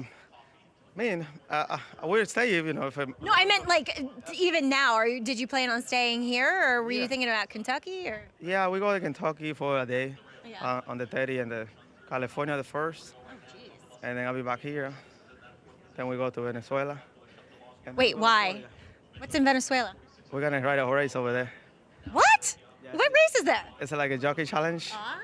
Yeah, they're doing like a jockey challenge, so, a bunch of offers going, Javier and Johnny and a lot of us. So, they invited us to go, so we'll see what happens. All right, Acacia, you and Andy are going to Jamaica. Why can't I go to Venezuela? We want Joel to come to Jamaica with us. Tell Joel we want him to come to Jamaica. They would love for Joel to come to Jamaica, I'm sure. Well, Julian Leparoux won the race last year, right? Yes, he did. Yeah, he did. Joel's the greatest. Heading back, Joel Rosario got a busy travel schedule as he always does. This Winter Circle Lead-In brought to you by Fasig-Tipton Digital, North America's #1 digital auction platform for thoroughbreds. Learn more at digital.fasigtipton.com. $5.10 winner here in the 8th. Able to get up just in time over Win It. Game performance there. Take a look at the pick 6 follow along, Andy. It's been largely very formful throughout. Yes. What are we looking at? We're looking at a parlay of around 130, 110, something about 280 for $2. So about I like when he does this Rain Man thing. Or something for $1. So I'm going to guess it's probably good. There's a carryover, right? There was a carryover coming into So let's see what it's playing with the 4 is the clear-cut favorite in the doubles. Let's see what it is in the. It's 540. The inside 4 horses are all under 700. Yes, and we were told Win It in the last race, claimed by Rob Atras. So certainly wish him well with a cool old horse, Win It, getting the job done. There's a look at the field for the nightcap, $35,000 claiming race, and it is Squints on the drop in class, who's currently your favorite. He's not dropping in class. Sorry, I don't mean to just because he's been running in 3-year-old restricted races with the higher tags. So I don't really consider this a drop in class. Do you disagree? No, I think it's a fair point. He is running for less money. Less money. Right. No, I'm sorry. I don't mean to. But, I'm not trying to older somebody, horses, it kind of changes the dynamic. Right, because there are 3-year-old restricted races and these are opens. Now, I'm not sure it's a significantly tougher race that he's in, but I don't know. We'll see. I thought he was an odd favorite. I was surprised he was every favorite. See how he handles it here, the 3-year-old in this field. Well, if you were awake in the early morning hours, early on here, we already talked about our wake-up calls. And so if you were able to get up in time for the Japan Cup, you were treated to a real thrill as it was Deduce getting the job done in a photo finish here, really making it thrilling down to the wire, Andy. Yeah, and a dead heat for second. I mean, he was motoring. I wouldn't say he stalled, but this was a close finish, a nice win. I think it's Yutaki Taki's 5th win in the Japan Cup, I believe I heard. An really absolute exciting. legend in the saddle in his 50s and still riding so strong. Like you said, tight for second. It was Shin Emperor up the rail who was incredibly game and Duressa behind, and they just really made it really exciting. Now, Richie might remember that Yutaki Taki came to Saratoga to ride. and he rode a horse named El Senor for Horatio Laura. I do remember And I that. believe that our friend Kurt Paseka said it. Maybe the old Seneca. Is that Okay. possible? Yeah. He said, if Utaki wins, I'm going to dance naked on the infield. Does this ring a bell to you? No. Kurt, you know Kurt, right? I do. You know, Yeah. You know Curtis, love Kurt. And he won. Whether or not Kurt was naked when in the infield remains to be seen. But that was 55 years old, Utaki. Do you remember when he rode in Saratoga? I do, yeah. And listen, he was very confident, too. He was Very. short margin of victory, but the last few strides, he kind of coasted, like, I got this. And This is a very nice horse. very nice horse. And this was a terrific field. I mean, I really thought they put together a tremendous field. And great the race. first 6 finishers were Japanese-based runners. It's developed into one of the great races Yeah. in the world. You know, you look at races like the Arc and the Japan Cup, and obviously the Japan horses have a home field advantage, but there have been some very good horses in over the years, and their horses have gotten better and better. It's a great race. Yeah, it really is. There's Yutaka celebrating handshakes after winning his 5th Japan Cup aboard Deuce, celebrating, and he was looking a little sharp there, but I was impressed, Richie, how laid back he seemed throughout the whole Winter Circle festivities. Yeah, he did seem pretty cool. Yeah. I love that blanket they put on them, right? Beautiful. It's just like shades of Gallup Racer, winning the grade ones. I don't know. I have nothing about that game. Yeah. One more race to go here in New York. We have the nightcap coming up. We'll see what Squints can do. John Velasquez in the saddle here in the nightcap. He's currently your favorite at 2-1. We'll talk more about him and the rest of the field after this. Spun to Run. His brilliant speed figures were among the fastest of any 3-year-old at a mile or more, and he hails from the legendary Danzig sire line. Now, this multiple graded stakes winner, millionaire, and Breeders' Cup champion is passing his remarkable talent along to his progeny. Night Beacon airs at the home of Spun to Run's Breeders' Cup victory. Spun to Run, standing at Gainesway.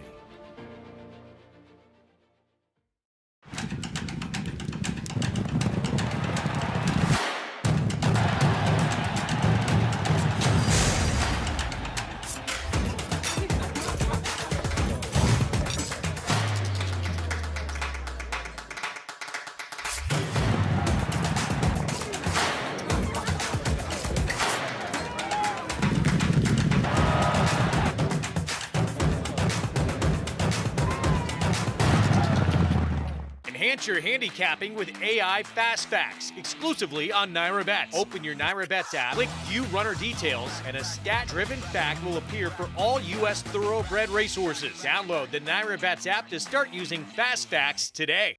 RaceLens is the most in-depth product in horse racing, with unique features found nowhere else. True odds, predictive analysis, and pace projection. RaceLens. It will change the way you follow horse racing and take your game to the next level. Racetrack Television Network brings you every race, from every track, on every screen, every day. With monthly packages starting as low as $5, RTN gives you great value and access to more live HD streaming and race replays than anyone. Visit RTN.tv today to sign up and watch on almost any device, including Roku and Amazon Fire. RTN has packages that start at $5 per month.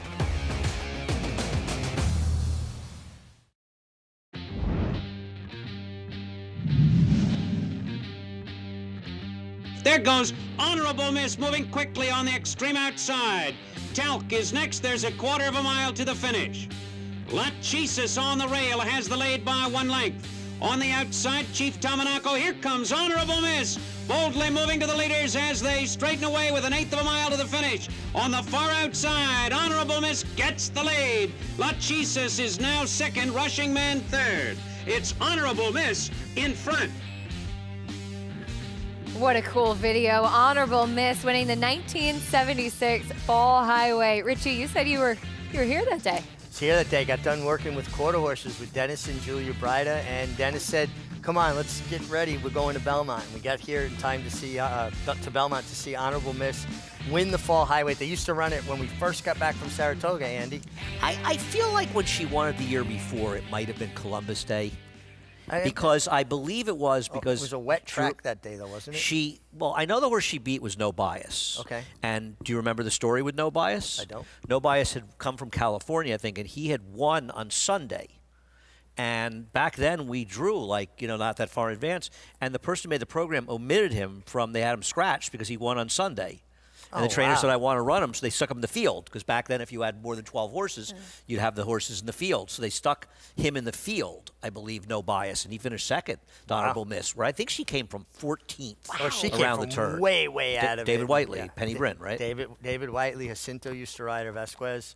So it's a storied history of fillies or mares winning back-to-back fall highweights. What a Summer did it, and Tawi did it as well. Yeah, Tawi, I think she carried 139 pounds when she won it. John Nehru, she was quite a horse. It's pretty incredible. I could sit here and just listen to Richie and Andy go back and forth on some stories from the 70s and 80s of the racing here in New York. I could sit and listen to it. Well, Andy can go back all to the day. 60s probably.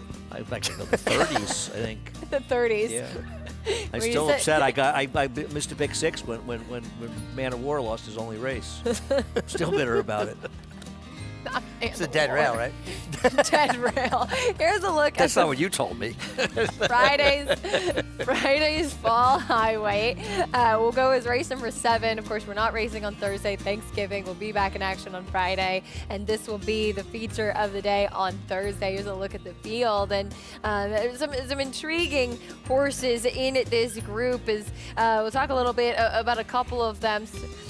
But as far as Giant Mischief is concerned, Andy, he's coming in off the back of a win at Keeneland last time out for Brad Cox. He's the one that's still kind of lightly raced of this group. He's a funny horse because he broke his maiden on Breeders' Cup weekend at Keeneland a couple of years ago, and he beat Arabian Lion, I want to say, and one of those Arabian horses for Arabian Bob Lion, Baffert, who's a heavy favorite, and he ran him down with a 90, a big figure. 95. And he's been okay. He was third in the Malibu, I want to say, at the end of his 3-year-old year. He had a big figure win. Now, are we sure he's running? Because I think he's cross-centered at Fairgrounds as well. It'll be interesting to see if he's a horse that can take a step forward and win among these, because there's some nice horses in this field. Yeah, oh, absolutely. I think it's a real solid field. And I like the fact that it's run the day after Thanksgiving now, which should have always been, because running on Thanksgiving Day, guys haven't eaten Thanksgiving dinner yet. So now they're a little heavier the next day. They can make the weight. But I don't think it's a fall highway. It's not a highway anymore, right? It's not. We don't do it the same way, right? It is technically called the Fall Highway. But they don't weight it that way, way? right? Yeah. So it's not a Don't weight it handicap the anymore. They used to be a 140.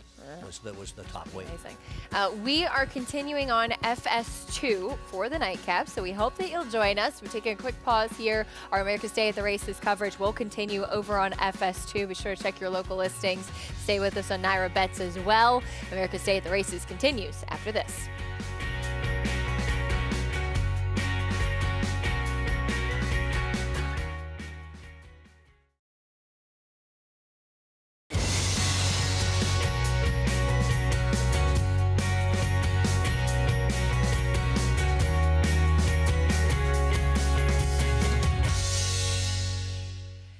You're watching America's Day at the Races, brought to you as always by America's Best Racing. For the love of the race, visit americasbestracing.net today. Thanks for sticking with us as our coverage continues over on FS2. We have horses in the paddock here for the nightcap. Acacia Clement, Andy Sterling, and Richard Migliore here with you. Hopefully you've been with us all along, but if not, you've missed some great stories going back through racing history with these two gentlemen as we look back at some of the storied races that run here in New York, and kind of fun as we have over the next couple of weeks some races that have such a rich history here in the state. No, I agree. I mean, one of the great ways to find out about horse racing, if you're a neophyte, you don't know that much about the horses, and look up the horses that have races named for them. Or look at some of these races here at NYRA and look at the horses that have won it and look up some of their histories, because some of them have an incredible history, as the Fall Highway does. It's fantastic. And I love history in general, but obviously racing is my passion. So to go back down those and think about the performances that we've been blessed to see over our lifetimes. Well, before the Breeders' Cup came around, people ran their horses a lot in races, and the sprint races. The Vosburg basically decided the sprint championship every year, and the Fall Highway was an important race, and a lot of very, very good horses have run in it. Fall Highway will be Friday's feature. We don't race on Thanksgiving Day, so Friday we'll be back in action, and we look forward to that. There's really hard-knocking horses in that group as well. So looking forward to that Friday Fall Highway. But first, we have the nightcap coming up here from Aqueduct, race 9, $35,000 claiming race for 3-year-olds and upward. Meeting the field, starting off with Augustine Red. Yeah, I want to talk more about him after the post parade with Richie, but I think drawing the rail is key for him because he is a bad lug-in type horse. Here's the 2, Neuschwanstein. Yeah, tried turf last time. Feel like that muddies up his form. Has races good enough to be competitive. Back on the main track here for Ray Handel. Herd on the Street is next. Yeah, I mean, he's competitive off his last race off the claim for Fernando Abreu. Still your favorite, Squints. Yeah, a horse that was been running against straight 3-year-olds, but ran competitively against 3 and up at Monmouth and Delaware. Dad's Good Runner. Yeah, he's a potential speed outside of the 2 and 4. I just don't think he's good enough. Drop in class for Sin Nombre. Yeah, takes the blinkers off and just feels like he's going to have to find a better race than we've seen recently. Steady Progress, cutting back in distance. Yeah, I like turnbacks, but this one's a little tough to take. And Indian Quest off the claim. I just don't, this horse's last race I didn't think was great. Tried turf. Not for me, even with the outside draw. I think he's a little interesting at Yeah, the price. I'm not crazy about him, but I'm curious to hear why. Because he's run races that are fast enough to be competitive. Look at his last 2 turf figures. He ran a 72 and a 74 Beyer. This is a trainer you don't see that often, but he can win races when he's in there. I think this horse, he could be a little interesting at a price. That's all. I'm not in love with him, but I picked him third. It's fair. Now, we're taking a look at the 1, Augustine Red. And Andy, as you mentioned, he is a lug-in horse. Now, well, we'll rely on Maggie for this, but at least the last time I saw him, he's a horse that he's terrible. Used to wear, at least previously, wore a burr. Richie, where it basically applies some pressure to the cheek. So for when a rider will pull the rein, it'll have that pressure on the outside cheek for a horse that tends to lean out. Right, trying to give the rider a bit more control, power steering, if you will. But you can see how difficult he is. Yeah. I mean, he's spending as much time correcting him as he is allowing him to run forward. And it's hard for him to do because he's outside a horse. You can see him trying to lug in, and that's not even the worst he's been. There have been times that he's been very, very hard to ride because he kind of wants to jump over the fence. But these are the kind of horses, if they get on the rail, they can get comfortable and make their runs, and lug-in horses like that are usually comfortable running inside of horses. So I think drawing the rail gives him his best chance. Now, he's off a layoff, but I'll say something about this horse's layoff, and this is a guess on my part. Look at him. He had run 11 straight races his whole career, starting in July of 23, and he ran almost for 11 straight months, a race every month. Right. And I think Linda Rice might have, I'm guessing, looked at him and said, you know what? He's had a long run. Let's give him a little time, and I'll bring him back for the winter. I think and I think there's but she'll do that. And it just feels like he could be one of those horses. He needs to improve. But how much does he need to improve? Who's so good here? A horse that he ran on the Bay Shore earlier this year, Maggie Augustine Red. He is not the easiest horse to ride. No, he's not, but Andy's completely right, and drawing the rail is really an ideal situation for this horse. I remember when Eddie Keneally had him, he actually put a extension blinker over his inside left eye, which is not the conventional type of equipment that you see when you're discussing those extension blinkers. But actually, as he comes back here today, minimal equipment for this guy. I did not notice a burr. I'm not 100% sure it wasn't there, but I certainly didn't notice it in the paddock, Acacia. We'll see how he does. He's grown, which I appreciate now as he is a later 3-year-old. But with that, he also looks quite heavy. So I'm not sure how fit he is coming back off the bench. And I don't know, Andy can probably speak to this better than I can, but 5-1 feels a little bit chilly on this guy. So we'll see how he performs today. I'm going to land on number 3, though. That's Herd on the Street. Fernando Abreu and Patter Pop Racing, we've seen throughout the year, they've just had so much success together, especially with their claims. And I know that he's kind of stepping up a bit, but I just thought a little bit more time with this barn might suit this guy, moving incredibly well out there. Looks bright, looks happy, which is something I haven't always seen from him. Kind of a horse that in the past I've seen him walking with his head down on the ground, and today upright, same out in the racetrack too. So just looks like he's doing well heading into this effort. And then on to some long shots, including number 6, Sin Nombre, with no name. As he takes the blinkers off, the experiment didn't go so well, but against far tougher fields, one would, well, not far tougher, but a bit tougher overall. And I just thought he looked exceptional. And Jesus Romero, with his limited amount of horses that he has, his horses usually are really well turned out, but I just thought a very logical spot for this guy, like a little less ground that he does receive today. Moving on to number 8, Indian Quest. As you heard Andy say that he's intriguing. I agree, because last time he was a bit washy, got a bit hot, and it was significantly warmer that day, back on October 19th, but it's also an indication of a horse needing a race, that they're just not quite as fit as you'd like them to be competitive. And it comes out of a race in which it did produce Príncipe de Oro, so therefore maybe a race that is a little bit better than the 25 claiming tag suggests, does put blinkers on here for Emram Ibrahim, and a significant cut. And he just looks so much fitter. Occasionally he looks more comfortable overall. I think he is intriguing at a price on the outside. He's 11-1. Definitely a good price, Maggie. Thank you. Romero Mirage going to be aboard, and we'll see what this horse can do off the claim. We saw Emram Ibrahim doesn't have a lot of horses. We saw him win with a first-time starter at a big price a few weeks ago. Yeah, that's right. That funny race, right? Mm-hmm. That Horse race made a nice impression warming up. I will say that. His speed figures in his last 2 dirt races, his Beyer figures, they're in line with a lot of horses in this race. They're very much in line with Squints, for instance, who's 2-1, and it's because of connections that he's a longer price. And you know, I'll put it this way: I don't feel in handicapping that I look at a lot of horses that Abraham trains that look as competitive as this one. He's usually got horses that are long shots for a reason, and I don't think he's the reason. I think it's the horses, personally. So who did you land on, Andy? I picked the 1, but I used the 8 in the exact. Well, I picked the race 1-2-8. I think it's good you picked the 1 because out of the mare group therapy, and that's probably something we could stand to do. I'm definitely not getting in that conversation. Therapy is very healthy. I didn't say it wasn't. I just have nothing to say about that. We're going to team bonding therapy. 5-1 on Augustine Red. To wrap up what Maggie had touched on, what are your feelings on the price on the 1? I don't know. I know he was 7-2 morning line, but I'm not surprised he's 5-1. I think they're going hog wild for the Ford. I'm not saying the Ford can't win this race. I don't get the great appeal of him. I feel as though a lot of people looking at him think he's taking a big drop in class. I don't think he is. We'll see. He can win. I don't think he's going to be 2-1. Quickly, we didn't mention much the 2. Neuschwanstein is taking a lot of money, trying to run back to that big figure 3 back. I think Dylan has to go. That's what I think as well. I think he should just go and try to wire this field. I think it's his best chance. I think he's the horse to beat, personally. Squints still the favorite as they load in for the last race of the day on this Sunday to wrap up our racing week at the Big A. Let's send it up to Chris Griffin for the call. Indian Quest will be the last to load. Indian Quest goes in. All set.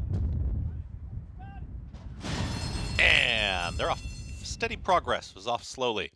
Tightly bunched here on the front end. Squints has got company as here towards the inside is Neuschwanstein. Neuschwanstein and Augustine Red is going to hug the rail, and these two now square off a pace duel on the front end. These two are head and head.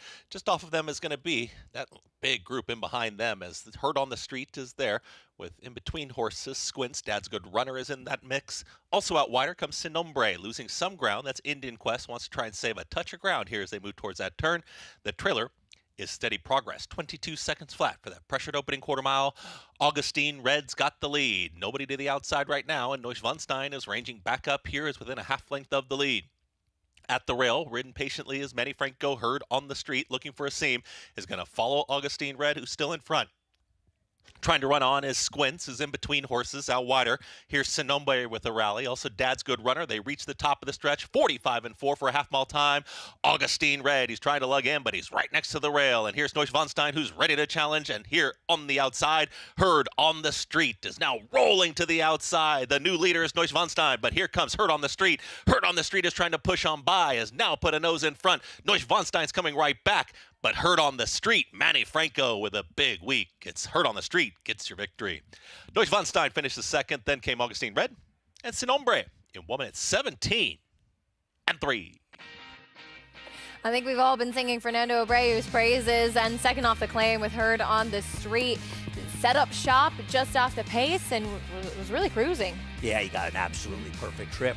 The pace got a lot harder than we were expected because of the aggressive ride by Jose Lezcano. I'm not going to knock the ride, but it ended up being a perfect trip for the 3, and a lot of the dirty work was done by the 2 in front behind him. Oh, he's just sitting right in behind them, cruising. I said to you about the 3/8. Well, man, is the 3 traveling sweetly. Got a perfect trip, perfect ride from Manny Franco. Neuschwanstein ran well. So did Augustine Red. I mean, they duked it on the front end, fast first fraction. And nice call by Maggie. She liked this horse, Herd on the Street. Fernando Abreu is such a good horseman. Was with Alan Jerkins for so many years, and he's making an impact here in New York. Number 3, Herd on the Street gets the win at 4-1, Maggie's top pick. Let's take a look at the start, though, as Andy touched on. Jose Lezcano not only trying to secure rail position, but Richie, you can see, just look at his body language. He is hard riding, hustling Augustine Red to secure the lead. Yeah, I mean, he is telling this horse, go forward, right? He was down on his back, letting the reins pop him on his neck. And sometimes when you ride a horse that has that tendency to lug in as hard as Augustine Red can, and you've got the rail, you don't want to allow anybody to drop over, so you have to kind of muscle him around them. I think that kind of forced his hand to hold that position. That's very fair. I think that's why he did it. He didn't want to give up the rail. And we'll take a look at the stretch. Now, Richie, you can describe here. You can see it so great with Jose Lezcano's body language with the quirky type of horse that he's on. Yeah, look at his right rein in his hand, the way he dropped it, and he's kind of having to guide him at the same time. And then he was tired. He kind of wrapped up on him late. He was going to be third. And Manny Franco, 5 wins yesterday and just riding in tremendous form. Him and Dylan Davis have really made a huge impact in this jockey column. But Manny's staying with us this winter. Dylan's abandoning us. Dylan's out with me. Herd on the Street with the win at 3, 2, 1, 6.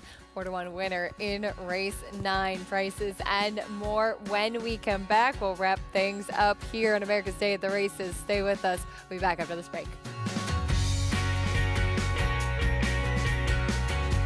At the Keeneland September yearling sale, the premier thoroughbred auction venue in the world, Mandy Pope of Whisper Hill Farm signed the ticket on the $5 million sale topper by Curlin, bred by Stone Street Thoroughbred Holdings. He was one of $5 million plus yearlings by Curlin to sell.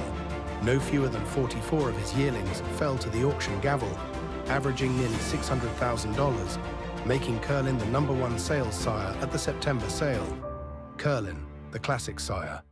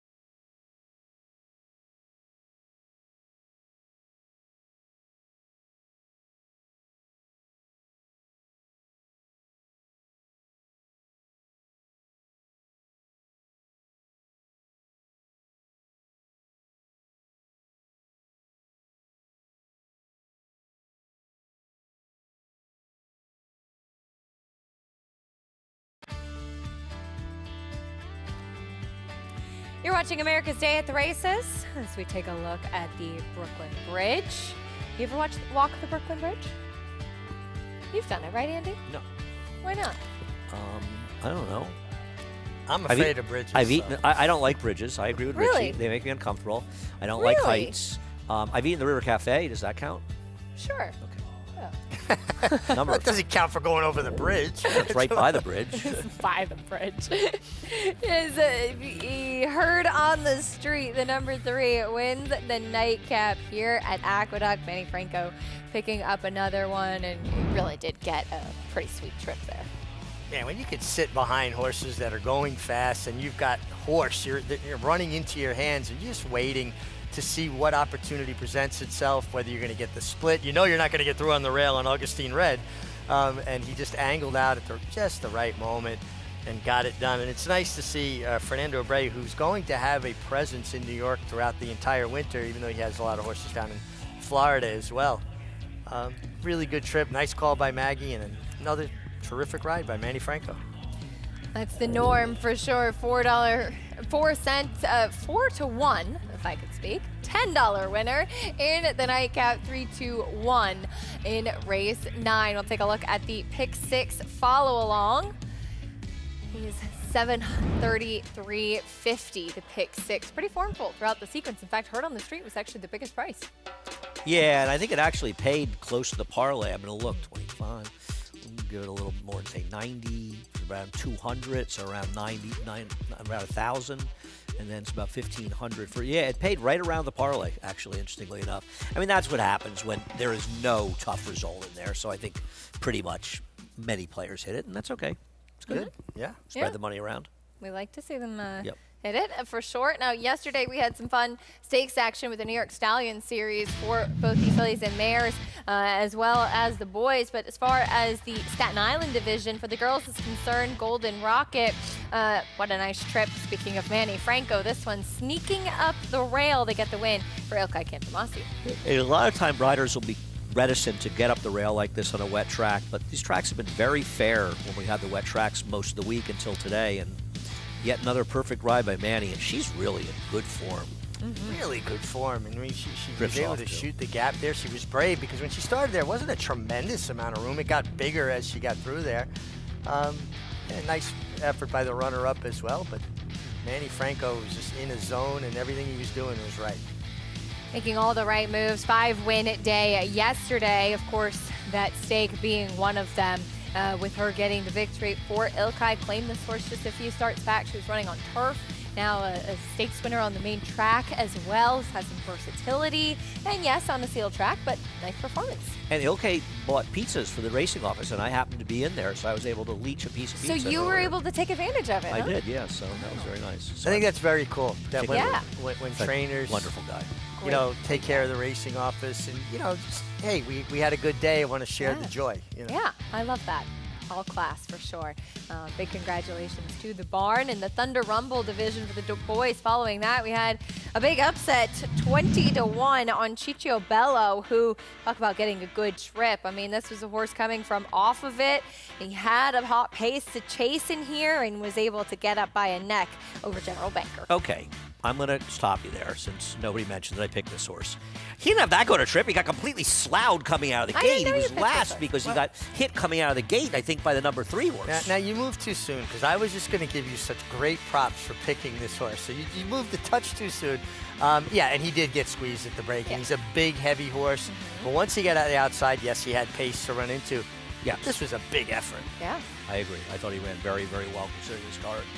Yeah, it was a good race. You know, the second horse, General Banker, he never doesn't run well. I mean, No, I know. He shows up every time he shows up for Jimmy Yeah, Ferraro, he he really runs well. does. And BD Saints, who's a vastly improved horse, and obviously some was set up by the fact that you were right. There was a contested pace in this race, but the BD Saints horse was just improved on turf and dirt. This was one of those rare occasions where we saw a cutthroat speed duel in New York, and we don't see that very often. No, Yeah. it's true. And BD Saints, by the way, was Manny Franco's only loss yesterday and He still picked finished that mount third. up. He picked up that mount. 17-1 or something? Yeah, picked that mount up late in the day, and when he arrived, if he had not had a pickup mount at the stake, he would have gone 5 for 5. But, Or if he had won, he could have been 6 for 6. Right. I would have had the exacta, so I'd have been okay. Okay, that's fair. But yeah, I hope you still cashed I at did. 20-1 yesterday. And we'll take a look at what's coming up as far as the big stakes action is concerned in a couple of weeks with Cigar Mile Day. And some of the probables that does include Post Time, who ran huge in the Breeders' Cup Dirt Mile, finishing second. The Cigar Mile field starting to take shape. We'll talk a little bit more about it and what we can look forward to after this. Saratoga's world-renowned GMP farm is up for sale. You heard right. This state-of-the-art equine rehabilitation facility will be up for absolute auction with no reserve. The auction includes Sacred Spa and Wellness, a full-service med spa, custom training track, and luxury residence, all on 84 pristine acres, just minutes from downtown Saratoga Springs. It's all up for absolute auction with no reserve. Saturday, December 7th, 11 a.m. Eastern at the property. For more information, visit us online at DeCaraAuctions.com. For centuries, the bond between horse and human has been forged in trust and hands-on care. Now the sport of thoroughbred racing is combining those timeless traditions with cutting-edge technology to raise our standards of equine safety to the highest level. Wearable biometric devices measure subtle changes in a horse's stride to help optimize safety and performance. State-of-the-art imaging technology helps pinpoint areas of potential concern for early intervention by expert veterinarians. And the sport's new independent regulator, the Horse Racing Integrity and Safety Authority, is using AI and enhanced data modeling to help prevent injury. Opening quarter mile was a quick one. From sunrise to sunset, there's an ecosystem of trust and care and a commitment to well-being. So win or lose, it's safety that runs first. To learn more, visit safetyrunsfirst.com. New York breds. Race them. Respect them. Bet them. Respect them. Breed them. Respect them. Buy them. Respect them. Train them for a second career. Respect them. Join us in respecting thoroughbreds at every stage of life. Learn more at nybreds.com.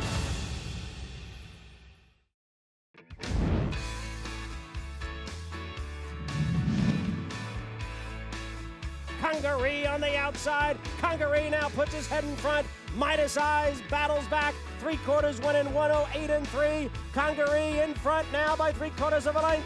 Midas Eyes in second. Farther back, it's Tockett and Bowman's Band, and now Congaree is getting clear. Congaree is going to make it 2 years in a row in winning the Cigar Mile, and what a day for Jerry Bailey. He's won all 3 stakes. Congaree, the winner here. Congaree, the only 2-time winner of the Cigar Mile, did so back in 2003 and did so dominantly. He was a really, really good horse. A really good horse. He ran a lot in New York. Yeah. Yeah, he did. He did, and this was a nice effort, and obviously Jerry Bailey at the top of his craft during this period of time and rode the mighty Cigar. And this horse never won the Met Mile, though. No. He failed in it at least once, if not twice, at short prices. Once it was sloppy at Belmont, right, when Sarland and the Bobby Frankel won with Aldebaran. Beat Sarland. He won the Wood Memorial, though, Congaree. Yeah, but he lost the Jim Dandy, one of the only years the Jim Dandy was ever a Grade 1. The guy to my left got beat at the wire by an impossible horse named Scorpion. Well, Scorpion was done around the far turn. He was above the pace, and he backed up. And he backed out of it, and I'm watching Congaree, and Gary Stevens kept on looking around, and I said, next time he looks around, he straightens up, I'm going for him, thinking that he would have resistance. Yeah. He had nothing that day. So now I'm alone on the lead, 3 in front, and this horse that looked it was dead came and caught me. I was on Free at Last. Free of Love. Free of Love. Free of Love for Rick Violet and his owner, Ralph Evans. Ralph Evans. Very nice man. And then I took off him in the Travers to ride Valponi. Well, that's because you convinced PG to run him because he ran a 110 Beyer way in the last race at a mile and an eighth one day before that. I was waiting at his barn the next morning at 5:30 when he got there and said, you got to run this horse in the Travers. And he did. He didn't run well, and he was upset with me about it. But I happened to be right. You were right. I was a year early. You were right. He ran huge in that mile and eighth race. I don't know how he couldn't run him. Yeah. I think he ran a 1:14 buyer, actually. I think he did, Won by too, like yeah. 10 He won by lengths, like like a 10 mile and and- an eighth, yeah. Wow. But then Trainer he PG Johnson. wound up winning the Breeders' Cup Classic. I just was a little early. Should have Better been be- waiting there at better 5:30 being too a.m. more late, times in the barn. Yeah, we look forward to this year's Cigar Mile. So we'll take a look at the probables here. And I mean, look, if everybody on this list shows up, that could be one heck of a nice Cigar group. Mile. Really, really good group and a lot of interesting layers. But what a year Post Time has had. You know, we were just talking about this, Andy. Second in the Met Mile, third in the Whitney, second in the Breeders' Cup Dirt Mile as well. He's been right there, kind of in the upper echelon races, which early on in the year, I think a lot were questioning if he belonged, and he has shown all along that he does. No, I was saying, you guys, that in a year that's as flawed as this one, I'd be happy giving him the award as the best older horse in the dirt because he didn't win the big races, but he showed up in all of them. And he tries every single time, and I love the way he negotiated his way through traffic in the Breeders' Cup to procure that second place finish. And I like him because he's quirky. He's just a handful in the morning. He's got a lot of energy. He's got a lot of personality. He is a cool horse. And he's a deep closer who can close into slow paces, which is highly unusual. He's a really neat horse. Look at his record. Never missed the board. He's been awesome. Of course, exercise rider and assistant Emma Wolf, who's sitting such a huge part of his development as well. And it was funny, being at the Breeders' Cup, he would go by and all the media would be waiting for him to take a picture. It's beautiful gray, and everybody knew he was going to start bucking and jumping. And she was just laughing. She sat every buck, every time he tried to rear up, every time he tried to bolt and spin around, she just laughed and got him to settle. Yeah. And sometimes that's the best thing you can do because you're so relaxed about it that allow the horse to get it out of him. Don't get in a fight with him and maybe make it worse. I mean, I love when riders are that comfortable and confident in their abilities to do that. A very cool horse, a very talented one as well. Bookham Dano, talking about talented, he's a horse you do wonder maybe Miles stretching him a little bit, but he's a horse that has shown that he can handle the distance as well. Beaten by a Zop by Forever Young going a mile, so I'm not worried. I do not think that Irad gave him one of his better rides this year when he got beaten in the Perryville. I think he could have won that race. Both he and the Mott horse had less than desirable trips in there. I love this horse. Absolutely love him. He's a hard trier. He always shows up. Always. Always shows up. Love him. He's Hickory. And, of course, from Hawaii 5-0, Bookham Dano. That's how they'd end the show. And Jack Lord actually went to the high school right out the gate here in Ozone Park. The guy who would say Bookham Dano all the time.